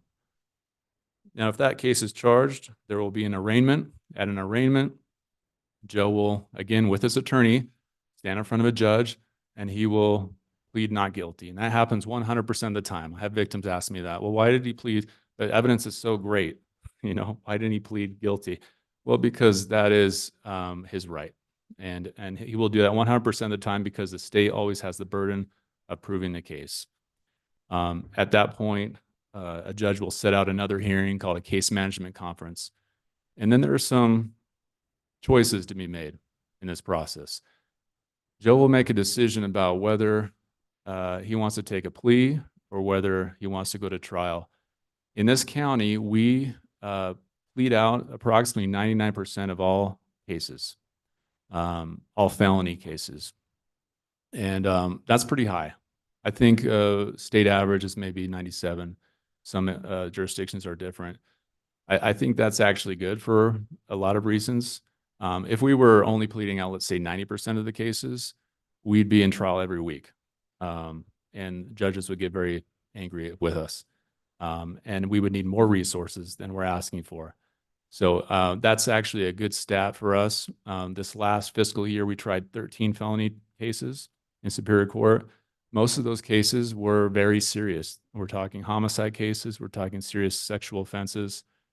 So I think we're trying the correct cases, the cases that need to be tried, and we're negotiating the other cases. So a plea agreement is simply a negotiation between defense and the state. We offer some benefit, and the defendant offers his plea of guilty, and that's the difference. And so a change of plea hearing is the defendant literally changing his plea from not guilty to guilty at a hearing. And I mentioned case management hearings. These are hearings where the court asks the parties to come back and tell the judge why this case is not resolved, right? What's the status of the case? And these happen probably more than they should. And we are working with the courts to make sure that we are moving these cases more efficiently. These hearings don't last very long, but they do take up time, again, for the same people we talked about earlier, the court staff, the attorneys, victims, victim advocates, probation officers, et cetera. So again, a lot of resources going into this process. I mentioned the plea agreement. This is actually a photo from the paper. This is a plea that was entered just this year on a first-degree murder case. This is a case that we thought about trying, but the defendant agreed to plead guilty to first-degree murder and go to prison. And that was, although a sad case, a successful outcome, in our opinion. Have you ever seen a judge look so happy? Look at this. Judge Reed still here? There he is. Shout out to Judge Reed. The reason Judge Reed is happy is because we have other alternatives to prison. We have treatment courts. We have collaborative courts. We have mental health court, veterans court, recovery court. I know many of you have been to recovery court graduations. If you haven't gone before, I strongly urge that you attend. It is the best feeling you will have in a courtroom. And I've spent a lot of time in courtrooms, and I can tell you from experience, that is a wonderful experience to watch these folks graduate, and there's just a sense of hope about the system in those hearings. Mental health court, I think there was a graduation just earlier today. Veterans court, same thing. So these are, again, courts that we collaborate with each other with. Obviously, we have a judge involved. We have a prosecutor involved in all these courts, a public defender, probation is involved. We have administrators and treatment staff. Again, in order to shrink the system eventually, we have to expand on these things. And that's going to, again, take resources. We got to continue to fund these things. We also have Page Drug Court and mental health deferred court. I think Page Drug Court's actually going to change to Page Recovery Court, just in line with the language that we should be using for these programs. A mental health deferred court is with Judge Grodman, and that's for lower level offenders that he deals with. And then we also have deferred prosecution. These are cases that our office will suspend prosecution and allow someone to do a couple things while that is suspended, while prosecution is suspended. For instance, paying restitution to a victim, or engaging in treatment. And in those cases, we dismiss the case if they're successful. That's different from diversion, the pathway diversion program, because these cases are actually charged. So it's not as, in my mind, as great as a diversion program that we're talking about with pathways, because it still requires more intervention and additional players to get to this point.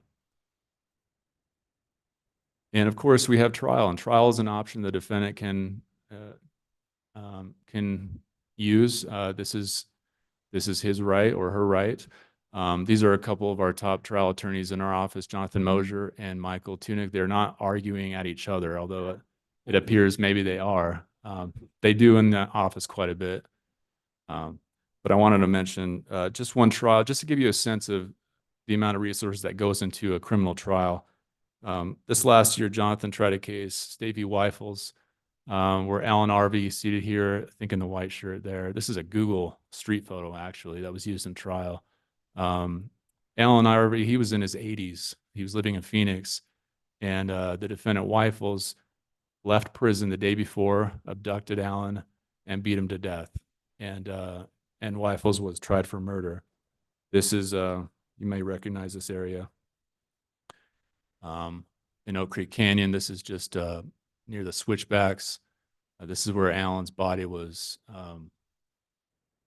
left after, and he was beat to death. And our search and rescue team helped recover his body. This was an exhibit from trial.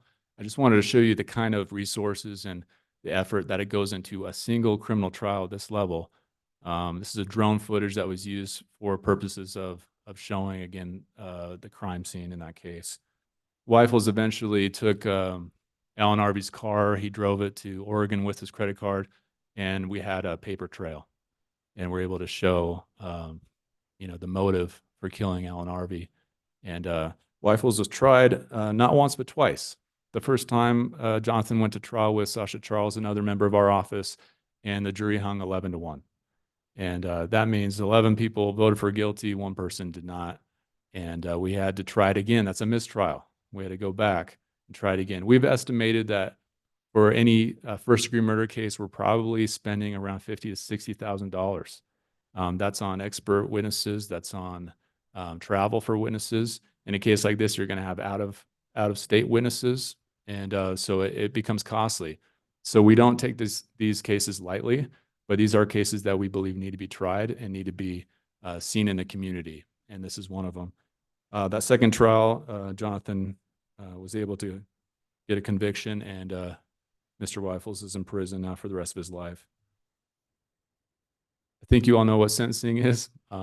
This is, of course, where the judge makes a determination of sentence. A plea agreement may outline some of the specifics, but the judge has discretion, of course, to reject those provisions as well. And I wish I could tell you that it ends there, but it doesn't. There are appeals. Our office doesn't handle all the appeals. Direct appeals from trial go to the Attorney General's office, thankfully. But we do handle post-conviction relief petitions and other appeals with this Superior Court and also Court of Appeals. And just, in fact, this week I've been dealing with an appeal on a case that I tried 8 years ago in the Court of Appeals. So these cases have a long tail sometimes. Sarah was talking about AI images. Here's my version. It is actually really fun to play with. Again, thinking about prevention instead of reaction. I was trying to think of a good analogy for this, and I was thinking about our own health, right? Sometimes we're told, like, take preventative measures, eat the right things, get the exercise, go outside, and then you won't have to spend as much money in the medical system. We can do all those things, we know that, and still get hit by a car and have to go see a surgeon, right? Or have cancer. I mean, these things happen in our lives despite our best efforts to prevent these things. And so we know in the criminal justice system, we can do all the prevention and we're still going to have people that are going to commit serious crimes, and we got to handle those.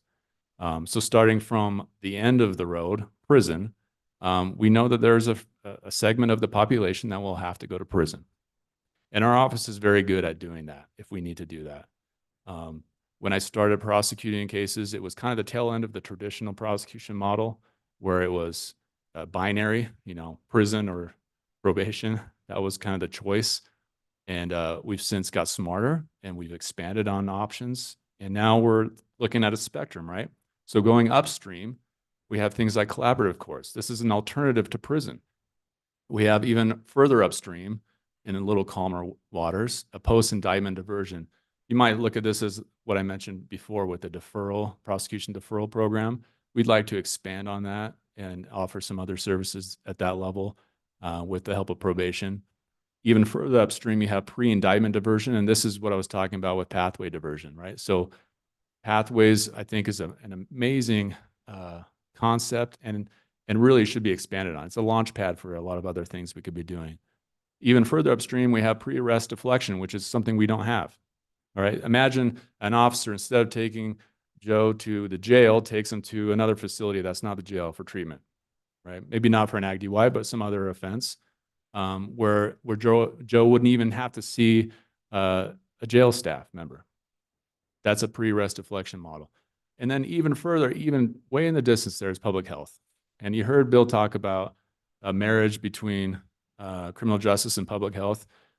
I think we're getting there, right? We have Health and Human Services is an amazing partner with Pathways. If there were more things that we could do there with substance abuse disorder, with mental health, mental illness, right? And addressing those issues early on with juvenile, what they're doing, we wouldn't have to see all these downstream effects. Again, Lao Tzu, if you want to shrink something, you must first allow it to expand. I would love to tell you that, you could just cut funding and we would be fine. Obviously that, I know you're not going to do that, but that's not what we need. It's not less, it's actually more. And I know that's counterintuitive because we want the footprint of criminal justice to be smaller, but first we need to grow it so that we can get the right resources to the right people. Thank you so much for your time. I really honestly appreciate the support I've seen with CJCC from members of the board and great collaboration. I want to thank again Sarah and Casey and their departments, county manager's office, as well as Health and Human Services. We have a great partnership. I think this county is amazing for a lot of reasons, not the least of which is the ability to work together. And I think we thrive when we do that. So thank you for your time. And I think that's it for us. We're happy to answer any, Bill's right behind me. Okay.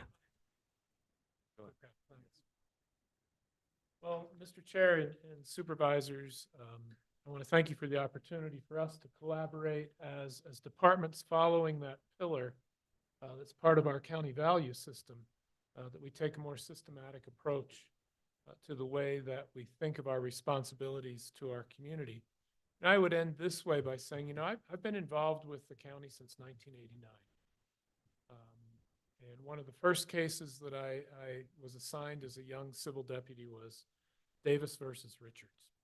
It was a 1976 lawsuit. It was the longest enduring lawsuit that Coconino County has ever dealt with. I resolved it finally in the late 1990s. And out of that particular litigation came our case flow management, attention to case flow management. And so we tried to develop systems around how a case begins to the point that it ends. And when we started to get pressured on budgetary issues like the capacity at the jail system or the inability to process cases, we didn't try to deflect cases. What we tried to do was accelerate cases, right? So our solution was velocity. right? So you got this long train of events that happen in the processing of a case that Amit explained. And if we could just move people faster through that system, we could reduce our costs. We didn't try to adjust the system. We just tried to speed up the system. And that really doesn't lead to the remedy that we're looking for. What you heard today from all the presentations was the effectiveness of deflection and diversion and alternatives to processing individuals through a lengthy court system, a court process that involves so many departments across an entire system of justice services. And so when we say we want to expand something, to contract something, we have to expand it. What we're talking about primarily is expanding those ramps that Sarah talked about, or that Casey talked about in terms of diversion. When we have that capacity, that case flow management system, in a sense, takes care of itself because we're creating off-ramps in the processing of our burdens as a justice system. So at the top of that stream is public health. I think we all acknowledge that. We've all explained not only the financial benefits to investing in these off-ramps, but also in the fact that when we improve people's lives, we reduce victimhood and we make for a flourishing and thriving community. That's what it means to be taking a systems approach to the departments here who have collaborated to present you with one budget presentation in 3 departments. I'd like to expand that concept for Coconino County, that we start looking at more departments being involved in systems, services, solutions. I think at this point, we can even improve upon the way that we present budgets, but we're all here to answer any questions you might have, to encourage you to think about endorsing either through budget or through your own advocacy, the diversion and the deflection programs that we're creating, to start to focus on public health. A lot of criminogenic behavior is really just symptomatic of other things that are happening in people's lives that we have the ability to improve upon. So I think that sums it up for us, and we'd be happy to answer any questions. I know we've been going long. That was about 1 hour and 5, but we got 3 departments done, and I'll stop there. I feel like I'm taking a drink from a fire hose, still marinating. County Manager Prue. Mr. Chair, members of the board, before or after your questions and comments, I do want to make a statement regarding the presentations from our justice partners. And it's in advance of Rashida, and she's an important part of the system as well. But I know that some of the justice partners may need to leave, but I do want to make a comment before, after your comments or questions. Okay, well, thank you. In that case, let's go ahead and go through the supervisors. Who would like to go first? Who has questions or comments? I was going to say post-digestive coma, but lunch was an hour ago. Okay, Supervisor Fowler. Thank you. Thanks, Bill, for the attorney, for starting the session about systems thinking.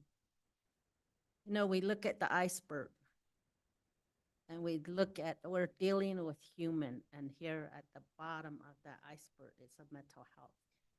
And that's where we take deep dives into this mental health, and we're trying to bring it up and trying to see where's the intervention, how do we divert them and bring them back in. I love systems mapping, and as you're all presenting, I'm thinking, okay, that goes here, and I'm drawing over here, how the loops comes in. You're asking us for a paradigm shift even in the budgeting, and start thinking and applying systems, concepts and models to our organization through the budgeting, which is really it's really good. I think it's not new, and it's just that organization really has to embrace that. It can't be just a segment of an organization. It has to be the whole organization. So here, you know, CJCC, that's what it's trying to do. It's taking a collective group and really trying to see where's the ins and outs and how does this impact here. And I really, really appreciate you starting the whole conversation with this. So, yeah. Well, thank you. And if I can just reply briefly, it really requires us as a community to identify what our outcomes want to be. Right? And if we want safety and security and trust and cooperation, we can design systems that produce that. Yeah. Right? And they may not even have to be, when you look at the entire budget, they may not have to be more expensive because you're actually saving at the back end by reducing the cost of criminal justice, and you're putting your emphasis on something like public health. And the balance sheet balances, you've just shifted around where your emphasis is. So Yeah, don't even exactly. think about it as more expensive. Just think about it as reprioritizing Yeah, strategically. and we have to take deeper dives and out, and what's the output, and how does it come back in if it comes back in? Yeah, and I really, I think that is, you know, it's a great model. We just have not really, I think there's certain departments that kind of practice that, but I think the whole organization really needs to take that on. I believe in systems thinking.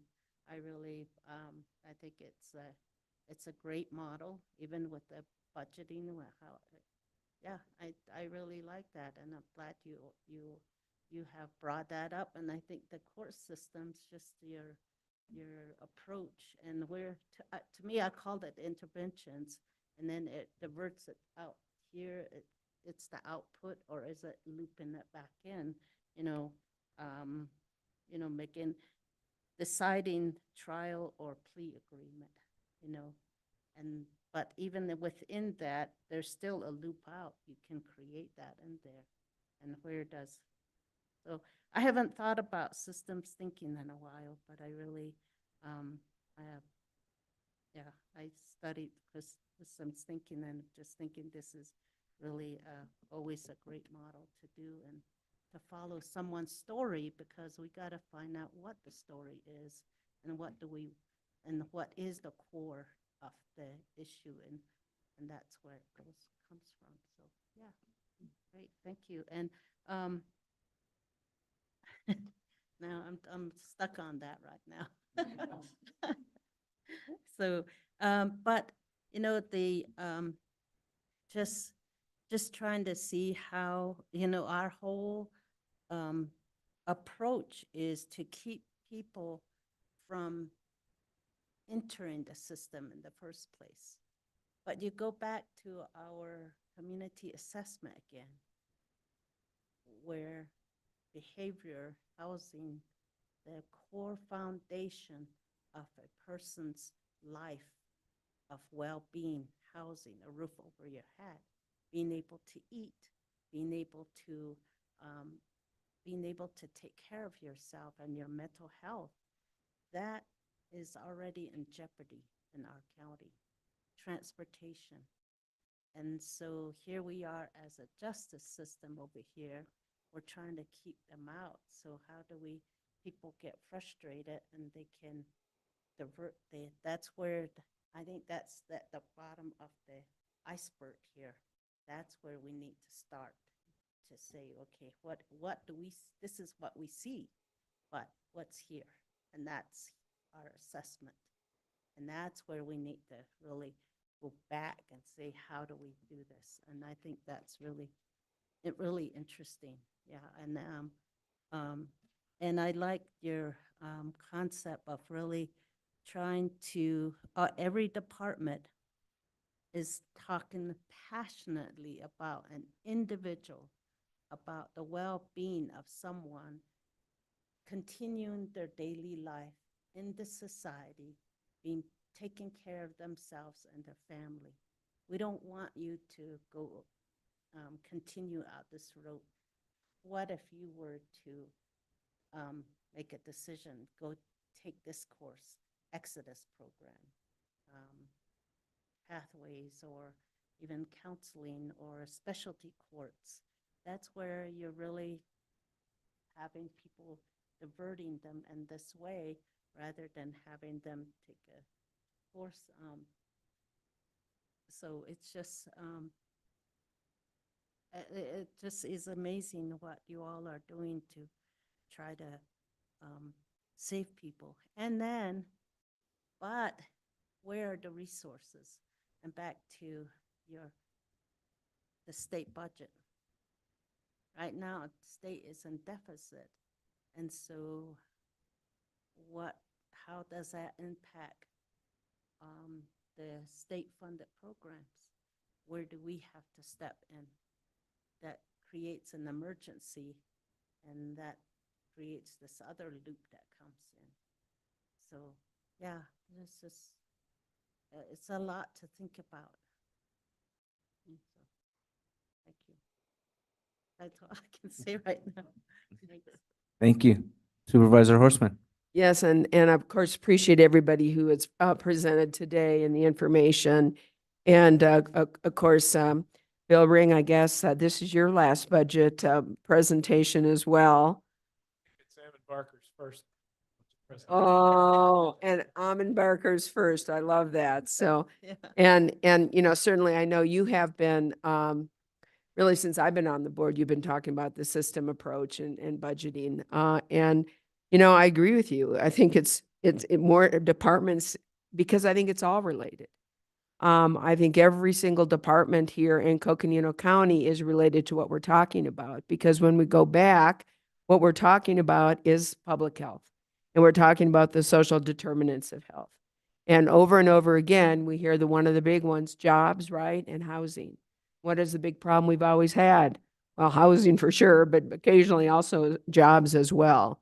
And, you know, having an education, having safe neighborhoods, you know, having access to medical care. I mean, so when you really want to take a look at it, it's totally related, and all the departments within Coconino County, in fact, are related and on a real systems approach to problem solving. And, you know, I think that is something that we have seen within the criminal justice system through CJCC. And I really applaud, and certainly I was only been on it here now for going on 4 years. But since that time, I have really seen the incredible dedication of so many people, and many of them are in this room, that have been involved in that CJCC to really take a look at how do we change the criminal justice system? How do we, I mean, what do they say? Insanity is you keep doing the same thing over and over again and expecting different results, which is, I think, what we've tried to do within the criminal justice system for probably at least a century. And so I really applaud what is going on here in Coconino County, what's going on in terms of CJCC. You're right. We need to keep people out of the system. Once they're in the system, to a certain degree, they're lost to us. And so the best we can do from juvenile to adult and going forward is to keep them out. So I hope that you, because I think you are a very forward-thinking human being, Bill, and I hope that you will get down to that state legislature and talk to them about changing their ideas on quite frankly, local control and budgeting for us, and help us to be able to do the work that really needs to get done to make a change in our communities. And that's a big ask, and it's one I know that all of us here, you know, try to do in our own ways. But I really appreciate the way you're looking at it, because I think that's the only way that we can look at things to get real change in our society. So thank you. And I really appreciate, Amin has been an incredible leader within CJCC as your first budget. Good job. And really appreciate it. And again, everybody here, adult probation, juvie systems, who else? I want to make sure I'm not missing anyone. Juvie, adult probation, county attorney's office. And I know we haven't talked to the public fiduciary, but they're probably going to be coming because they had to play a role to play in all this as well. public defender, that they were earlier, but they're certainly part of this whole system. Legal defender, public defender, the court system, it's all part of the same. So, again, thank you. And, I know that we're going to continue the discussion when we take a look at numbers. And I've really appreciated the county manager's office in taking a look really in categorizing the discussions we've had by departments that are in fact related, but really it's all related. So it doesn't make our job, it makes our job easier to see the big picture. It doesn't necessarily make our job easier to make the final budget decisions. So thank you. Thank you. Supervisor Hess. Yes, thank you. There was a lot, but it all tied together. And that was what was really cool about that is all of it kind of, you can see the entire system feeding the entire system for positive. We started with, Bill talked about trust and cooperation. And I think that you hit it on the head right there. We talked about it when I was in your office a while ago, and you brought this up, and it really is about trust and cooperation in order to do the best outcome. So I really appreciate you saying and looking at it from that point of view, because it's not necessarily, as we talked about, it's not necessarily you guys are infighting for money. It's more about let's get together and get the positive outcome. And I really like that we're looking at how juvenile, when I came out and visited you, it was amazing. I was blown away that there was no kids in there. And at the same time, I kind of think high school kids and junior high kids doing bad things, but I forget about the little 9-year-old that's probably never been away from his mom and never been anywhere or was abused. And now they're in jail. And the way you approached it and you softened it up, excuse me, and made it so the outcome wasn't as bleak. And I like that we're trying to do that with the adult probation, because you have in that 1.86, that's insane. That's amazing. And so I told you when I met you, I was like, we got to tell everybody. We got to tell the world that this is how we do this. And because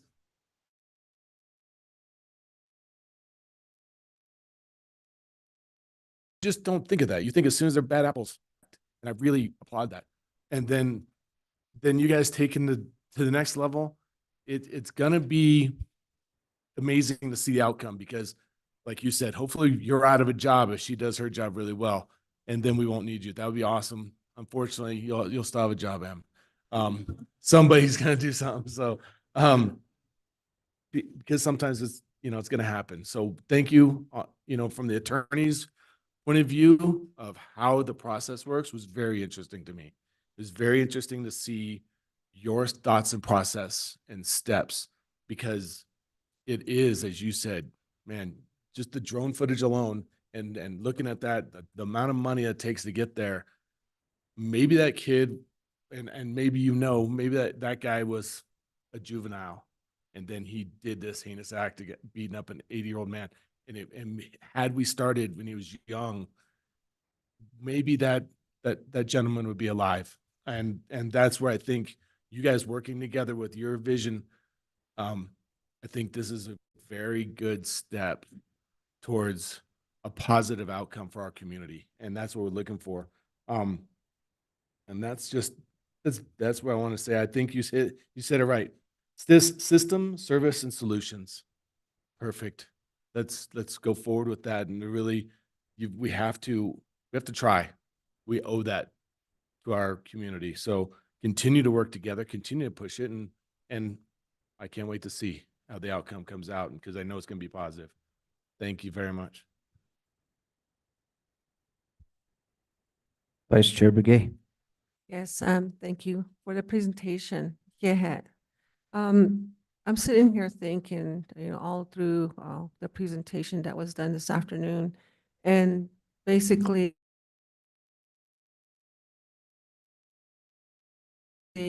I'm thinking about the home, kids and adults, acting and going through these issues, where they have to be dealing with the courts and stuff like that.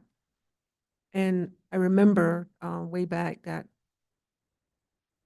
there was a lot of discipline in the home and we had, I don't know, my mom had a bullwhip for sure. And, just paddles. Even in the school system, we had paddles. And I don't know, I think every paddle that was in the school district, I had my name on there. They made you sign it. So I'm just thinking, that really helped, to mold us to where we really thought about things before we acted in certain ways. So I'm sitting here thinking about all of this, and a lot of times, we're trying to fix something that's at this point here that we're talking about, when, how do we go back to the home? What kind of education, what do we do from there, where to curtail it up here at this level, trying to solicit dollars, and then also to try to help the people in the court, or within, maybe going to jail or whatever. But anyway, I'm just sitting here thinking about all of that, and it's mind boggling, and I do appreciate all the presentations that were done. And Mr. Ring, thank you very much for all the services that you've done. Did he leave? Anyway, oh, he's hiding. So thank you for your services, and you're gonna be missed, and we appreciate you, within the county, and a lot of people have a lot of respect for you. So, but I just want to say thank you again, and I guess Mon's gonna have to I would like to ask Amon to do a different approach of doing a presentation with graphs and numbers, and, so that he can present that. And so anyway, thank you again for your presentation. And I just want to thank, so I was kind of thinking in that way, while all this was being talked about, I thought, why is this? And there's talks about, reintroducing, at some point, maybe certain things that kind of help mold us, as we were children. But, not all parents are, they're kids when they have kids too, so that might be an issue. So there's a lot of things that kind of leads up to everything. And we're dealing with it here, but, nonetheless, we are public servants, and it's our responsibility to ensure that, we get help. And we're talking about trusting, cooperation, communication, all that comes into play. So thank you so much for doing the presentation, having us think way back about certain things. When a person talks about something, you think about everything else. And so sometimes you lose sleep over it, so I'm pretty sure that, so some of you have, dealt with that too, so thank you so much. I think my colleagues were, listening, and they're just their point of views and what they share with us too today. Thank you. Thank you. Yeah, I would just like to say thank you to everyone in the room who was part of this presentation. It's really awesome to see the systems approach. County Attorney Ring, I remember 2 years ago, you challenged us, and I was a little upset at first. I didn't like the way you challenged us. However, with that said, going through and watching this process, I think you were on the right track. I think you planted some good seeds, and I think Amin will take those seeds and help flourish what we're trying to do with our justice system here. And so I just want to commend all the different departments for what you do in juvenile.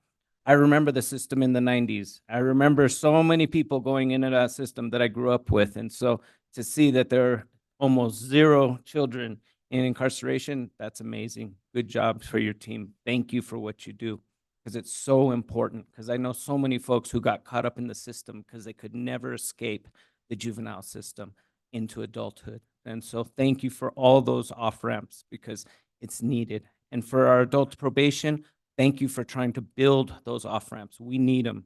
And the thing that stuck out with me was the chart that you put about the costs. If we get them, pretrial services, incarcerated in jail, post incarceration, and money, the proof's in the pudding. The cost savings to the county is when we can have robust pretrial services. So I really appreciate you sharing that with us and showing how these diversions and deflections are such a benefit to our county. So thank you to your team and staff for what you do. County Attorney's Office, same thing. Thank you for everything you do to help try to mitigate the costs of some really difficult situations, some situations that tear families apart, that put our community at risk. You know, sometimes there's situations that are like conundrums, right? Where it's like, man, it should go one way, but you really don't want to see it go that way. And you guys have to thread that needle. And so thank you for doing that hard work because our community depends on it. And so again, just thank you to everybody that's been part of this systems approach. We're not quite there yet where we need to be, but I feel like we're getting there. And so I appreciate that. And I look forward to seeing how we move forward in this systems approach with our justice system. So thank you. County Manager? Thank you. Just a lot of different thoughts going through my head. I reckon back to when we had the jail overcrowding days, we had some great systems thinking breakfasts when Tony Gabaldon would cook up a big storm of food and would go up to the second floor and truly thought through our jail population's predicament. And that led through to the pretrial services program being created. Individuals like Rich Wade and others that created that off-ramp, if you will, and certainly that systems thinking is very important today. You know, we have a great system here. We have a great justice system. We have colleagues that are collegial, even though by design, they're the check and balance that are in opposition at times. But, you know, it's a very collegial group. I do think that we have the opportunity to look at revenue. And I've said this to you individually. I've mentioned it to our justice partners. Sometimes we have to create our reality going forward. And that's certainly a discussion that we want to have in the coming weeks about, you know, if we don't have a revenue source, we'll need to create it. We'll need to take it to the legislature. We're going to need to shop it around. You know, this justice system occupies over 50% of our general fund, and it should. It's important work. But we also have other needs as well. So I'm really excited about the conversations that we can have and will have about, you know, if we can't change what we're currently doing, we'll need to create our reality going forward. And that's relates to revenue. You know, I get a little concerned when I hear the state should take over the system. Then we would have one version of this system statewide. You know, MVD is about the same thing every place you go. Nothing wrong with that. They're good people. But I think our version of justice fits our community through our professionals here, our courts, our off-ramps. That fits us, and that's who we are. And so I do think we have the opportunity to look at what we're doing. I think that when we look at some of the solutions we had with jail overcrowding, the creation of the jail district, and I wish the sheriff were here, the creation of the jail district took place because of the programming that was provided, that was created. And I think we have the same opportunity here when we're talking about a new revenue, is looking at what are the off-ramps? What's the innovation here? What are those things that we've never talked about or thought about? But this is the opportunity. I think this is where the public is going to be looking at to say, that's new, that's innovative, that creates results. And I think that's that opportunity here. So again, you know, in college, I majored in accounting for one semester. I always get that response. This was before Excel, even bigger. But one of the professors said, you know, sometimes you need to beat the budget until it confesses. Well, that's a bit harsh. It was to let you interrogate the budget until it confesses, which means that, you know, we will continue to look at that a number of different ways. We have the limitation of the expenditure limit. There are certain things that we're just going to have to pull a rabbit out of our hat to do. If Siri were here, she'd be kicking me under the table. But again, sometimes you just have to figure it out. And that's what we've done for many, many years. We've looked at our system as a county system. Yes, it is supported by the state, and there's this weird relationship between counties and state that we're still trying to figure out, but it is one system under Coconino County's name. So, and that's what the public looks at us as. They don't see what part of the system is the state. They look at this as Coconino County. And so our work, our performance, our results, the fact that we are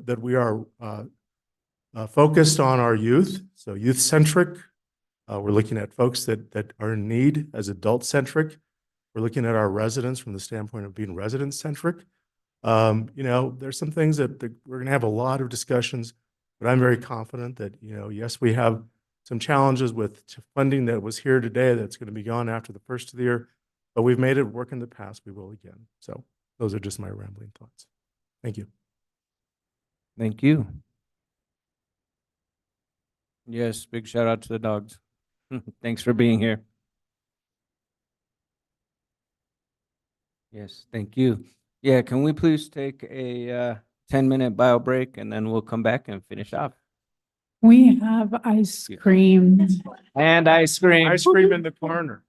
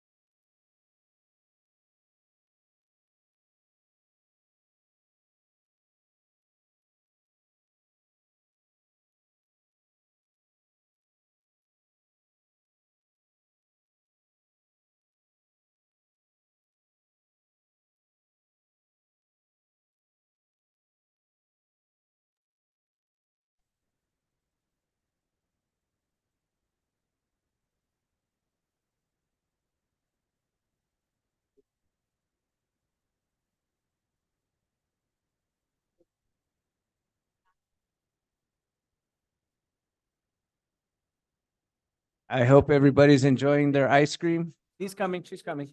We're just waiting for Supervisor Fowler. We're almost ready. Up, there she is. All right.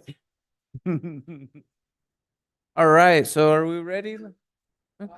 All right, well, last but not least, best for last, public fiduciary. And again, thank you for your flexibility of moving your time around. We really appreciate your patience and being Always. here. Always, no problem at all. Thank you, Chairman Vasquez and supervisors of the board. I appreciate you hearing me this afternoon and my presentation on the public fiduciary. It's always nice to see you the one time a year that I do around this time. So I'll go ahead and get started. I'm going to start with just a little bit of history background that some of you might be aware of, but in respect to Supervisor Hess, I'd like him to also understand a lot of what we do, and our department is very confusing at times. So the Public Fiduciary's Office continues to operate under Title 14, which is the rules of probate procedure. Basically, we are mandated by statutes heavily. Almost everything we do has a statute connected to it, including breathing. So, you know, I really wanted to kind of just point out that under statute, every single county in the state of Arizona must have a public fiduciary. It is the law, it's required. Not every state has this. A lot of people don't realize that. There's a handful of states that don't participate. It definitely is a downfall for the residents of every community that does not have a public fiduciary. We support the indigent people of the county that are deemed incapacitated by the court. Typically, this happens through diagnosis of developmentally disabled, seriously mentally ill, and also aged and elderly, such as Alzheimer's and those types of diagnoses.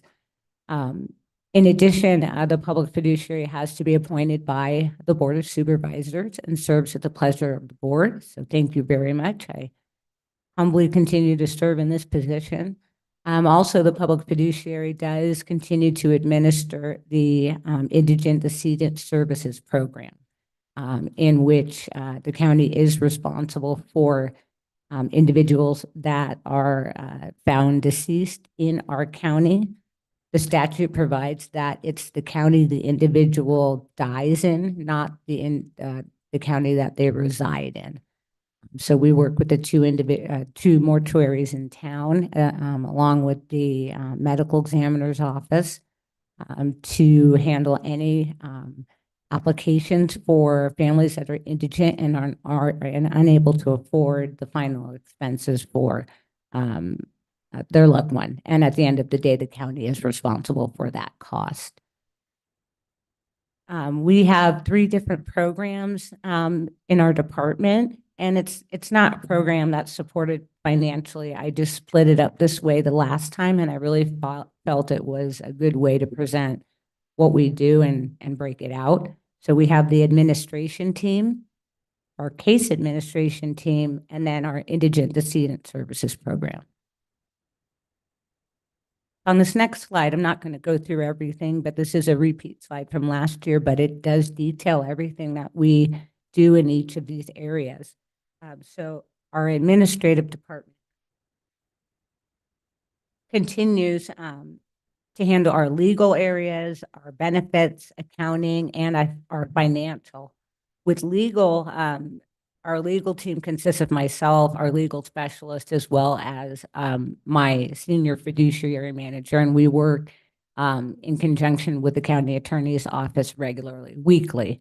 It's a big part of what we do. This is when we're petitioning for the court, either for guardianship of individuals that we've received referrals on, or complying with court orders that have been issued by the court. Case administration, that is a big area of focus. This is the area where our case administrators handle a caseload, and our wards of the county are taken care of by each case administrator. I'd say they're carrying at least maybe 30, 35 cases each right now, which is a little bit on the high end, but manageable, luckily. So our case management focus is not only case management to the client as far as their needs, but their medical health management, our advocacy for the ward in every area of life, from going to the hospital to their placement to their preferences, even final wishes, anything and everything we advocate on their behalf. Residential placement is a big area that we have to put a lot of effort into. As you know, we lost a lot of our big providers years ago when the minimum wage hike came about. And as a result, most of our clients are residing in the valley. And that's the 40% of our clients that continue to be seriously mentally ill. The placement just does not exist here. And I expect it, unfortunately, to get worse and us see our clients out of county, which is really a disparity for them. It takes them out of their natural environment, and I can tell you that it has a very negative effect on them. Also, other areas that the case administrators work on is they prepare their annual guardian reports to the court. They also do budget management for our clients. We manage all of their funds. So as far as discretionary spending and bills and things of that matter, we always make sure that they have a budget that's sustainable and approvable by the court. We also manage all asset and inventory for the client. A lot of our clients own homes, believe it or not. This last year or two has been the year of our clients owning significant property to the point of us selling homes that were bid wars for homes that, were practically falling apart. So it was really just a great year for our clients who did have property for us to go ahead and sell and use for their care and services. And lastly, investigations. This is the route in which cases come to us other than the court.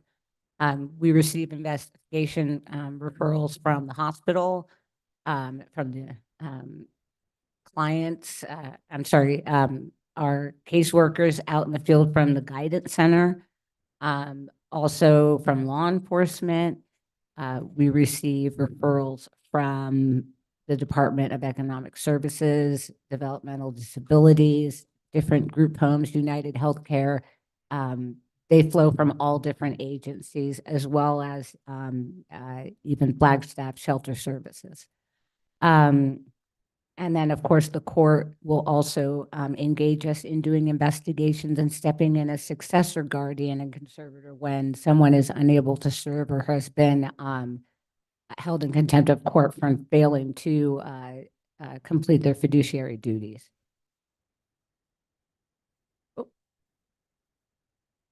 And then lastly, the Indigent Season Services Program. This program, it's statutory. We just happen to administer it. We work very well with the mortuaries. This is the second year that we have run out of funds for the program, unfortunately. Last year, we did have to ask for contingency funds. This year, I did put in a request for contingency funds, but my ever all-knowing and seeing senior fiduciary manager, Laura Boyack, who's here with us, poured through our budget, and we're using every last dime that we have left to support the program so we don't have to take those contingency funds, which has us pull back on a lot of things that we were planning on, but nothing that is of dire need. The indigent program is more important, and of course, we want to do what we can to support the budget as we understand the current environment. Next is just some of our performance measures. So I do just want to put out that we're pretty much, kind of right where we usually are. We don't ebb and flow too much. But what I would like to point out is that even though this total, what we have is our number of people for whom we're guardian only. So we have 90 individuals. And then we have 50 individuals that we serve as conservator. And then we also haven't total amount of people we serve as rep payee. It's confusing, but it's 3 different categories when we get audited by Social Security, because they, one, audit us just as someone who's taking in Social Security funds. Then we're also audited as rep payee, how we spent the client's funds. I will say that we just ended 2 very lengthy back-to-back Social Security audits. We have not received the reports yet.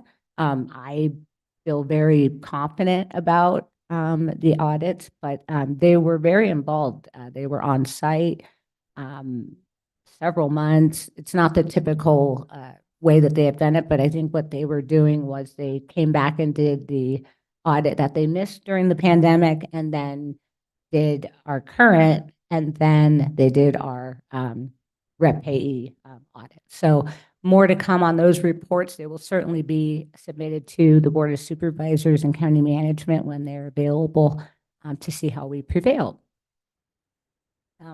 One thing I wanted to also add was that our total number of clients, that include all clients, including our deceased clients. So it would include our guardianships, conservatorships, as well as our deceased clients. And I include our deceased clients because these cases could go on for 2-3 years, even after they're deceased, because of the asset management that we have to conclude.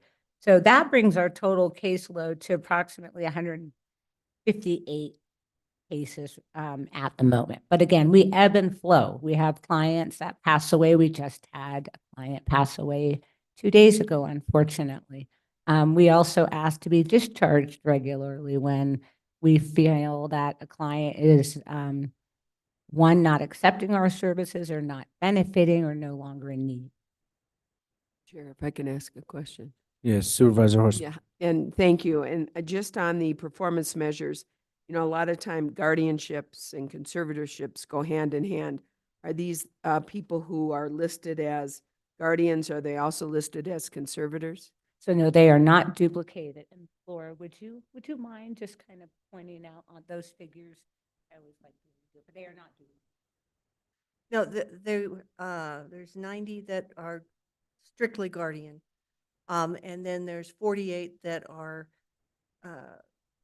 either just conservator or they're combined with guardian, but those are separate there. And then all our clients, if they're receiving Social Security, we're the rep payee. Okay, so I'm sorry. So the 90 that are there, are any of those that you're, of the 90, are you also acting as conservators for them? Of the guardians. Of those 90, are you acting as a conservator for any of them? No. And how about what's the numbers that you're acting as both guardian and conservator for? Or you just broke them down. So it's 90 and then 90 were guardian, and the conservator could have some guardian in there as well. They could be combined. But the 90 is just guardian. got it. Thank you. So conservator may have both. Yes. Okay, because it's very common. You're seeing guardianships and conservatorships and they're together. So, okay, thanks.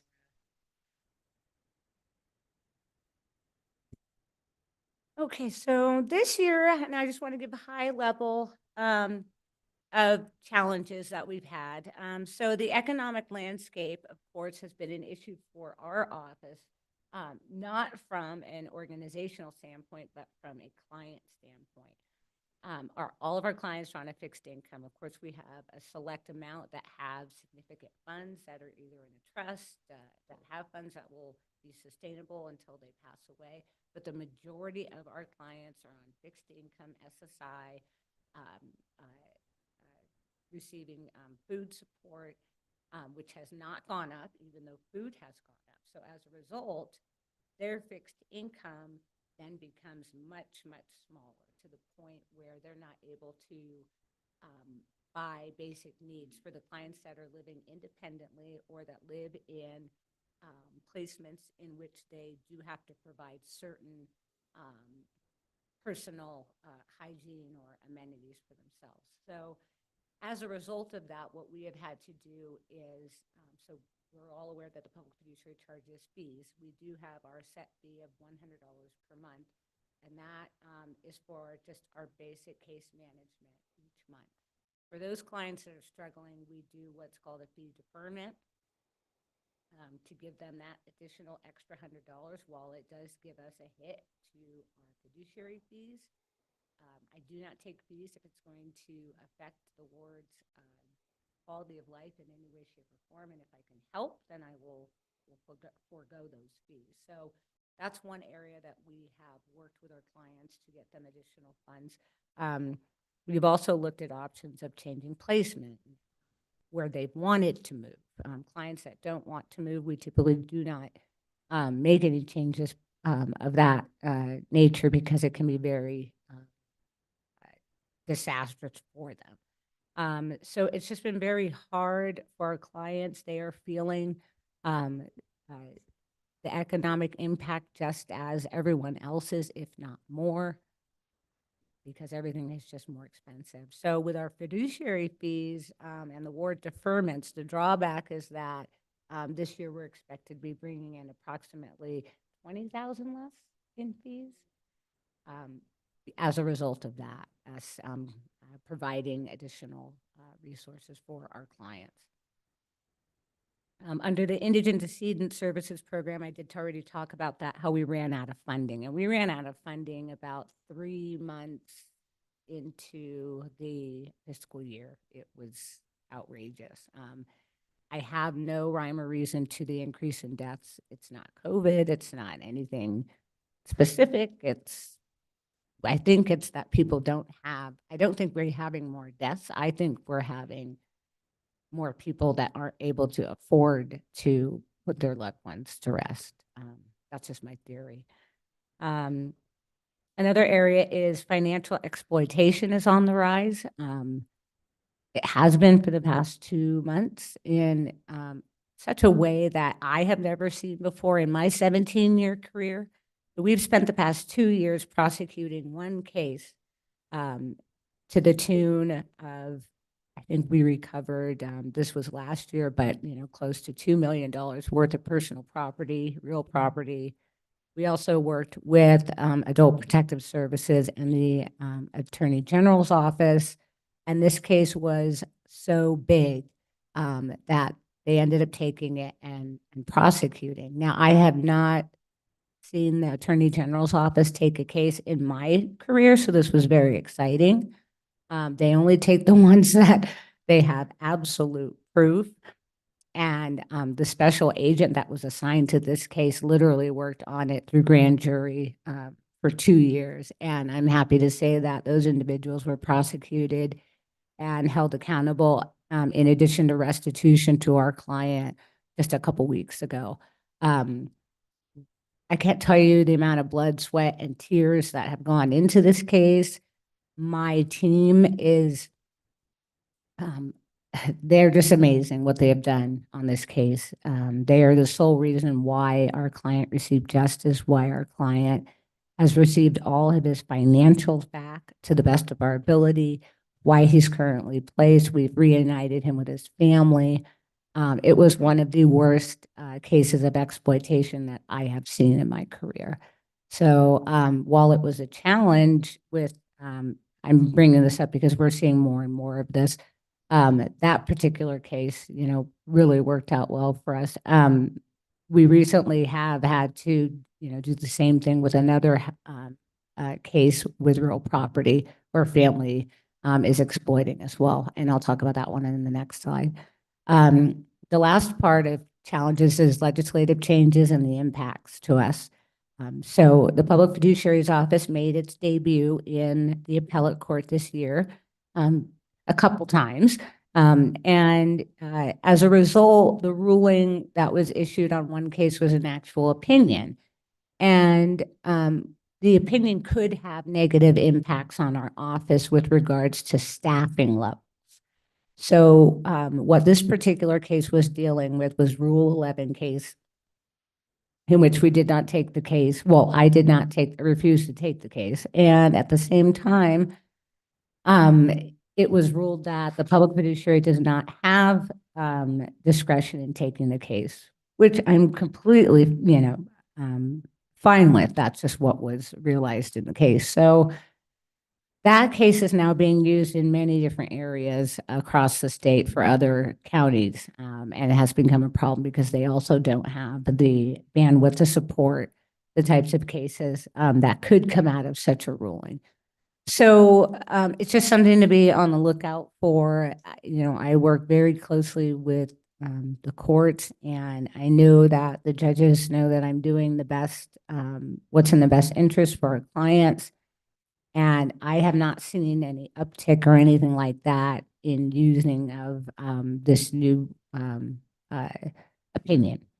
So I just wanted to kind of just give a little bit of an update on that, and I'll keep the board and county management posted if anything were to change with regards to an influx in cases, as I do not have discretion in taking cases unless there is a conflict of interest, of course, if I know the person or have previously known.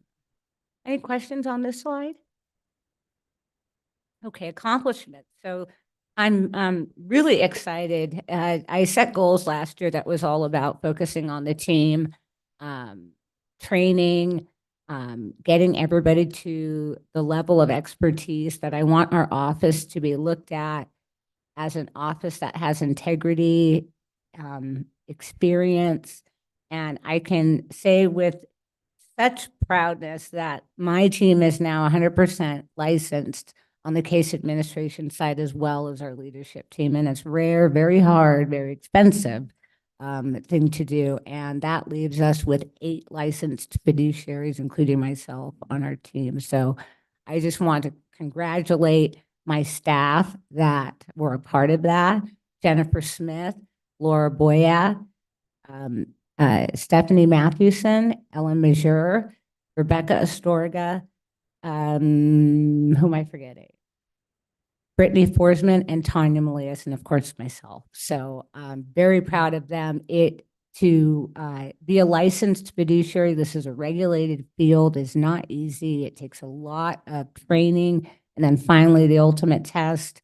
So I'm so proud of them, and this just brings us to a level of transparency and, I believe, trustworthiness, because we have gone through the chains of command. We work with the court. We have the oversight. And I'm just proud of my team and couldn't be more proud. And that's why they're so good at what they do in every way, shape, and form.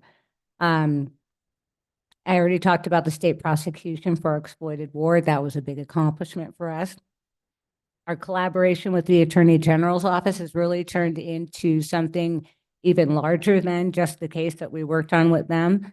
My assistant director has made a very good relationship with that office, to the point that we have joined a task force to fight elder abuse.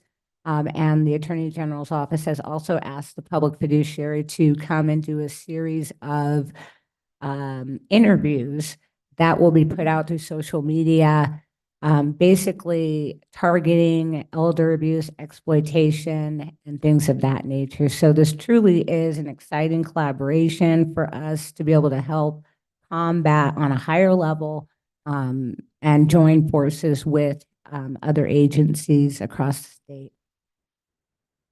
And this year, we have had a successful recovery operations for assets to the tune of approximately $700,000 for real property. Both cases, it was a matter of families squatting in the home. Their names are not on the title. We have to sell the home because the client is now in long-term care and they need funds. So we've had to work with law enforcement agencies to have people removed, outside counsel to make deals even that will give you 20% of the sales price if you leave. Otherwise, we have to have them evicted. So it's kind of a what's an easier way or better way to handle this. And also statutory compliance and audit readiness. When we were called for our Social Security audits, I was not worried. Laura and her team successfully handled the audit without any issues whatsoever. I didn't even need to be here I'm very impressed with the way things were just managed, calendared with them, and it ran very smoothly. So I am extremely proud of the administrative team, specifically our benefits team who's here. This is Elijah Netsosi. He is our benefits specialist, and this is, excuse me, Sandra Atatli, and she is our senior benefits specialist. And of course, this is Laura Boyack. She's my senior fiduciary manager. So they have just been put through the ringer, and I know that we're going to fare well. And I just want to thank both of you for all of the work, and Laura also as well for assisting with that process. Any questions on that slide? Oh, okay. Okay, I have a question. Supervisor Falco. Yes, Rem- Supervisor. Remind us again where your, the locations where your clients are. They're not all in Coconino County, but where are most of your clients? Okay, so about 40% of our clients reside in the Valley, and it would be all over the Valley, Glendale, Phoenix, Tucson. We do have someone as far as Tucson, Peoria, and then we also have people in Page. We did at one point have someone as far out as, I believe it was Fredonia. We also go all the way down to Kingman as far as that direction. And then, of course, we have the rest of our wards that reside here. So almost half live outside of county, and our county already region-wise is so large for travel that client visits are a big part of what we do. We are statutory required to see our clients once every 3 months, and a lot of times it requires more than that. So as you can imagine, our travel region is quite large because of that. And we have tried to find ways to keep people in Flagstaff, but unfortunately, due to insurance changes in the mental health system, the majority of the 40% of clients I'm speaking of are mentally ill, and they get moved from here to the Valley because the placement does not exist for behavioral health residential group homes. So you started their case while they were in Coconino, and then from there they go elsewhere, and you have to follow them elsewhere. That's correct, Supervisor Fowler. Vice Chair Begay.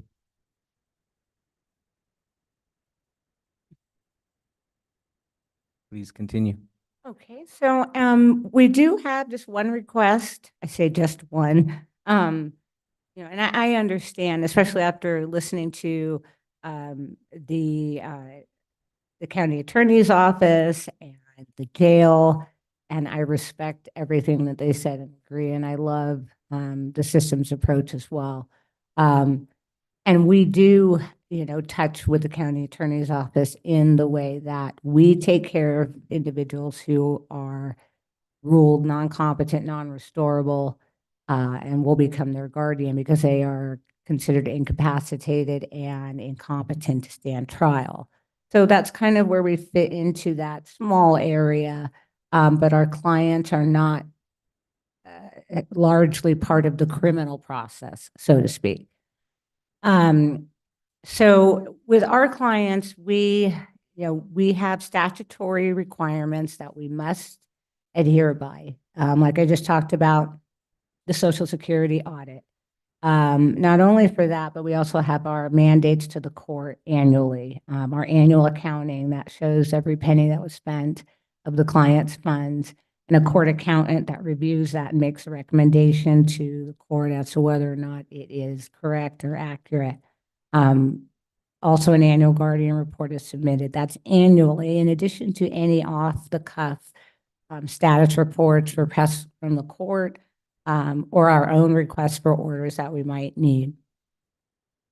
Benefits is a big area because once we get a client, the very first thing we do is apply for Social Security. There's a long-term care, Title 19, whichever area they fall into.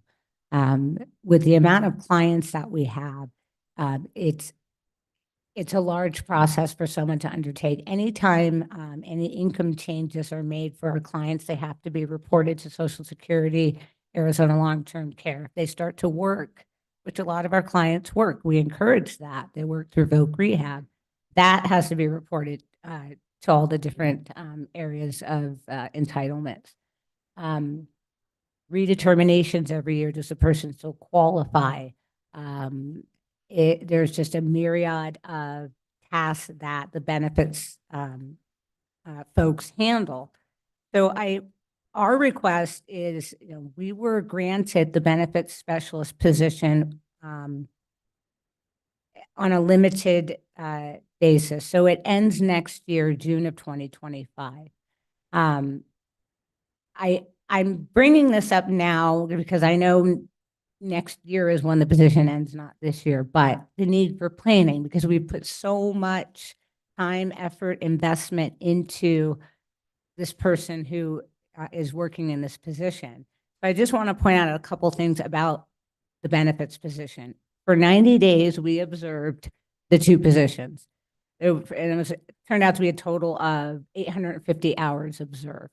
And when I divided that between, how much work would be done and two people actually doing the job, it comes out to be about 417 hours each.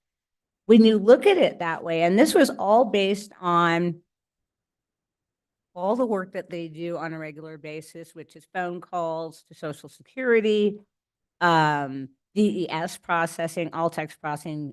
They also work with the VA on those benefits. They also do the daily and monthly check reconciliations. They also do all Social Security applications for new funds. When I break down the hours like that and divide the FTE, by 2 and come up with 416 hours, I just want you to appreciate the amount of hours that are put into the position, and that there's no way that one person would be able to continue to do this role. We lost the person that was in this position previously, because I've been asking for this position since 2019. And when we got the role, it has been a situation in which we've been able to up the ante and make sure that we are absolutely 100% on our game with the benefits. It's not an area that we can lapse in. It could have devastating effects to the client. It could cause an overpayment if we miss something and forget to report that they're working and making $200 a month, and then all of a sudden you owe 20 grand. So it's just really a really important area, if not one of the most important areas of our office. And it's necessary for statutory compliance and our audit readiness. So I just want to just bring the position up again, that it is a necessary need for us. And it's not something I just started to ask for. I have been asking for this position since 2019. And I just respectfully ask for you to consider something that would either extend or retain the position before it ends next year. And with that, it's pretty much the end of my presentation. Here is our org chart and our team. And I'll go ahead and open it up for questions, because I know I took a long time. Thank you for the presentation. Do we have any questions from board members at this time? Supervisor Horstman. No questions per se, because I think you did a great job of the overview of your office, and just want to thank you and your team for the job. I mean, these are some of the most vulnerable members of our community, and some beyond, because they've moved beyond our community, and certainly appreciate the responsibility that you show to these vulnerable parts of our community. So thank you. Thank you. Thank you. Are there any other comments from board members? Supervisor Fowler. When not a patient, a client is referred to you by one of these agencies, is there a time when they can exit the program and they're no longer in your program, and now they become self-sufficient, or a family member can take over the responsibility of the care and financial care of that individual? Thank you, Supervisor Fowler. Absolutely. We are always looking for an opportunity to discharge as conservator or guardian. We're always looking for family members that would like to step in because they have priority over us. So if we find a family member that is willing and able, we immediately will approach the court to discharge us and appoint successor guardian. We have also had clients who have actually rehabilitated. I've seen 2 of those cases since I've been here at Coconino County where the person rehabilitated and we discharged and they went on to live a normal life. Well, normal meaning without issues that they were incurring before that were of a mental background. We're last resort, so there is a statutory list of individuals that come before us, and even a friend of the client for 5 years has priority over us. So we are constantly looking for ways to discharge, usually to family. Like I said, recently we just discharged a case in which the individual is residing with his mom, and he is living on the Navajo Nation. And unfortunately, we have no jurisdiction on the nation. So without that, we're unable to complete our fiduciary duties. And we felt that because he was in a safe environment with his mom, watching, out for him and making sure that he's doing okay, along with tribal social services, that was unfortunately the only option that we had, but we did discharge off that case. So if we can see an alternative with some sort of wraparound services or anything like that, we will always look at that option. Thank you. Vice Chair Begay. Wow. Good afternoon. I have a couple of questions. On your legislative changes and impacts, what do you foresee that's going to make, that may change or within the next year, year and a half or so and you have this as listed as a challenge, so that's the first question.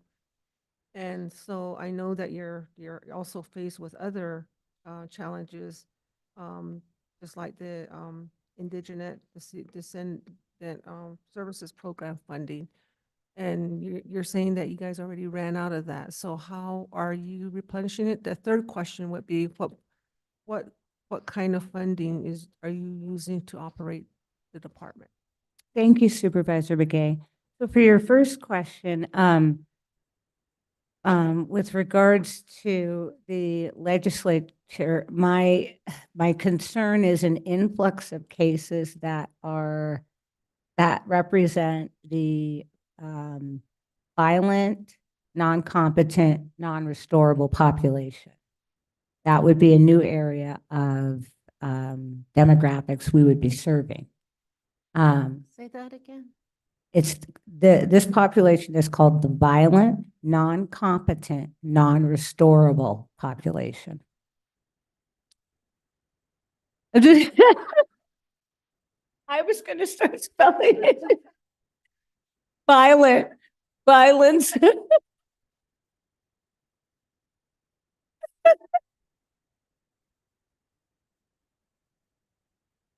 What that is it's basically, typically somebody will undergo a Rule 11 evaluation, and they'll be determined either incompetent or incompetent, not restorable, or competent, restorable, or sometimes incompetent but restorable. It can come about in these reports. And those types of cases, I've never been on the same page of agreeing with the word incompetent and incapacity. I do think they're 2 different things. So hence, that's where my review of the case comes into play as to whether or not we can actually make a difference in this person's life. The concern is that we don't have that much experience dealing with the more violent clients, which we recently did have, you know, an interface with.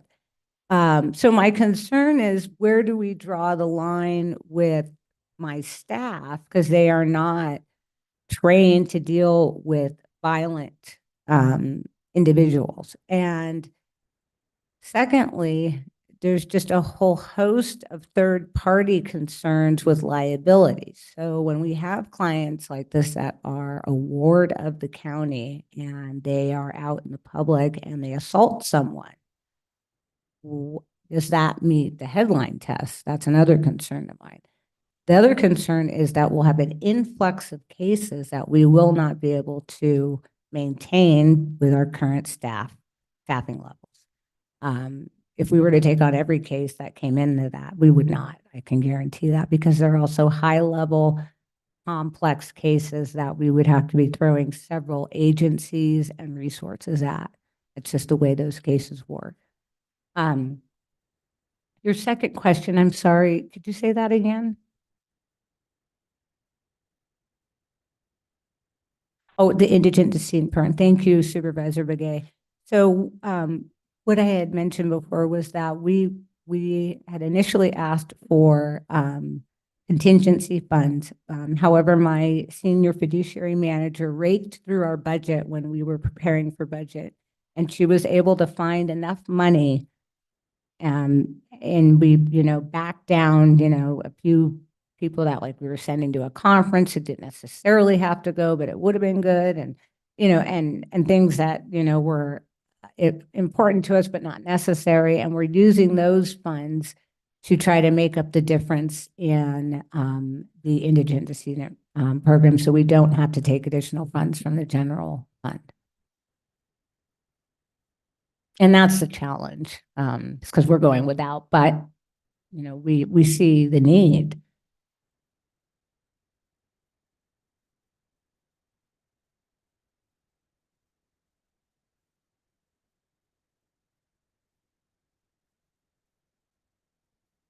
General fund. We're all general. Yeah. I want to make is that I'm really proud to see that you have some fully licensed case administration leadership team at 100%. That's a big accomplishment, because of all things are changing out there from day-to-day operations, you know, changes, laws change. There's different things that come up, and so and I'm just feeling that, you know, they're going to be up to par, and so any changes will, you know, really help your department, you know. So I'm just really glad to hear that. So other areas, I guess, you know, we just have to work at, you know, to, and, you know, all departments deserve that, you know, to get some certification, and I'm pretty sure I mean, we do have them, but, you know, I think with leadership and case management administration, I think that's very important. Thank you. Thank for you, your Supervisor presentation. Begay. Thank you, staff, for being here. Thank you. Supervisor Hess. Yes, thank you. As you stated, it's a complex job you guys have. And you did a great job of explaining it, and I really appreciate that. You stated that case admin has about 35 cases per. Is Jennifer, I'm looking at this, so is Jennifer and her team the one that has 35, or is it also benefits and legal, or I'm wondering how busy you are? It's Jennifer and her team, so it's 4 of them. I'm sorry, 5 of them. We have an estate administrator who handles all of the cases, but she handles only the asset management. And then we have the 3 case administrators, and Jennifer also carries a caseload of about 18 clients. Okay. So while managing, she also carries the more complex cases, and also the cases that have real property that we're selling, things like that, the more high end. Perfect. Thanks. That was my one question. Thank you, Supervisor. Continue doing a great job. Thank you. Yes, thank you for the presentation. It's always good to learn about the important work that your department does for the most vulnerable in our county. And I did have one question, because something that kind of perked up my ear was that 50% of your clients are out of county, but that means 50% are in county. Of those 50%, what percentage of those are out of the greater Flagstaff area? Oh, I believe that percentage was at about 27%, if I'm correct. Yes. Thank you. I ask because there are places in our county that are further than Phoenix. And so even though they're in our county, you still have to travel so much. So what you're basically telling us is that 3/4 of your clientele are further from Metro Flagstaff. And that's having to make those visits once every 3 months. That's a lot of work. So I really commend your team because that's tough. And so I just wanted to acknowledge that and recognize that because that's hard work. Thank you, Chair Vasquez. Appreciate that. And thank you for your presentation today. Thank you, Chair Vasquez. Thank you, Supervisors. Thank you very much. Thank you.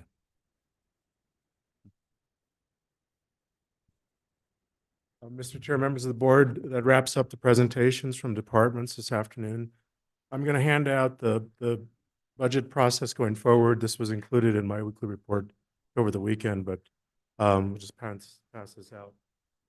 So next week, we'll meet again on the 23rd, and we've got the material under each of the dates. But again, that's just for your review and then discussion going forward. And I think that is all that we have on the agenda for today. We're not doing the board reports. All right, well, unless there's any commentary from the peanut gallery and our colleagues, this meeting is adjourned. Thank you for the ice cream. Yes, this meeting is adjourned. Thank you, everyone.